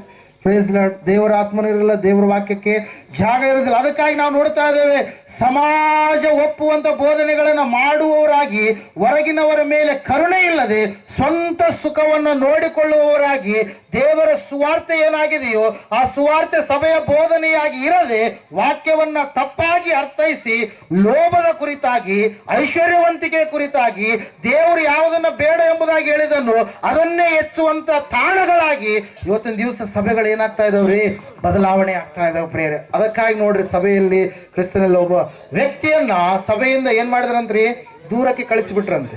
ಹಲ್ಲೆಲೂಯಾ. ಮಾತಾಡಬಾರದು. ಒಬ್ಬ ವ್ಯಕ್ತಿಯನ್ನ ಸಭೆಯಿಂದ ದೂರಕ್ಕೆ ಕಳಿಸಿಬಿಟ್ರಂತೆ, ಬಾಗಿಲು ಮುಚ್ಚಿಬಿಟ್ರಂತೆ, ನೀನ್ ನಮ್ಮ ಸಭೆಗೆ ಬರಬೇಡ ಅಂತೇಳಿ. ಹಲ್ಲೆಲೂಯಾ. ಆ ವ್ಯಕ್ತಿ ಹೊರಗಡೆ ಕೂತ್ಕೊಂಡು ಬಹಳ ಆತನಿಗೆ ಸಭೆ, ದೇವರ ಪ್ರೀತಿ, ದೇವರ ಆರಾಧನೆ ಅಂತಂದ್ರೆ ತುಂಬಾ ಇಷ್ಟ. ಆ ವ್ಯಕ್ತಿ ಹೊರಗಡೆ ಕೂತ್ಕೊಂಡು ಆ ದೇವರು ಅಳ್ತಾ ಇದ್ದಾನೆ, ದೇವರನ್ನ ಪ್ರಾರ್ಥಿಸ್ತಾ ಇದ್ದಾನೆ. ಆ ಸಮಯದಲ್ಲಿ ಒಬ್ಬ ವ್ಯಕ್ತಿ ಬಂದು ಏನ್ ಮಾಡ್ತಾ ಇದ್ದಾನ್ರಿ, ಆತನನ್ನ ಧೈರ್ಯ ಪಡಿಸ್ತಾ ಇದ್ದಾನೆ, ಆಧರಿಸ್ತಾ ಇದ್ದಾನೆ ಪ್ರೇಯರ್. ಆ ಸಮಯದಲ್ಲಿ ಆ ವ್ಯಕ್ತಿ ಕೇಳ್ತಾನೆ, ಹೌದಪ್ಪ, ಯಾಕೆ ನೀನು ಅಳ್ತಾ ಇದೆ ಅಂತೇಳಿ ಕೇಳಿದಾಗ ಆ ವ್ಯಕ್ತಿ ಹೇಳ್ತಾ ಇದ್ದಾರೆ, ಏನಂತ ಹೇಳಂತಂದ್ರೆ, ನನ್ನನ್ನು ಸಭೆಯಿಂದ ಹೊರಗಡೆ ಹಾಕ್ಬಿಟ್ರು, ಆಚೆ ನನ್ನನ್ನು ಹಾಕ್ಬಿಟ್ರು ಅಂತೇಳಿ. ಯಾಕೆ ಆಚೆ ಹಾಕಿದ್ರು ಅಂತೇಳಿ ಕೇಳಿದಾಗ ಆ ವ್ಯಕ್ತಿ ತನ್ನ ಒಂದು ಜೀವಿತದ ಎಲ್ಲ ವಿಷಯಗಳನ್ನು, ಸಂಗತಿಗಳನ್ನು ತಿಳಿಸ್ತಾ ಇದ್ದಾನೆ. ಆ ತಿಳಿಸಿದ ಸಮಯದಲ್ಲಿ ಅಲ್ಲಿ ಪಕ್ಕದಲ್ಲಿ ಬಂದಿರತಕ್ಕಂಥ ವ್ಯಕ್ತಿ ಹೇಳ್ತಾ ಇದ್ದಾನೆ, ಸಭೆಯಿಂದ ನಿನ್ನನ್ನು ಮಾತ್ರ ಅಲ್ಲ ನನ್ನನ್ನು ಕೂಡ ಅವರು ಯಾವತ್ತೂ ದೂರ ಹಾಕಿದ್ದಾರೆ. ಅದಕ್ಕಾಗಿ ನೀನು ಭಯ ಪಡಬೇಡ, ನೀನು ಒಂದು ಸಭೆಯನ್ನ ಕಟ್ಟು, ನಾನಿನ ಸಂಗಡ ಇರ್ತೀನಿ ಎಂಬುದಾಗಿ ಏನ್ ಮಾಡಿದ್ರಿ ಆ ವ್ಯಕ್ತಿ ಧೈರ್ಯ ಕೊಟ್ಟಾಗ, ಅಪ್ಪ ನೀನು ಇಷ್ಟು ಧೈರ್ಯ ಆದರಣೆ ಸಂತೈಸುವಿಕೆ ಹೇಳ್ತಾ ಇದೆಯಲ್ಲ, ಯಾರಪ್ಪ ನೀನು ಎಂಬುದಾಗಿ ಕೇಳಿದಾಗ ಆ ವ್ಯಕ್ತಿ ಬಂದಿರತಕ್ಕಂಥ ವ್ಯಕ್ತಿ ಹೇಳ್ತಾ ಇದ್ದಾನೆ, ನೀನು ಯಾರನ್ನ ಆರಾಧನೆ ಮಾಡ್ತಾ ಇದೆಯೋ ಆ ಆರಾಧನೆಗೆ ಯೋಗ್ಯನಾಗಿರ್ತಕ್ಕಂಥ ಯೇಸುವೆ ನಾನು ಎಂಬುದಾಗಿ ಆ ವ್ಯಕ್ತಿಗೆ ಏನು ಮಾಡ್ತಾ ಇದ್ದಾನೆ ತಿಳಿಸ್ತಾ ಇದ್ದಾನೆ ಪ್ರೇರೆ. ತಿಳಿಸಿದಾಗ ನಾವು ನೋಡ್ತಾ ಇದ್ದೇವೆ ಪ್ರೇರೆ, ಆ ವ್ಯಕ್ತಿ ಆ ಸಮಯದಲ್ಲಿ 100 ವರ್ಷ, ಎಷ್ಟು ವರ್ಷ ರೀ ಸಭೆಯಿಂದ ಹೊರಗಡೆ ಹಾಕಿದಂಥ ವ್ಯಕ್ತಿಗೆ ಎಷ್ಟು ವರ್ಷ? ಸುಮಾರು 100 ವರ್ಷ. ಆ ಸಮಯದಲ್ಲಿ ಆತನ ಏನ್ ಮಾಡಿದರೆ ಹೊರಗಡೆ ಬಂದು ಸಭೆಯನ್ನ ಕಟ್ಟಿದ ಪ್ರೇರ. ಆ ವ್ಯಕ್ತಿ ಬೇರೆ ಯಾರು ಅಲ್ಲ, ಮುಂಗಮೂರಿ ದೇವದಾಸ ಅಯ್ಯನವರು ಅಂತೇಳಿ ಬೈಬಲ್ ಮಿಷನ್ ಸ್ಥಾಪನೆಯನ್ನ ಮಾಡಿದಂಥವ್ರು ಪ್ರೇರೆ. ಹಲ್ಲೆಲೂಯಾ. ಇವತ್ತಿನ ದಿವಸ ಸತ್ಯಕ್ಕೆ ಸಭೆಯಲ್ಲಿ ಸ್ಥಳವಿಲ್ಲ. ಸಮಾಧಿಗೆ ಸಂಬಂಧಪಟ್ಟಂತಹ ಕಾರ್ಯಗಳನ್ನ, ದೇವರ ಪ್ರೀತಿ ಇಲ್ಲದ ಕಾರ್ಯಗಳನ್ನ, ಲೌಕಿಕವಾದಂತಹ ವಿಷಯ ಸಂಗತಿ ಕಾರ್ಯಗಳನ್ನ ಮಾಡುವವರಾಗಿ ಕ್ರಿಸ್ತನನ್ನು ಎಷ್ಟೋ ದೂರ ಅವ್ರು ಏನ್ ಮಾಡ್ಬಿಟ್ಟಿದ್ದಾರೆ, ಇಟ್ಟು ಬಿಟ್ಟಿದ್ದಾರೆ ಪ್ರೇರೆ. ಸಮಾಜದಲ್ಲಿ ಸ್ಥಳ ಇಲ್ಲ, ಸಭೆಯಲ್ಲಿ ಸ್ಥಳ ಇಲ್ಲ. ನಾವು ನೋಡ್ತಾ ಇದ್ದೇವೆ ಇವತ್ತಿನ ದಿವಸ ಅನೇಕರ ಮನೆಯಲ್ಲಿ ಕೂಡ ಕ್ರಿಸ್ತನಿಗೆ ಏನಿಲ್ಲ, ಸ್ಥಳ ಇಲ್ಲ ಪ್ರೇರೆ. ಅನೇಕರು ಏನ್ ಮಾಡ್ತಾ ಇದ್ದಾರೆ, ಬೈಬಲ್ ಪ್ರಾರ್ಥನೆ ಮತ್ತು ಆರಾಧನೆ ಇವುಗಳನ್ನು ಸಂಪೂರ್ಣವಾಗಿ ಮರೆತಂತವರಾಗಿ ಆತ್ಮೀಯ ಸಂದೇಶಗಳನ್ನ ಕೇಳಿಸಿಕೊಳ್ಳಲಾರದೆ, ದೇವರಿಗೆ ಸಮಯವನ್ನ ಕೊಡಲಾರದೆ, ಅನೇಕ ಸಂಗತಿಗಳಿಗೆ ಸಮಯವನ್ನ ಕೊಡುವವರಾಗಿ ಮನೆಯಲ್ಲಿ ಏನ್ ಮಾಡ್ತಾ ಇದ್ದಾರೆ, ಜೀವಿಸ್ತಾ ಇದ್ದಾರೆ. ಮುಂಜಾನೆ ಎದ್ದ ತಕ್ಷಣ ಪ್ರಾರ್ಥನೆ ಇಲ್ಲ, ರಾತ್ರಿ ಮಲಗುವುದಕ್ಕಿಂತ ಮುಂಚೆ ಪ್ರಾರ್ಥನೆ ಇಲ್ಲ. ದೇವರ ಆಯುಷ್ಯವನ್ನು, ಆರೋಗ್ಯವನ್ನು, ಉಸಿರನ್ನು ಕೊಟ್ಟಿದ್ದಾನೆ. ಉಸಿರು ಕೊಟ್ಟಂತ ದೇವರ ಆತನ ಎಂಬುದಾಗಿ ಗೊತ್ತಿದಾಗಲೂ ಕೂಡ ಮನೆಯಲ್ಲಿ ಸಮಯವನ್ನು ಸಂಪೂರ್ಣವಾಗಿ ವ್ಯರ್ಥವಾಗಿ ಕಳೀತಾರೆ ಹೊರತಾಗಿ ದೇವರಿಗೆ ಒಂದು ಸ್ವಲ್ಪ ಕೂಡ ಏನ್ ಮಾಡಲ್ರಿ, ಥ್ಯಾಂಕ್ಸ್ ಹೇಳಲ್ಲ ಪ್ರಿಯರೇ. ಮನೆಯಲ್ಲಿ ಕೂಡ ಸ್ವಾಮಿಗೆ ಇವತ್ತಿನ ದಿವಸ ಸ್ಥಳ ಇಲ್ಲ. ನಿಮ್ಮ ಮನೆ ಯಾವ ರೀತಿಯಾಗಿದೆ, ನಿಮ್ಮ ಸಭೆ ಯಾವ ರೀತಿಯಾಗಿದೆ, ನಿಮ್ಮ ಸಮಾಜ ಯಾವ ರೀತಿಯಾಗಿದೆ, ಅನೇಕರನ್ನು ನಾವು ನೋಡ್ತಾ ಇದ್ದೇವೆ ಪ್ರಿಯರೇ. ಕೇವಲ ಸ್ವಂತ ಕೆಲಸಗಳು, ಟಿವಿ, ಮೊಬೈಲ್, ಅದು ಇದು ಅಂತೇಳಿ ಅದಕ್ಕೆ ಸಮಯ ಕೊಡ್ತಾ ಇದ್ದಾರೆ ಹೊರತಾಗಿ ದೇವರಿಗೆ ಸಮಯ ಕೊಡ್ತಾ ಇಲ್ಲ. ಮೊಬೈಲ್ಗಿಂತ ಹೆಚ್ಚಾಗಿ ನೀನು ಬೈಬಲ್ ಅನ್ನ ಪ್ರೀತಿಸು. ಹಲ್ಲೆಲೂಯಾ. ಮೊಬೈಲ್ ಅಲ್ಲ, ನಿನ್ನ ಜೀವಿತದಲ್ಲಿ ಬೈಬಲ್ ಏನ್ ಮಾಡುತ್ತೆ, ಆಶೀರ್ವಾದವನ್ನು ತೆಗೆದುಕೊಂಡು ಬರುತ್ತೆ. ಹಲ್ಲೆಲೂಯಾ. ಸಿನಿಮಾ, ಸೀರಿಯಲ್, ಸ್ಪೋರ್ಟ್ಸ್ ಸ್ಟಾರ್ಸ್ಗಳಿಗಿಂತ ಹೆಚ್ಚಾಗಿ ಸೇವಿಯರ್ ಆಗಿರ್ತಕ್ಕಂಥ one and only Jesus is a super star. Hallelujah. ಆತನಿಗೆ ಮಿಂಚಿದಂತ ನಾಯಕ ಯಾರು ಇಲ್ಲ. ಆತನನ್ನು ನೀನು ಫಾಲೋ ಮಾಡು. ಹಲ್ಲೆಲೂಯಾ. Praise lord. ಕ್ರಿಕೆಟ್ ಅಲ್ಲಿ ಇವ್ರು ನನಗೆ ಇಷ್ಟ, ಸಿನಿಮಾದಲ್ಲಿ ಇವ್ರು ನನಗೆ ಇಷ್ಟ, ಸೀರಿಯಲ್ ಅಲ್ಲಿ ಇವ್ರು ನನಗೆ ಇಷ್ಟ ಅಂತೇಳಿ ಅವ್ರು ಫಾಲೋ ಮಾಡಬೇಡ. ಅವ್ನು ಫಾಲೋ ಮಾಡಿದ್ರೆ ನಿಮ್ಗೆ ಏನು ಚಿಪ್ಪೆ ಸಿಗೋದು, ಏನು ಸಿಗಲ್ಲ. ಏನು ಸಿಗುತ್ತೆ? ಚಿಪ್ಪೆ ಸಿಗೋದು. ಅವ್ರು ಯೇಸುವನ್ನು ಹಿಂಬಾಲಿಸಿದ್ರೆ ನಿನಗೆ ನಿತ್ಯ ಜೀವ ಸಿಗುತ್ತೆ ಪ್ರಿಯರೇ. ಹಲ್ಲೆಲೂಯಾ. Praise lord. ಅದಕ್ಕಾಗಿ ನಾವು ನೋಡ್ತಾ ಇದ್ದೇವೆ ಪ್ರಿಯರೇ, ಇವತ್ತಿನ ದಿವಸ ಮನೆಯಲ್ಲಿ ಅನೇಕರು ಸ್ವಾಮಿಗೆ ಸ್ಥಳವನ್ನ ಕೊಡ್ತಾ ಇಲ್ಲ. ಹರಟೆ ಮಾತುಗಳನ್ನು ಮಾಡುವವರಾಗಿ ಕೇವಲ ತಮ್ಮ ವಿದ್ಯಾರ್ಥಿ ಜೀವಿತದಲ್ಲಿರುವಾಗ ಅನೇಕರು ಸ್ಟಡಿ ಅಂತೇಳಿ ದೇವ್ರನ್ನ ಮರ್ತೇ ಬಿಟ್ಟಿರ್ತಾರೆ. ಹಲ್ಲೆಲೂಯಾ. ಕೆಲಸ ಮಾಡುವಂಥ ರೈತರು ಕೆಲಸ ಅಂತೇಳಿ ದೇವ್ರಲ್ಲ ಮರ್ತೇ ಬಿಟ್ಟಿರ್ತಾರೆ. ಹಲ್ಲೆಲೂಯಾ. Praise lord. ಕೆಲಸನೇ ಅವರಿಗೆ ಎಲ್ಲ ಮನೆ ತುಂಬ ಅದೇ ಆಗಿರುತ್ತೆ. ಮುಂಜಾನೆ ಹಿಡಿದು ಅದ್ರ ಬಗ್ಗೆನೇ ಆಲೋಚನೆ, ಅದೇ ಧ್ಯಾನ, ಅದೇ ಒಂದು ಗಾನ ಆಗಿರುತ್ತೆ, ಅದೇ ಒಂದು ಜೀವಿತ ಆಗಿರುತ್ತೆ. ಆದರೆ ದೇವರಿಗೆ ಅವರು ಮನೆಯಲ್ಲಿದ್ದಾಗಲೂ ಕೂಡ ಸ್ಥಳವನ್ನ ಕೊಡ್ತಲ್ಲ. ವೈಯಕ್ತಿಕವಾಗಿ, ವ್ಯಕ್ತಿಗತವಾಗಿ ಸಹೋದರ ಸಹೋದರಿಯೇ, ನೀನು ಕೂಡ ನಿನ್ನ ಜೀವಿತದಲ್ಲಿ ಯೇಸುವಿಗೆ ಸ್ಥಳ ಕೊಡ್ತಾ ಇಲ್ವೇನು? ಅಶುದ್ಧವಾದಂಥ ಆಲೋಚನೆಗಳನ್ನು ಮಾಡುವವನಾಗಿ ನೀನಿದ್ರೆ ನೀನು ವ್ಯಕ್ತಿಗತವಾಗಿ ನಿನ್ನಲ್ಲಿ ಯೇಸು ಇರಲಿಕ್ಕೆ ಸಾಧ್ಯ ಇಲ್ಲ. ಒಂದು ವೇಳೆ ನೀನು ಕೆಟ್ಟ ಮಾತುಗಳನ್ನು ಮಾತಾಡುವವನಾಗಿದ್ರೆ ನಿನ್ನಲ್ಲಿ ಯೇಸು ಇರೋದಕ್ಕೆ ಸಾಧ್ಯ ಇಲ್ಲ. ಯಾಕಂದ್ರೆ ಕೆಟ್ಟ ಮಾತುಗಳು, ಕುಚೋದ್ಯ ಮಾತುಗಳು, ಅಶುದ್ಧ ಮಾತುಗಳು, ಬೈಯುವ ಮಾತುಗಳು, ಅಪರಿಶುದ್ಧವಾಗಿರ್ತಕ್ಕಂಥ ಮಾತುಗಳು ನಿಮ್ಮ ಬಾಯೊಳಗಿಂದ ಯಾವ ಕೆಟ್ಟ ಮಾತುಗಳು ಹೊರಡಬಾರದು. ಹರಟೆ ಮಾತುಗಳು ಬರಬಾರದು. ಯಾಳಿಸುವಂತ ಚಾಡಿ ಮಾತುಗಳು ಬರಬಾರದು. ಇಷ್ಟೆಲ್ಲ ಇದ್ರ ಬದಲು ಯೇಸು ನಮ್ಮಲ್ಲಿ ಇರ್ತಾನ. ಹಲ್ಲೆಲೂಯಾ. ನಿಮ್ಮ ಮನೆ ಒಳಗಡೆ ನೀವೆಲ್ಲ ಸಂಪೂರ್ಣವಾಗಿ ಕೆಸರು ಹಾಕಿ ಮನೆ ಒಳಗಡೆ ಹೋಗಿ ಆರಾಮ್ ಮಲಗ್ತೀರಿ. ಹಲ್ಲೆಲೂಯಾ. ಮಲಗ್ತೀರಾ? ಹಲ್ಲೆಲೂಯಾ. ಅಲ್ಲಿದು ಇಲ್ಲಿದೆಲ್ಲ ಕಕ್ಕಸ್ತಂದು ಮನೆ ಒಳಗೆ ಹಾಕಿ ಹೋಗಿ ಒಳ್ಳೆ ಪರಿಮಳ ಅಂತೇಳಿ ನೀವು ಇದ್ಕೊಂಡು ಸುವಾಸನೆ ಅಂತೇಳಿ ಹೋಗಿ ಮಲಗ್ತೀರಾ? ಮಲಗಲ್ಲ. ನೀವೇ ಒಳ್ಳೆ ರೀತಿಯಲ್ಲಿ ಊಟ ಮಾಡಬೇಕಾದ್ರೆ ಸ್ವಚ್ಛವಾಗಿರುವಂಥದ್ದು, ಶ್ರೇಷ್ಠವಾಗಿರುವಂಥದ್ದು ತಿಂತೀರಿ. ವಾಸ ಮಾಡಬೇಕಾದ್ರೆ ಶುದ್ಧವಾಗಿರ್ತಕ್ಕಂಥ ಜಾಗದಲ್ಲಿ ನೀವು ವಾಸ ಮಾಡ್ತೀರಿ. ಆದರೆ ದೇವರಿಗೆ ನೀವು ಉಳುಕಾಗಿ, ಕೊಳಕಾಗಿ, ಪಾಪದ ಮತ್ತು ಅನೀತಿಯ ಜೀವಿತವನ್ನು ಜೀವಿಸುವವರಾಗಿ, ಕೆಟ್ಟದ್ದನ್ನು ಮಾಡುವವರಾಗಿ, ಕೆಟ್ಟದ್ದನ್ನು ಕಲಿಸುವವರಾಗಿ ನೀವಿದ್ರೆ ನಿಮ್ಮಲ್ಲಿ ಯೇಸು ಬರ್ತಾನ?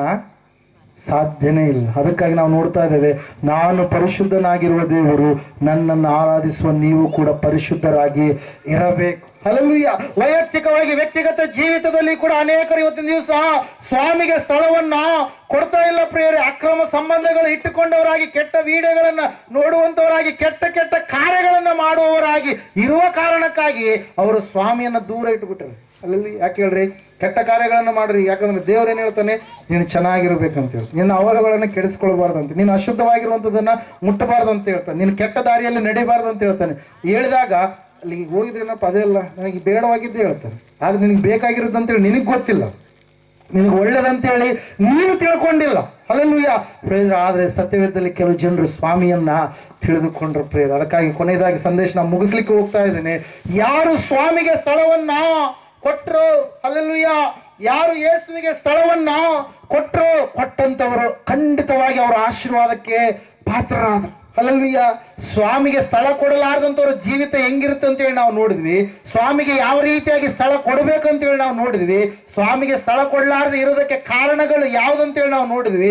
ಈ ಸಮಯದಲ್ಲಿ ಸ್ವಾಮಿಗೆ ಸ್ಥಳವನ್ನ ಕೊಟ್ಟಂತವ್ರು ಹೊಂದಿಕೊಳ್ಳುವಂತ ಆಶೀರ್ವಾದ ಏನೆಂಬುದಾಗಿ ನಾವು ನೋಡೋಣ. ಲೂಕನ ಬರೆದ ಸುವಾರ್ತೆ 1ನೇ ಅಧ್ಯಾಯ 48ನೇ ವಚನದಲ್ಲಿ ನಾವು ನೋಡ್ತಾ ಇದ್ದೇವೆ. ಸತ್ಯವೇದ ಈ ರೀತಿಯಾಗಿ ಹೇಳ್ತಾ ಇದೆ, ಮರಿಯಳಾದರೂ ತನ್ನ ಗರ್ಭದಲ್ಲಿ ಸ್ವಾಮಿಗೆ ಸ್ಥಳವನ್ನ ಕೊಟ್ಟಳು ಪ್ರಿಯರೇ. ಹಲ್ಲೆಲೂಯಾ. ಸಾಮಾನ್ಯವಾಗಿರುವಂತ ಸಂಗತಿ ಅದಾಗಿ ಇರಲಿಲ್ಲ. ನಾವು ನೋಡ್ತಾ ಇದ್ದೇವೆ, ದೇವರ ವಾಕ್ಯ ಹೇಳ್ತಾ ಇದೆ, ಸತ್ಯವೇದ ಹೇಳ್ತಾ ಇದೆ ಸ್ಪಷ್ಟವಾಗಿ. ಏನಂತ ಹೇಳುವಂತಂದ್ರೆ, ಮರಿಯಳು ಒಂದು ಭಯಂಕರವಾದಂತ ಅವಮಾನಕರವಾದಂತ ಸ್ಥಿತಿಯ ಕಡೆಗೆ ಆಕೆ ಜಾರಿ ಹೋಗ್ಬೇಕಾಗಿದೆ. ನಿಶ್ಚಿತಾರ್ಥವಾಗಿರ್ತಕ್ಕಂಥ ಯೋಸೇಫನು ಆಕೆಯನ್ನ ಬಿಡಬೇಕು ಅಂತೇಳಿ ನಿರ್ಧರಿಸಿಕೊಂಡಿದ್ದಾನೆ. ಆಗಿರ್ತಕ್ಕಂಥ ಕಾರ್ಯ ಪರಿಶುದ್ಧ ಆತ್ಮನ ಮೂಲಕವಾಗಿ, ದೇವರ ಸಂಕಲ್ಪ ಚಿತ್ತದ ಮೂಲಕವಾಗಿ ಆಕೆಯು ಕನ್ನಿಕೆಯಾಗಿದ್ದಾಗಲೂ ಕೂಡ ಆಕೆ ಗರ್ಭವನ್ನ ಧರಿಸಿದ್ದಾಳೆ ಪ್ರಿಯರೇ. ಹಲ್ಲೆಲೂಯಾ. ಯಾರು ಕೂಡ ಒಪ್ಪುವಂತ ಮಾತು ಅಲ್ಲ, ಎಲ್ಲರೂ ನಾವು ಪುರುಷ ಸಂತಾನಿಗಳೇ. ಹಲ್ಲೆಲೂಯಾ. ಆದರೆ ಸ್ವಾಮಿ ಲೋಕಕ್ಕೆ ಬರಬೇಕಾದ್ರೆ ಆತನು ಸ್ತ್ರೀ ಸಂತಾನವಾಗಿ ಹೊರಟು ಬರಬೇಕಂತೇಳಿ ಧರ್ಮಶಾಸ್ತ್ರದಲ್ಲಿ ಏನಿತ್ರಿ ನೇಮಕ ಮಾಡಲಾಗಿತ್ತು. ಗಲಾತ್ಯದವರಿಗೆ ಬರೆದ ಪತ್ರಿಕೆ 4ನೇ ಅಧ್ಯಾಯದಲ್ಲಿ ಅದರ ವಿಷಯವಾಗಿ ನಾವೇನ್ ಮಾಡ್ತಾ ಇದ್ದೇವೆ, ನೋಡ್ತಾ ಇದ್ದೇವೆ ಪ್ರಿಯರೇ. ಹಲ್ಲೆಲೂಯಾ. ಮರಿಯಳು ಆಗಬೇಕಾದಂತ ಎಲ್ಲ ಅವಮಾನಗಳನ್ನ, ಆಗಬೇಕಾದಂತ ಎಲ್ಲ ಆರೋಪಗಳನ್ನ, ಆಗಬೇಕಾದಂತ ಎಲ್ಲ ಅವಮಾನಕರವಾದಂತ ಸ್ಥಿತಿ ಘಟನೆಗಳನ್ನ, ಕೆಟ್ಟದೆಲ್ಲವನ್ನ, ಶಿಕ್ಷೆ ಎಲ್ಲವನ್ನ, ಕಣ್ಣೀರೆಲ್ಲವನ್ನ, ಬಾಧೆ ಎಲ್ಲವನ್ನ ಆಕೆ ಸಹಿಸಿಕೊಂಡು ಯೇಸು ಸ್ವಾಮಿಗೆ ತನ್ನ ಗರ್ಭದಲ್ಲಿ ಆಕೆ ಏನ್ ಮಾಡಿದ್ಲು ಅಂತ ಹೇಳುತ್ತೆ ವಾಕ್ಯ, ಸ್ಥಳವನ್ನು ಕೊಟ್ಲು. ಅದಕ್ಕಾಗಿ ಆಕೆಯನ್ನ ನನ್ನನ್ನು ಎಲ್ಲರ ಹಿಂದಿನಿಂದ ಧನ್ಯಳು ಎಂಬುದಾಗಿ ಕೊಂಡಾಡುವರು ಅಂತೇಳಿ ಆಕೆ ಸ್ತುತಿಗೀತೆಯನ್ನ ಆಡ್ತಾಳೆ ಪ್ರಿಯರೇ. ಹಲ್ಲೆಲೂಯಾ. ಸ್ವಾಮಿ ಹೇಳ್ತಾರೆ ಒಂದು ಸಂದರ್ಭದಲ್ಲಿ, ಆತನ ವಾಕ್ಯ ಹೇಳುವ ಸಮಯದಲ್ಲಿ ಲೂಕನ ಬರೆದ ಸುವಾರ್ತೆಯಲ್ಲಿ ನಾವು ನೋಡ್ತಾ ಇದ್ದೇವೆ. ವಾಕ್ಯ ಈ ರೀತಿಯಾಗಿ ಹೇಳ್ತಾ ಇದೆ, 11ನೇ ಅಧ್ಯಾಯ 27-28ನೇ ವಚನದಲ್ಲಿ, ಒಬ್ಬ ತಾಯಿ, ಅಪ್ಪ, ಇಂತಹ ಕುಮಾರನನ್ನು ನಾವು ಎಲ್ಲಿಯೂ ಕೂಡ ನಾವು ನೋಡೇ ಇಲ್ಲ. ಈತನು ಎತ್ತಂತ ತಾಯಿ ಎಂತಕ್ಕೋ, ಈತನ್ನು ಯಾವ ರೀತಿಯಾಗಿ ಬೆಳೆದನೋ ಎಂಬುದಾಗಿ ಏನ್ ಮಾಡ್ತಾ ಇದಾರೆ, ಆ ತಾಯಿ ಕೂಗಿ ಹೇಳ್ತಾ ಇದ್ದಾಳೆ. 27-28ನೇ ವಚನ ನೀವು ಓದಿದಾಗ, ಆ ಸಮಯದಲ್ಲಿ ಅದಕ್ಕಿಂತ ಮುಂಚೆ ವಚನಗಳು ಓದಿದಾಗ ಅಲ್ಲಿ ವಾಕ್ಯದಲ್ಲಿ ನಾವು ನೋಡ್ತಾ ಇದ್ದೀವಿ, ಏಸಪ್ಪನ ಮಾತು ಹೇಳ್ತಾ ಇದ್ದಾರೆ, ಹಾಗನ್ನ ಬೇಡ, ದೇವರ ವಾಕ್ಯದ ಪ್ರಕಾರವಾಗಿ ಕೈಕೊಂಡು ನಡೆಯುವನೇ ಧನ್ಯನು ಎಂಬುದಾಗಿ. ನನ್ನನ್ನು ಎತ್ತಂತ ತಾಯಿ ಧನ್ಯಳಲ್ಲ. ಯಾರು ಧನ್ಯರು? ನನ್ನ ವಾಕ್ಯವನ್ನ ಕೈಕೊಂಡು ಪರಿಪೂರ್ಣವಾಗಿ ಯಾರು ನಡೀತಾರೋ ಅವರೇ ನಿಜವಾದಂತ ಧನ್ಯರು ಎಂಬುದಾಗಿ ಪ್ರಿಯರೇ. ಹಲ್ಲೆಲೂಯಾ. ಪ್ರಿಯರೇ, ಅದಕ್ಕಾಗಿ ನಾವು ನೋಡ್ತಾ ಇದ್ದೇವೆ ಪ್ರಿಯರೇ, ಸತ್ಯವೇದ ಹೇಳ್ತಾ ಇದೆ ಸ್ಪಷ್ಟವಾಗಿ, ಮರಿಯಳಾದರ ಧನ್ಯತೆಯನ್ನ ಅನುಭವಿಸಿದಳು. ದೇವರು ನಮಗೂ ಕೂಡ ಅವಕಾಶ ಕೊಟ್ಟಿದ್ದಾನೆ. ಆತನ ವಾಕ್ಯದ ಪ್ರಕಾರವಾಗಿ ನಾವು ನಡೆಯುವಾಗ ನಾವು ಡಬಲ್ ಧನ್ಯತೆಯನ್ನು ನಾವು ಏನ್ ಮಾಡ್ತೀವಿ, ಆಸ್ವಾದಿಸಿಕೊಳ್ಳುವವರಾಗಿರ್ತೀವಿ, ಅನುಭವಿಸುವವರಾಗಿರ್ತೀವಿ. ನಾವು ನೋಡ್ತಾ ಇದ್ದೇವೆ, ಯಾಯೀರನ ಎನ್ನುವಂತ ವ್ಯಕ್ತಿಯ ಮನೆಯಲ್ಲಿ ಅನೇಕ ಜನರು ಏನ್ ಮಾಡಿದ್ದಾರೆ, ತುಂಬಿದರೆ. ಮತ್ತಾಯ ಬರೆದ ಸುವಾರ್ತೆ 9ನೇ ಅಧ್ಯಾಯ 23-26 ವಚನಗಳನ್ನು ನಾವು ನೋಡುವಾಗ, ಆ ಮನೆ ಯೇಸು ಇರಲಾರದಕ್ಕಿಂತ ಮುಂಚಿತವಾಗಿ ಒಂದು ಮರಣದ ಮನೆಯಾಗಿ, ಯೇಸು ಇರಲಾರದಕ್ಕಿಂತ ಮುಂಚಿತವಾಗಿ ಕಳವಳ ಕಣ್ಣೀರ ಮನೆಯಾಗಿ, ಗೋಳಾಟದ ಮನೆಯಾಗಿ ಇದೆ. ಯಾವಾಗ ಯಾಯೀರನು ಸ್ವಾಮಿ ಆಚೆ ದೊಡದಿಂದ ಈಚೆ ದೊಡಕ್ಕೆ ಬಂದಿದ್ದಾನೆ ಎಂಬುದಾಗಿ ಗೊತ್ತಾಗಿ, ಯಾಯೀರನು ಅಧಿಕಾರಿಯಾಗಿರ್ತಕ್ಕಂಥ ಯಾಯೀರನು ಸ್ವಾಮಿಯ ಬಳಿಗೆ ಹೋಗಿ, ನನ್ನ ಮಗಳು ಸಾಯಲಿಕ್ಕಿದ್ದಾಳೆ, ನೀನು ಬಂದು ನಿನ್ನ ಹಸ್ತವನ್ನು, ನಿನ್ನ ಕೈಯನ್ನು ಆಕೆಯ ಮೇಲೆ ಇಟ್ಟರೆ ನನ್ನ ಮಗಳು ಏನಾಗ್ತಾಳೆ, ಬದುಕ್ತಾಳೆ ಎಂಬುದಾಗಿ ಹೇಳಿದಾಗ ಅಲ್ಲಿ ಸ್ವಲ್ಪ ಹೊತ್ತು ಗ್ಯಾಪ್ ಆಯ್ತು. ಏನ್ ಹೇಳ್ರಿ, 12 ವರ್ಷದ ರಕ್ತ ರೋಗಿ ಬಂದು ಆತನನ್ನು ಮುಟ್ಟಿದಾಗ ಆಕೆ ಸ್ವಸ್ಥತೆಯನ್ನು ಹೊಂದಿದ್ಲು. ಆಕೆ ಸಾಕ್ಷಿಯನ್ನು ಸ್ವಾಮಿ ಎಲ್ಲರ ಮುಂದೆ ಏನ್ ಮಾಡಿದ, ಆತ ಬಹಿರಂಗ ಪಡಿಸಿದ. ಪ್ರೇರೆ ಸಮಯ ಆಯ್ತು. ಆ ಕಡೆಯಿಂದ ಒಬ್ಬ ವ್ಯಕ್ತಿ ಓಡೋಡಿ ಬಂದು ಹೇಳ್ತಾ ಇದ್ದಾನೆ, ಒಂದು ವೇಳೆ ನಿನ್ನ ಮಗಳು ಬದುಕಿದ್ದರೆ ಗುರುವನ್ನ ಕರೆದಿದ್ರೆ, ಆತನ ಹಸ್ತವನ್ನ ಇಟ್ಟಿದ್ರೆ, ಅಥವಾ ಏನಾದ್ರೂ ಪ್ರಾರ್ಥನೆ ಮಾಡಿದ್ರೆ ಬದುಕ್ತಾ ಇದ್ಲೇನು. ಆದ್ರೆ ನಿನ್ನ ಮಗಳು ಈಗಲೇ ತೀರಿ ಹೋದ್ಲು. ಸ್ವಾಮಿಗೆ ಗುರುವಿಗೆ ಯಾಕೆ ನೀನು ತಂದವರೇ ಕೊಡ್ತೀಯಾ ಅಂತೇಳಿ. ಹಲಲ್ವಿ ಆ ಸಮಯದಲ್ಲಿ ನಾವು ನೋಡ್ತಾ ಇದ್ದೇವೆ ಪ್ರಿಯರೇ, ಯೇಸು ಸ್ವಾಮಿ ಒಂದೇ ಮಾತನ್ನ ಹೇಳಿದ್ರು, ಅಂಜಬೇಡ, ನಂಬಿಕೆ ಮಾತ್ರ ಇರಲಿ. ಹಲಲ್ವಿಯ ಯಾಯಿರನ್ನು ತನ್ನ ಹೃದಯದಲ್ಲಿ ದೇವರಿಗೆ ಸಂಪೂರ್ಣವಾಗಿ ಏನ್ ಮಾಡ್ತಾ ಇದ್ದಾನೆ, ಸ್ಥಾನವನ್ನ ಕೊಡ್ತಾ ಇದ್ದಾನೆ. ಹಲಲ್ವಿಯ ನಾವು ನೋಡ್ತಾ ಇದ್ದೇವೆ ಪ್ರಿಯರೇ, ಸತ್ಯವೇದ ಹೇಳ್ತಾ ಇದೆ ಸ್ಪಷ್ಟವಾಗಿ, ಸ್ವಾಮಿಯ ಸಂಗಡ ಯಾಯಿರನ್ನು ಕೂಡ ಹೋಗ್ತಾ ಇದ್ದಾನೆ. ಯಾಯಿರನಿಗೆ ಯಾರ ಮೇಲೆ ನಂಬಿಕೆ ಇದೆ? ಯಾರಿಗೆ ಸ್ಥಳವನ್ನು ಕೊಟ್ಟಿದ್ದಾನೆ? ಯೇಸುವಿಗೆ ಸ್ಥಳ ಕೊಟ್ಟಿದ್ದಾನೆ. ಒಂದೊಂದು ಸಮಯದಲ್ಲಿ ಸ್ವಾಮಿಯವರು ನೋಡ್ತಾ ಇದ್ದಾರೆ, ಮನೆಯ ತುಂಬ ಯಾರು ತುಂಬಿದಾರ್ರಿ? ಜನರು. ವೈಕ್ಯ ಬಡಕ ಮತ್ತೆ ಅದೇನಂತ ಹೇಳ್ತೀವಿ, ಭಜನೆ ಸ್ಟಾರ್ಟ್ ಮಾಡಿಬಿಟ್ಟಿದ್ದಾನೆ. ಹಲ್ಲೆಲೂಯಾ. ಸ್ವಾಮಿ ಹೇಳ್ತಾ ಇದ್ದಾರೆ, ನೀವು ನನಗೆ ಸ್ಥಳ ಕೊಡಿರಿ ಎಂಬುದಾಗಿ. ಅದ್ರ ಒಳಗಡೆ ಯಾರಿದ್ದಾರೆ? ಅಲ್ಲಿವರೆಗೆ ಜನರಿದ್ದಾರೆ. ದುಃಖದಿಂದ ಅವರು ಏನೆಲ್ಲ ಗೋಳಾಟ ಮಾಡಿ ಅಳ್ತಾ ಇದ್ದಾರೆ. 12 ವರ್ಷದ ಮಗಳು, ಒಬ್ಬ ಮಗಳು ಅಂತೇಳಿ ನಾವು ವಾಕ್ಯದಲ್ಲಿ ನೋಡ್ತಾ ಇದ್ದ ಪ್ರೇರ. ಆ ಸಮಯದಲ್ಲಿ ನಾವು ನೋಡುವಾಗ ಸ್ವಾಮಿಗೆ ಯಾವಾಗ ಸ್ಥಳ ಕೊಟ್ಟರು, ಸ್ವಾಮಿ ಹೇಳ್ತಾ ಇದ್ರೆ, ಆ ಮಗಳು ಸತ್ತಿಲ್ಲ, ನಿದ್ರೆ ಮಾಡ್ತಾ ಇದ್ದಾಳೆ ಅಂತೇಳಿ. ಹಲ್ಲೆಲೂಯಾ. ಯಾವಾಗ ಯೇಸುವಿಗೆ ಮರಿಯಳು ಸ್ಥಳ ಕೊಟ್ಟಾಗ ಆಕೆ ಧನ್ಯಳಾದ್ಲು. ಯಾಯಿರನ್ನು ತನ್ನ ಮನೆಯಲ್ಲಿ ಯೇಸುವಿಗೆ ಸ್ಥಳ ಕೊಟ್ಟಾಗ ಯಾವ ಮಗಳು ಸತ್ತು ಹೋಗಿದ್ಲು, ಆ ಸತ್ತಿರ್ತಕ್ಕಂಥ ಮಗಳ ಸಮೀಪಕ್ಕೆ ಸ್ವಾಮಿ ಬಂದು ಹೇಳ್ತಾ ಇದ್ದಾಳೆ, ಮಗಳೇ ನೀನು ಎದ್ದೇಳು, ತಲಿತಾಕುಂ ಎಂಬುದಾಗಿ, ಅಮ್ಮಣ್ಣಿ ಎದ್ದೇಳು ಎಂಬುದಾಗಿ ಹೇಳುತ್ತೇನೆ ಅಂತ ಹೇಳಿದ ತಕ್ಷಣ ಸತ್ತು ಹೋಗಿರ್ತಕ್ಕಂಥ ಆ ಮಗಳು ಜೀವ ಸಹಿತವಾಗಿ ಏನಾದ್ರಿ ಎಬ್ಬಿಸಲ್ಪಟ್ಲು. ಪ್ರಿಯರೇ, ಹಲ್ಲೆಲೂಯಾ.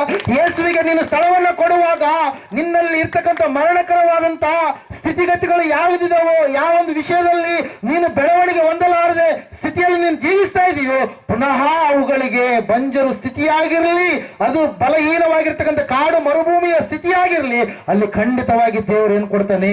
ವರ್ಷವನ್ನ, ಆಶೀರ್ವಾದವನ್ನ, ಬಿಡುಗಡೆಯನ್ನ ಕೊಡಲಿಕ್ಕಿದ್ದಾನೆ. ಕ್ರಿಸ್ತನಿಗೆ ಸ್ಥಳ ಕೊಟ್ಟಂತ ಯಾಯಿರನ್ನು ಆ ಮನೆ ಯಾವಾಗ ಯೇಸುವಿಗೆ ಸ್ಥಳ ಕೊಟ್ಟರು, ಮರಣದ ಮನೆ, ದುಃಖದ ಮನೆ, ಮರಣದ ಮನೆ ಜೀವದ ಮನೆಯಾಗಿ, ದುಃಖದ ಮನೆ ಆನಂದದ ಮನೆಯಾಗಿ, ಯಾವ ಮನೆಯಲ್ಲಿ ಕತ್ತಲೆ ಇತ್ತು, ಕತ್ತಲೆಯ ಮನೆ ಸಂಪೂರ್ಣವಾಗಿ ಬೆಳಕಿನ ಮನೆಯಾಗಿ ಏನಾಯ್ತ್ರಿ?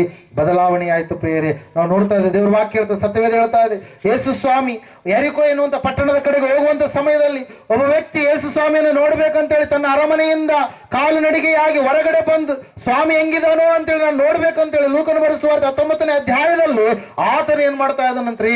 ಹೊರಗಡೆ ಬಂದು ನೋಡ್ತಾ ಇದ್ದಾನೆ. ನನ್ನ ಜೀವಿತದಲ್ಲಿ ಇಲ್ಲಿಯವರೆಗೆ ನಾನು ಅಕ್ರಮಕ್ಕೆ, ಅನ್ಯಾಯಕ್ಕೆ, ಭಯಂಕರವಾದಂತ ಪಾಪದ ಕಾರ್ಯಗಳಿಗೆ ಸ್ಥಳವನ್ನು ಕೊಟ್ಟಿದ್ದೇನೆ.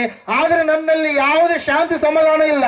ಆದ್ರೆ ಇನ್ನು ಮುಂದೆ ಆದ್ರೂ ನಾನು ಒಳ್ಳೆಯ ದೇವರಿಗೆ, ಆತನ ಕುರಿತಾಗ ಅನೇಕರು ಹೇಳ್ತಾ ಇದ್ದಾರೆ, ಆತನ ಹೆಂಗಿದಾನೋ ಆತನ ನೋಡ್ಬೇಕಂತೇಳಿ ಸ್ಥಳ ಕೊಡ್ಬೇಕಂತೇಳಿ ಏನ್ ಮಾಡಿದಾರೆ? ಹೊರಟು ಹೋದ. ಆದ್ರೆ ಚಂಡೆಲ್ಲರ ಎತ್ತರ ಇದ್ದಾರೆ, ಈತನ ಗಿಡ್ಡನಾಗಿದ್ದಾನೆ. ಅದಕ್ಕಾಗಿ ಈತನ ಏನ್ ಮಾಡ್ಲಿಲ್ಲ? ಆತನನ್ನು ನೋಡ್ಲಿಕ್ಕೆ ಸಾಧ್ಯ ಆಗ್ಲಿಲ್ಲ. ಆ ಸಮಯದಲ್ಲಿ ಈತನ ಆಲೋಚನೆ ಮಾಡಿದ, ಆ ಸ್ವಾಮಿ ಇದೇ ದಾರಿಯಲ್ಲಿ ಬರ್ತಾನೆ, ಅದಕ್ಕಾಗಿ ನಾನು ಆಲದ ಮರವನ್ನೇರಿ ಈತನನ್ನ ನಾನು ನೋಡ್ತೀನಿ ಅಂತೇಳಿ ಆಸೆ ಪಟ್ಟ. ಆಲದ ಮರ ಸುಲಭವಾಗಿ ಚಿಕ್ಕರಿರುವಾಗ ಎಷ್ಟು ಗಿಡಗಳು ಏರಿರ್ತೀವಿ, ಈಗ ಏರಿ ಅಂದ್ರೆ ಇರಕತ್ತ.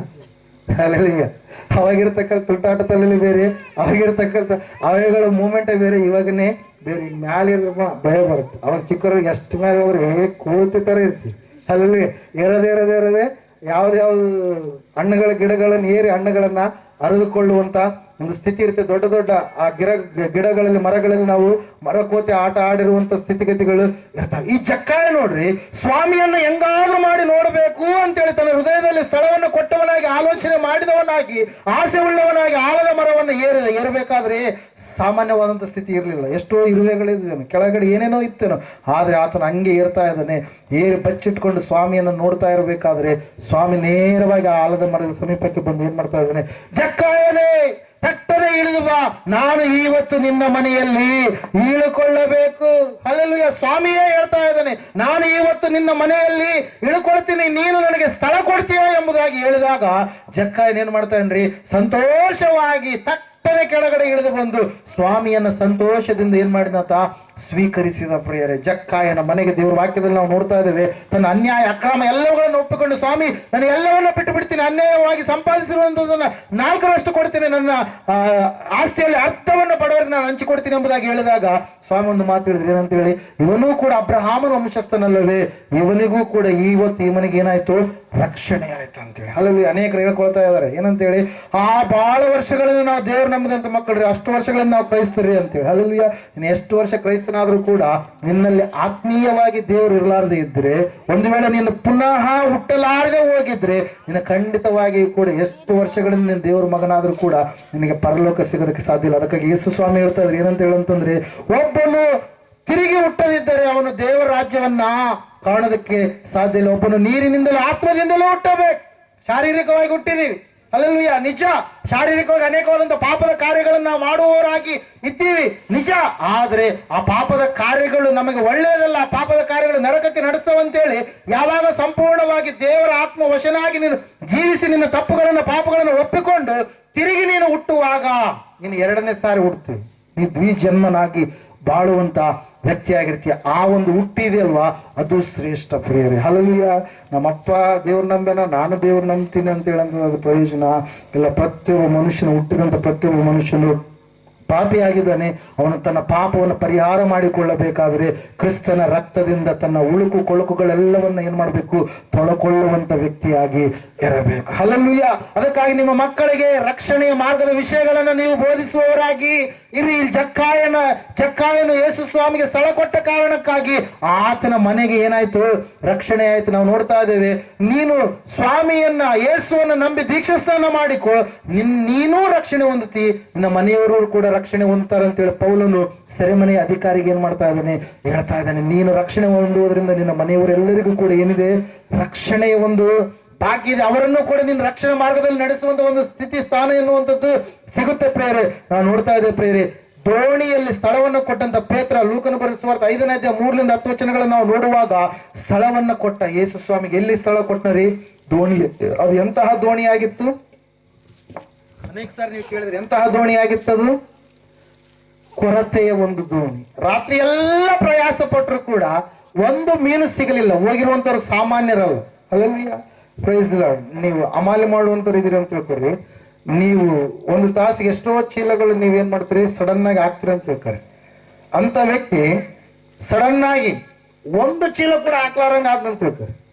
ಬಹಳ ದಷ್ಟಪುಷ್ಟ ಎಲ್ಲ ಆಕ್ಟಿವ್ ಅದನ್ನ, ಎಲ್ಲ ರೀತಿಯಿಂದ ಚೆನ್ನಾಗದನ್ನ. ಅಲ್ಲಲ್ವಿಯ. ನೀವು ಹೊಲದಲ್ಲಿ ಬೆಳೆಯನ್ನ ಹಾಕಿರಿ, ಒಳ್ಳೆ ಬೆಳೆ. ಎಂತ ಬೆಳೆ ಅದು, ಒಳ್ಳೆ ಬೆಳೆಯನ್ನು ಕೊಡುವಂತಹ ಭೂಮಿನೇ ಅದು. ಆ ವರ್ಷ ನೀವು ಬಿತ್ತಿದಿರಿ, ಒಂದು ಸ್ವಲ್ಪ ಕೂಡ ಬೆಳೆ ಬರಲಿಲ್ಲ ಅಂತ ತಿಳ್ಕೊರಿ, ಏನಾಗುತ್ತೆ ಹೇಳ್ರಿ? ಆ ಸಮಯದಲ್ಲಿ ಬಹಳ ನಿರಾಶೆ ಆಗುತ್ತೆ, ಬಹಳ ಕೊರತೆ, ಬಹಳ ದುಃಖ ಆಗುತ್ತೆ. ಅಂತ ಒಂದು ಸ್ಥಿತಿಯಲ್ಲಿ ಇದ್ದಾರೆ ಪ್ರಿಯರು. ಯಾರು ಹೇಳ್ರಿ?